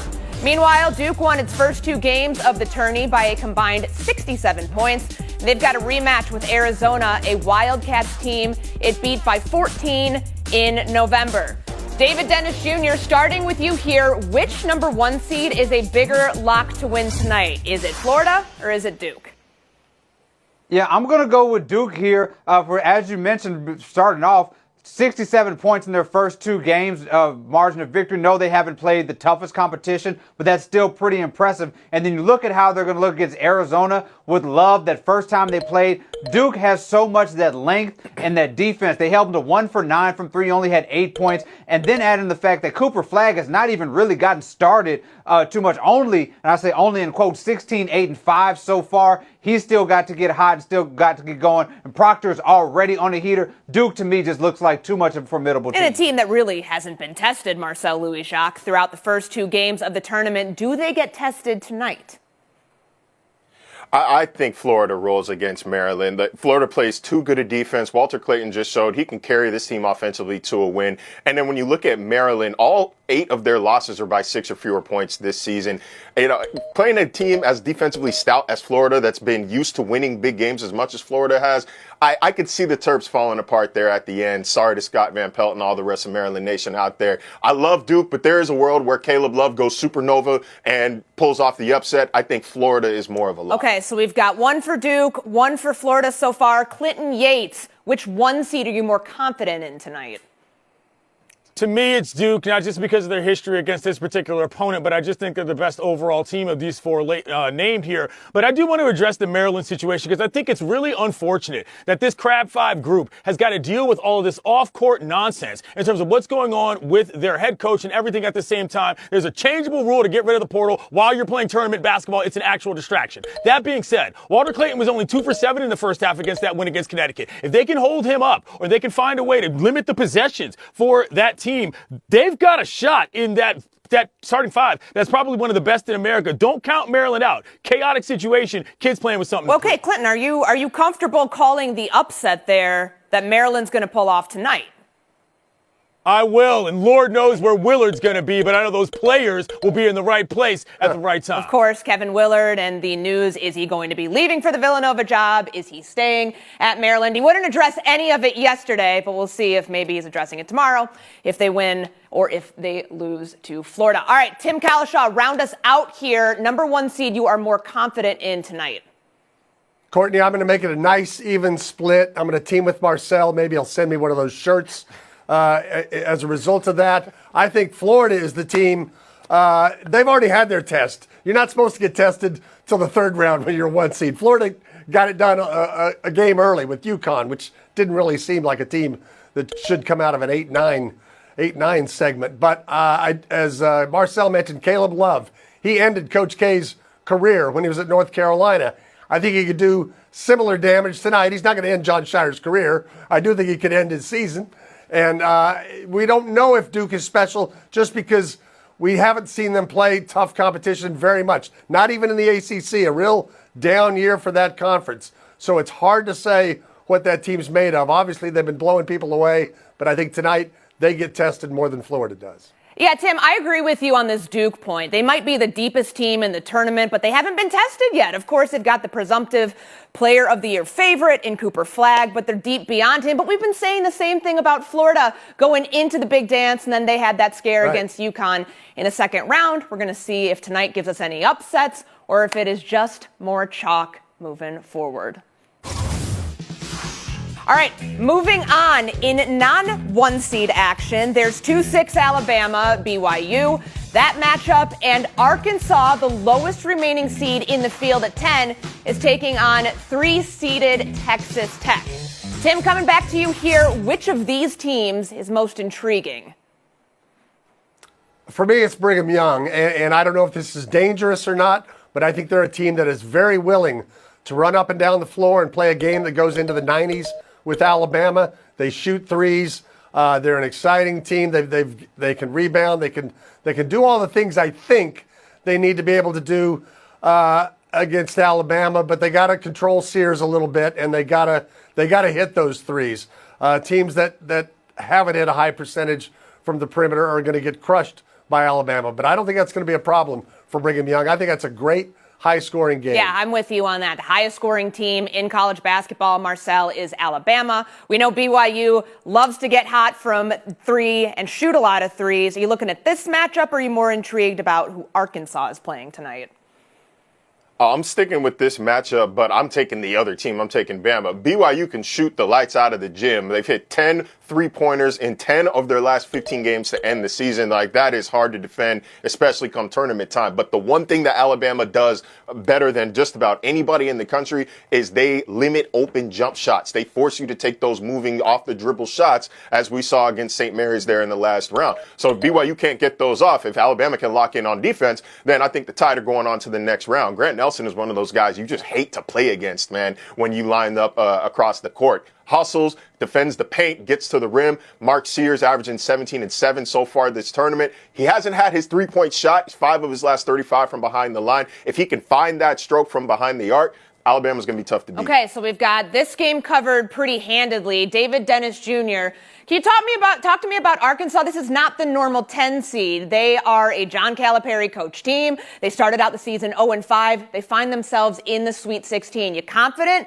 that they can continue to upset teams in the tournament tonight and pull it off against Texas Tech? Yeah, I think they can. Not only am I intrigued by them, by what they've done so far, but they're pretty much the last Cinderella team we have left this season. Of course, you can debate if a team that's coached by John Calipari is an actual Cinderella team or not, but they have a stout defense. They muck it up. They have ugly basketball sometimes, but they're adding Thiero's coming back, their best player at 15 points per game. I think he's going to make a big difference, and I do see this Arkansas team moving forward. All right, Cinderella. Using that word with John Calipari, I'm with you, is a little weird, but they've got the size, Clinton Yates, to be able to defend on the perimeter against Texas Tech. Which game you looking more forward to tonight on the non-1 seed side of things? Couple quick things. They were 0-5 to start conference play, not this season. Second thing, Billy and Boogie are the best nickname combo we've got so far. And thirdly, I believe it was me on this program that told y'all that Arkansas would be in this position when asked about Cinderella teams. So yes, I will be continuing with John Calipari and the Razorbacks getting it done. They battled through injuries. They battled through all of this other stuff. This is the squad I care about at this point, and Calipari's Blazers are still looking tremendous, Cowlishaw. Anybody want a last word on this? Yeah, I'll take a last word. I mean, yeah, this sounds like a great Southwest Conference matchup, by the way. Texas Tech and Arkansas. I think I saw that game about 40 years ago in Moody Coliseum or somewhere in a tournament. But nobody even here talked about Texas Tech, the 3 seed, and what Grant McCaslin has done, what JT Toppin has done. Arkansas has had a great run. It ends tonight against Texas Tech. All right. Well, I think I know where Tim's going there. And since you are the only one to really talk about Texas Tech, you get the points. Yeah. All right, we're going to get some picks here, guys. BYU versus Bama, Arkansas versus Texas Tech. Clinton, starting here, who you got? Alabama and Arkansas. Tim? I'm going to go with Alabama in a close one and Texas Tech. Okay. David Dennis Jr.? This Mississippi kid is picking his neighbors, Bama and Arkansas. All right, Marcel, round us out. I got the Tide and I got the Hogs, Courtney. All right, there are our picks. Here is our break. Buy or sell, coming up next. Wild swing of events for LeBron James, from creating headlines on McAfee to leading the Lakers' fourth quarter surge against the Pacers after being held without a field goal in the first 3 quarters. That's the first time that's happened for James in 1,553 regular season games. James then tipped in the winner at the buzzer to snap LA's 3-game losing streak. David, your biggest takeaway from the win is what?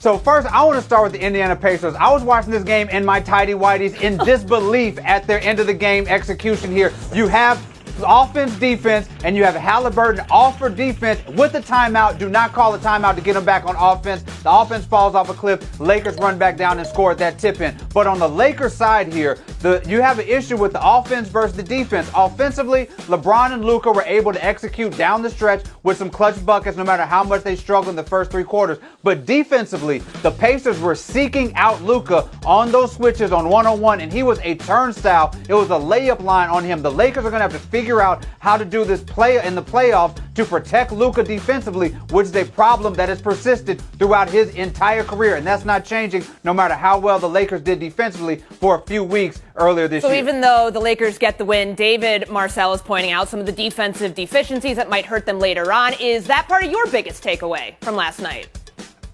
No, Courtney, my biggest takeaway was just the marvelousness of Tyrese Halliburton. He's got a 160-14 assist-to-turnover ratio since the All-Star break. That is absolutely absurd. Pacers went 18 of 20 just on assists from or passes from Halliburton last night. Like when he's running that, when they're running at full efficiency, that is just a beautiful offense to watch. But they got to be tired of watching LeBron sink game winners against them. It's the 3rd buzzer beater he has hit against them in his career. The only other player to do so against a single team is Michael Jordan. Yeah, interesting that's company. Very interesting company. Apparently company that doesn't talk, though, because remember what he said on the McAfee show. Won't talk to him until he's done playing. Clinton Yates, most interesting takeaway from Lakers Pacers.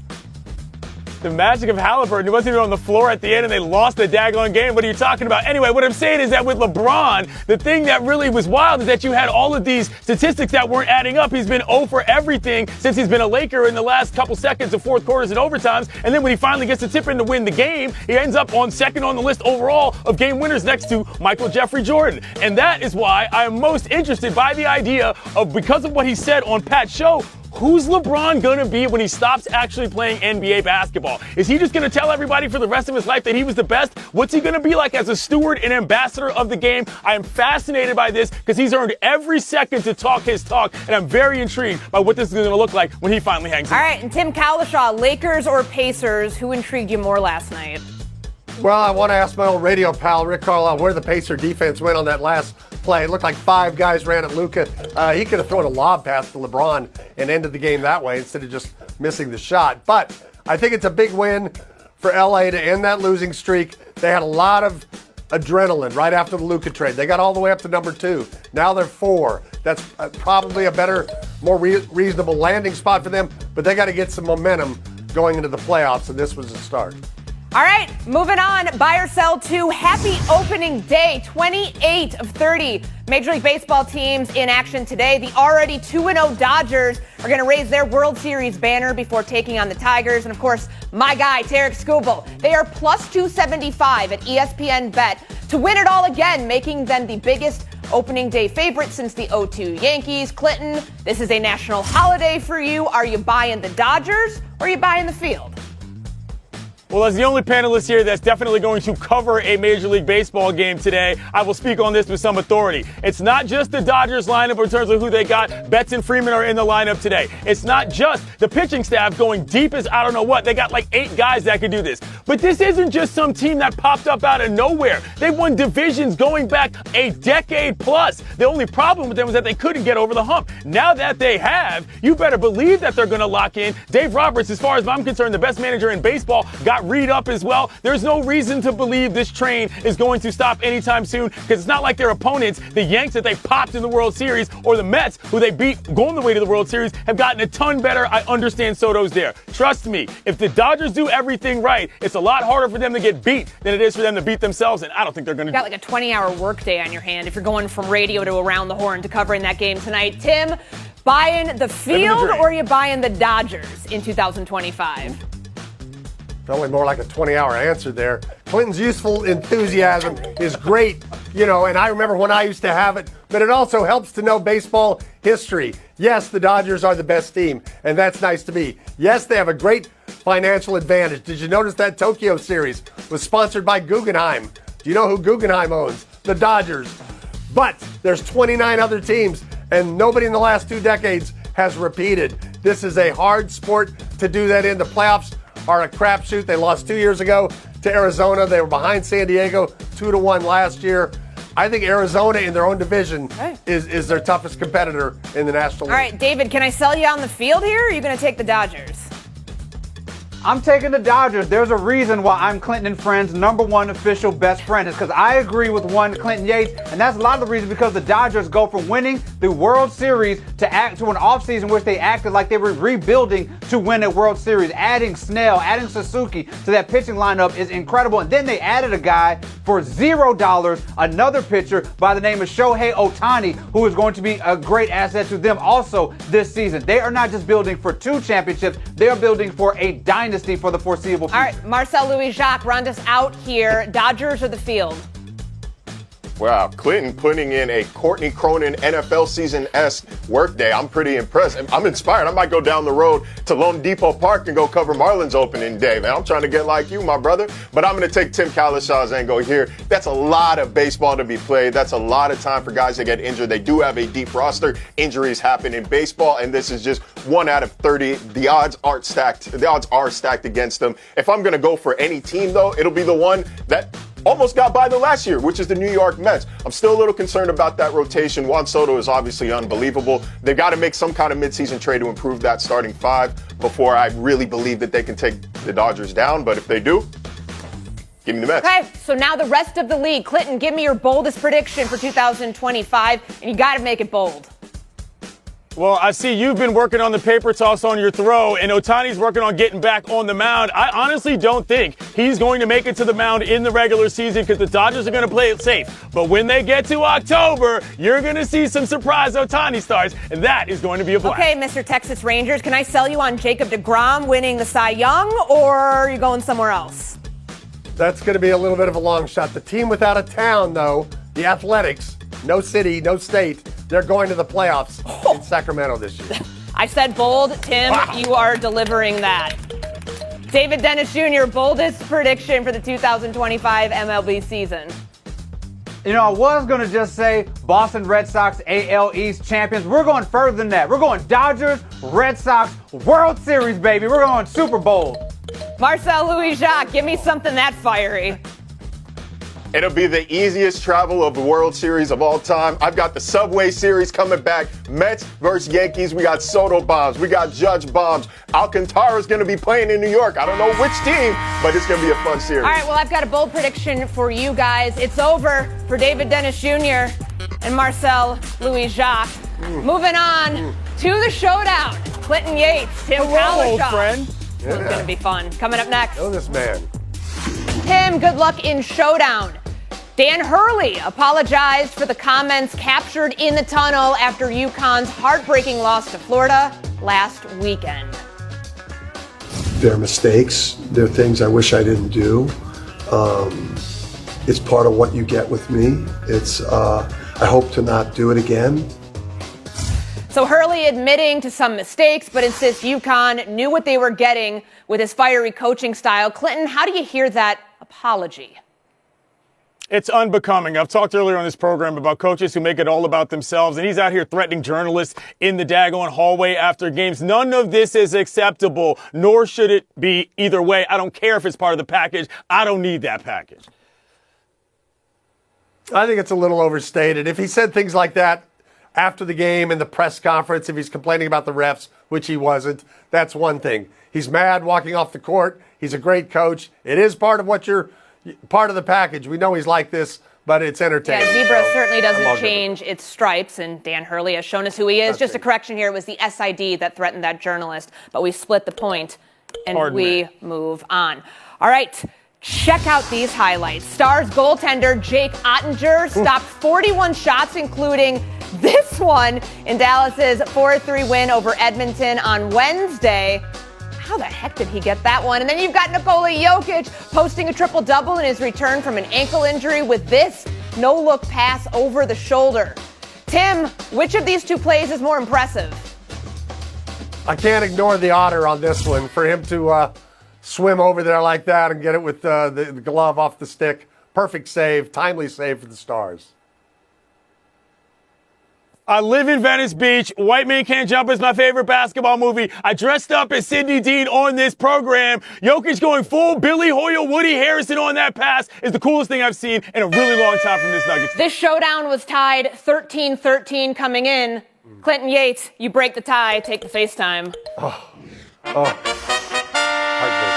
Major League Baseball's opening day is today, and for whatever reason, we've gotten away from one of the best traditions we had. Cincinnati, Ohio used to host the first game of the day, the early game, because back in the day, they were the southernmost team in the National League, and so they got the first game. What are we doing? How did we get away from this? We should go back to that at the riverfront. It's a great baseball town. I went to college right near there. They deserve better. And by the way, Hunter Green becomes the 40th brother to ever pitch an opening day as a black man.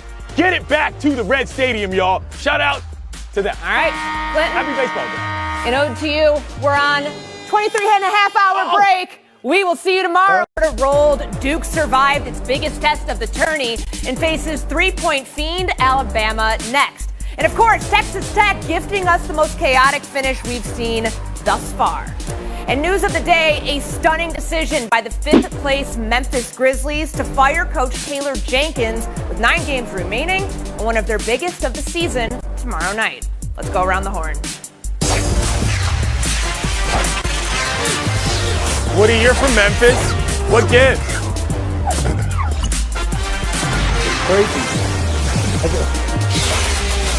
Texas Tech and Arkansas providing the first overtime game of the men's tournament. The Red Raiders storming back from a 16-point deficit behind Darian Williams' three-pointer, which tied the game at 9 seconds left in regulation.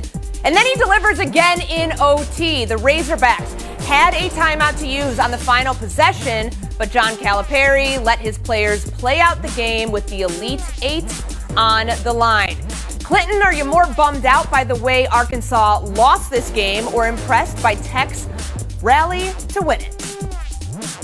I'm really bummed out by the way Arkansas lost it, and I feel so bad for John L. Davis. I mean, you get a board, and you're down there, and all of a sudden you get a tie-up when you could have had stronger hands. Next thing you know, the possession changes, and you try to come off a curl, and your guy hits a three. So this went from being up 6 with a minute plus to being closer than it needed to be, down late, and you were up, 13, 14 with 6 minutes to go. I mean, I feel terrible for that kid. He was part of that team that was on that Florida Atlantic squad that made that deep run as a mid-major that we all fell in love with, just gave his heart to the game in terms of the NCAA. And overall, this Arkansas season, I've been yelling and screaming about him for 2 weeks. Calipari managed to get them back on track in this season after a bunch of injuries.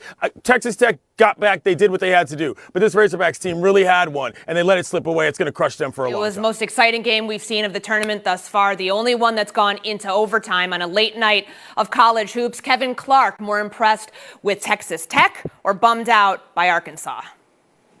Yeah, John Calipari, I'm not angry, I'm just disappointed. If there's any media bias, it's towards great characters staying relevant. I wanted John Calipari to make the weekend tier. This was going to be a really good story. They're a different team than the team that lost to Florida in January at the beginning of conference play with the SEC. I'm sad we don't get to see that matchup, especially with the Gators having 6 players in double figures last night, looking really good, cutting down on their turnovers. They look unbeatable. I'm not sure how well Tech matches up with them. But yes, this is a choke job. John Calipari has never blown a lead this big in the tournament. Texas Tech was 0-2 when they were down by 15 or more points this year. This wasn't supposed to happen. This is on Arkansas. Kevin Blackistone, let's pare down on the timeout gaffe at the end. But John Calipari said it wasn't a gaffe, that 99% of the time he's going to let his guys play it out that way. Should he have called a timeout to at least draw something up a little bit better than that? I think he should have called a timeout just to stop the bleeding. I mean, what we wound up seeing, what we wound up witnessing was the second largest comeback in Sweet 16 history. I mean, this game was over, but that's why I give credit to Texas Tech. I mean, already they're a team playing shorthanded. They didn't have Chance McMillan, who's a 14-point-per-game scorer, their best shooter on the team and can give them some defense in the backcourt. They were missing some other folks. They had to rely on a starter who went 0 for 9 until the overtime to hit a shot, the kid from DeMatha here in D.C. This was a tremendous comeback. Not only that, they really willed themselves to this. 51 boards they had in that game. So they were really putting it together. Yeah. Hats off to Texas Tech. Texas Tech, 3 20-point scorers on Thursday night. Woody, Paige, how do you see the outcome of this game? Who are you leaning towards more today? Well, I'd love to give Texas Tech the credit, but I've got to be a SEC person here and talk about Arkansas and use the word time over and over again. They didn't waste time. After with a 13-point lead, they're allowing jump balls. They're allowing offensive rebounds. They are missing three-pointers that they're taking within 5 seconds of getting the ball. They didn't even try to waste the time. Not only did Calipari have a chance to call timeout before that last play, but he could have stopped the clock when it was failing. He had chances with 3-4 seconds to actually see that Wagner's dumped in the down at the baseboard, and that he could have done something about it. So I think that it was a blown game. I think that another SEC team had a chance to get to the Elite Eight. Another SEC. Heartbreaker for Arkansas, but Texas Tech moving on to the Elite Eight. There is our first horn. We move on. A lot of history made by another SEC team last night in Alabama and Duke. In both of their respective Sweet 16 wins, Blue Devils phenom Cooper Flagg putting up stat lines we've never seen before. For Duke starters in double figures as well. For Bama, an NBA Jam, he's on fire sort of situation. 25 made threes, most ever in the tournament. Mark Sears, Aiden Holloway, Chris Youngblood filling it up on Thursday. Between Bama and Duke, Kevin Blackistone, who has impressed you more thus far?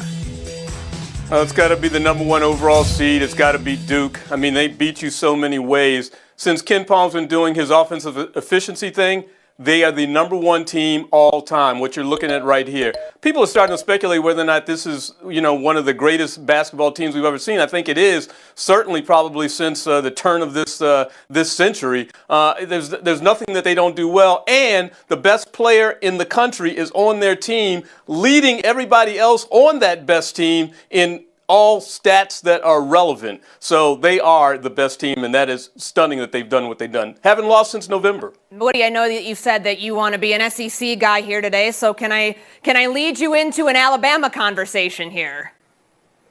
No, I'm going to be an ACC guy right now because KB is absolutely right that Cooper Flagg is the best player in the country. And I'm watching the game last night, and I am comparing him to a guy named the Joker because he was doing it in every category. I mean, talk about points, assists, great passing. He was blocking shots, playing defense. This kid's going to be great in the NBA, and he's already great in college basketball as a freshman. And the thing about it is, if he wasn't able to come back from that injury that happened in the ACC tournament, I think they'd be in real trouble. But because he's there, I think they are the #1 team in the country. Woody, I'm coming back to you here because you invoked the name Nikola Jokic, and you've seen a lot of basketball. So is it fair to say that Cooper Flagg is the best player in Duke history? Well, that's a tough call, but yes, I would say that based on just the one season, and he probably is going to turn pro next year, but one season, I've seen 50 good Duke players in NCAA tournaments, and I think he's the best, maybe surpassing somebody like Grant Hill. Okay. Kevin Clark, Alabama or Duke, who impressed you more on Thursday? I had no idea I'd be following two panelists who have this Duke team as the 96 Chicago Bulls. This is hyperbole. This is them playing. You mentioned the efficiency, the Ken Palm, all of this stuff. They were playing in a down ACC. And I just, let's pump the brakes here a little bit. As far as what's going on in this tournament, guys, the more impressive team is Alabama. They broke a record for three-pointers last night, and guess what? Their first two games of the tournament, they led the entire country in points in the paint. They had 50 two-point shots inside the arc before this. So they won a completely different way because Nate Oates, and he talked about his coaching point, he knew the defense was going to collapse. He knew how to play this team. For me, we're talking about the tournament. We're not talking about January. We're not talking about games against Wake Forest. We're talking about right now, and it's Bama. Yep. Nate Oates said if you like offense, you probably like the outcome of last night's game. He was not lying. Duke Clinton, though, also put up 100 points. You've got these two scoring juggernauts headed to the Elite Eight from the Sweet 16. Who are you more impressed by today, though? I hate to say it and join the club, but it's got to be Duke. I mean, they put up 100 points. They've done it 5 times this season. They've done it 4 times since Valentine's Day, by the by. And this isn't just Cooper Flagg and the Flaggettes. I mean, Knipple had 20 as well. This is an actual squad here in terms of what they can do. And by the way, KB, they have lost a game. They lost to Clemson last month. So they're not perfect, but for everybody who said they're not going to do jack, well, they're doing a lot. You know what I'm saying? And that's going pretty well for them. All right. Sweet 16 action going to continue in a couple of hours. Ole Miss, the lowest remaining seed in the men's bracket at 6, taking on 2-seeded Michigan State. We've got an SEC rematch between Kentucky and Tennessee, followed by the 1 seeds, Auburn versus Michigan, and Houston taking on Purdue. Woody, I'm not even sure why I'm asking you it this way, but go ahead. Tell us the game you are most locked in on. Well, there are a lot of great matches tonight, and I'm somewhat divided here, but I think I might have to lean toward Tennessee versus Kentucky. They have played 241 times since before I was born in 1910, and Kentucky is dominated by winning more than 150 of those. But I think tonight it's going to be very difficult for the Wildcats to beat the Vols a 3rd time in one season. Even though this is the first time they've ever met in an NCAA tournament, and Tennessee lost the earlier 2, but they're gelling as a defensive team, and I think Kentucky's going to have a hard time beating You're not them. just leaning that direction. You've gone all the way on the Tennessee pendulum. And you know what, Woody? What do you Talk mean? your talk. Clinton Yates, the 4 games tonight. Which one are you most looking forward to? My God, am I going to miss vintage Woody Paige, but it's got to be Tennessee for me. I picked them in my bracket to win the whole thing, so otherwise it wouldn't make any sense for me not to pick them. Also, they're playing this game in Lucas Oil, not at where the Pacers play. They're going to have that goofy half-court setup deal like at the old Carrier Dome, so we'll see how this goes. It should be an That's interesting, playing a Sweet 16 game in a football stadium. We know it's harder to shoot when your depth perception is what it is in a bigger arena. Kevin, Blackistone, game you are looking forward to most on Friday night. I'm with those folks. I want to see a third matchup between Kentucky and Tennessee. I was emailing with the great college football scholar Eric Baines-Selbo the other day, who happened to have gone to Tennessee about another topic, and he just PS'd me to say, "Oh man, I'm really worried about this game. The worst thing that could happen to a Tennessee fan is to lose to Kentucky yet again." So that's the game I'm watching. I don't know that we've ever had somebody invoke the name of a scholar as a source here on Around the Horn. So Kevin Blackistone, extra points coming your way. And Woody, Paige, I think we're going to go ahead and throw the Homer filter in there. I think that one looks good on you in the background. Kevin Clark rounded out for us. Game you are most looking forward to tonight. I'm not looking at that SEC matchup at all. I like the Big Ten SEC Challenge that's happening in 2 of these games, and I'm zeroing in on Ole Miss against Michigan State. Tom Izzo, 9-0 all-time against the SEC in March. And more than that, Chris Beard on the other side, who has beaten Tom Izzo before when he was at Texas Tech, has the 3rd best March winning percentage of any coach, behind only, by the way, Danny Hurley is obviously number 1, John Calipari being number 2. So that's the matchup I'm looking for. I love coaches this time of year. Give me Izzo in that one. All right, there you have it. Another big slate of college basketball coming our way tonight. We'll see if the SEC dominance continues on into the Elite Eight, or if we could finally get some of those Big Ten teams in there as well. Yeah, Woody, I need to get one of these hats. Where'd you get that thing? This is incredible get up. Buy or sell coming up next. I win. Woody, I'll email you to get one. Shocking news out of the NBA today. The Grizzlies firing head coach Taylor Jenkins. Memphis is the 5th seed, essentially tied with the 4 seed Lakers, who they're going to face tomorrow night. And Shams reporting that the team called Jenkins in today and fired him in person. Wow, the story is hard to wrap your head around. He was the winningest coach in franchise history. Clinton, what do you make of this move? This is absolutely baffling to me. I know things were difficult when Desmond Bane knocked over a teammate during a timeout in the huddle in Utah a couple days ago. You have to think, wow, they got some issues with chemistry, but this team is 2.5 games from the 3 seed. To say we don't want to even try to win with you is wild to me from a franchise like the Grizzlies standpoint. Big time shock. Woody, this is not a move that typically happens for a team that is headed to the postseason. How do you hear the news coming out of Memphis?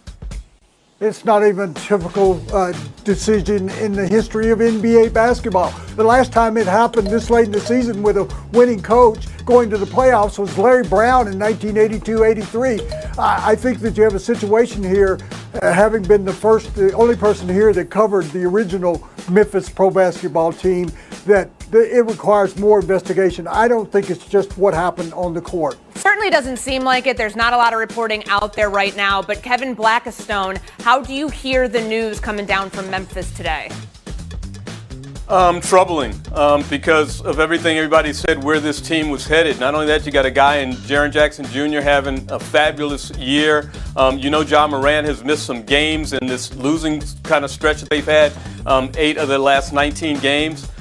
So something is just amiss here, and I hate to see it happen to a franchise that was really one of the ones that everybody wanted to see this year. Yeah, this exciting. This team is 44-29, regardless of what you think about their playoff viability, whether they can beat good teams. Kevin Clark, the timing of it is just awful, and something does not smell right about this in Memphis. How do you read the news that came out today?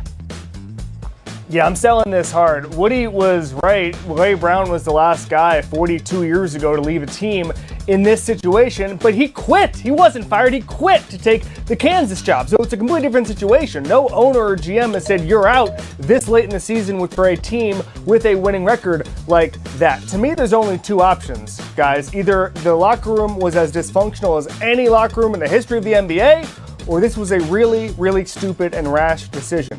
Ja Morant has missed 35% of the games in Taylor Jenkins' regime, okay? That's a lot. He's missed 6 straight. They are 16-14 without him this year, but this, to me, was rash. You were screwed with your stars out. I'm over it. More questions than answers right now for the Memphis Grizzlies. As of tape time, we do not have a definitive reason as to why Taylor Jenkins was let go from the Memphis Grizzlies on Friday. We'll stick in the association for buy or sell too. Bulls-Lakers last night, one word, crazy. One night after LeBron James tipped in the game winner against the Pacers, this is how it finished for LA. Put it to Vucevic, quick pass to Williams, big shot for three, good. 2-point game, 9.8 left. Oh, who's scored? Giddy! The steal! Right for the lead! Yeah! Here's Reeves. Reeves straight to the cup, lays it in to take the lead. Bulls are out of timeouts. 2 seconds left. Giddy for the win! Go! 47-foot buzzer beater sealing the deal for the Chicago Bulls. This might go down as the worst loss by any team this season, considering the Lakers led by as many as 18 in the fourth quarter. Kevin Clark, do you view this more as the Lakers losing the game or the Bulls winning it? If you let miracles happen, that's on you. This one is on the Lakers. I was shocked by this. 44 fourth quarter points allowed. They've now lost 8 of 12. This is a pattern now. Most worrying for me, LeBron James, 1 of 13 from 3 since he returned from his injury. This is a struggling team right now that needs to stop allowing miracles. Kevin Blackistone. Oh, this is definitely on the Lakers. None of that, it's on LeBron James. He all but admitted it after the game. A horrible inbounds throw, and then forgetting to get over to the corner to guard the three. You don't lose games like this at this time of year. Woody Paige, you blaming the Lakers or are you crediting the Bulls? I'm going to credit the Bulls. No good deed goes unpunished, and the Lakers had won a lucky game the night before. So I think it was a turn for the Bulls, and they're trying their best to solidify a spot about 5th to 6th in the Eastern Conference for the playoffs. Yeah, trying to be in play-in territory. That's something that Bulls fans know all too well. Clinton Yates, you looking at the Chicago Bulls, giving them their props, or are you looking at LeBron on the other end of the tip-in winner that he had the other night, the other side of the pendulum swinging in the negative way for him? I'm giving my props to Adam Amin on the telecast right there. That was an incredible call on that. But that was a schoolboy error from LeBron. I can hear my high school coach yelling at me now. You don't bounce past it there because you've got 3 defenders, both boundaries and the guy. That was an incredibly idiotic play. Right off the rip, I was stunned by that from a guy as smart as him from a basketball IQ standpoint. All right, there's our second horn. No miracles today for Clinton Yates or for Kevin Blackistone. We got a tie coming up between the OG, Woody Paige, and Kevin Clark. Showdown coming up next. Happy Deion Sanders payday. Coach Prime in Colorado agreeing to a 5-year contract extension that'll pay over $10 million annually. Woody, we know how these things work in college football, so over under 2.5 more years for Deion and the Bucs.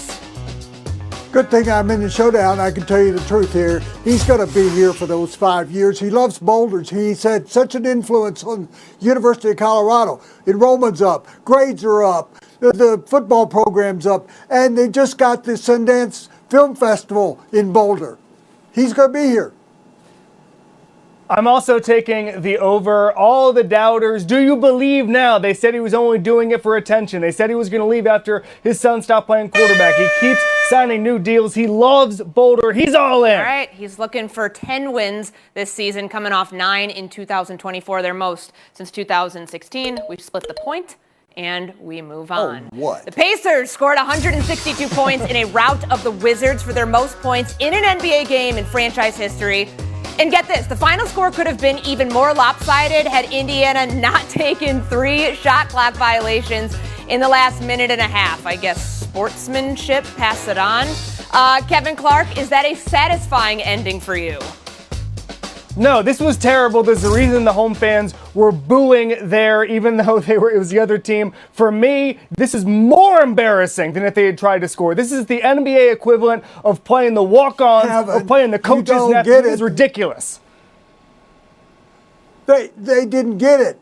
They took the Wizards in 50 points. That's what they were booing for. That was great sportsmanship by the Pacers to hold it down and make sure it wasn't like an NBA All-Star game. Great sportsmanship on Around the Horn. Is Kevin Clark doing 3 shows in 1 week? Third time's the charm, KC. Take the FaceTime. Are you? Let's go. No.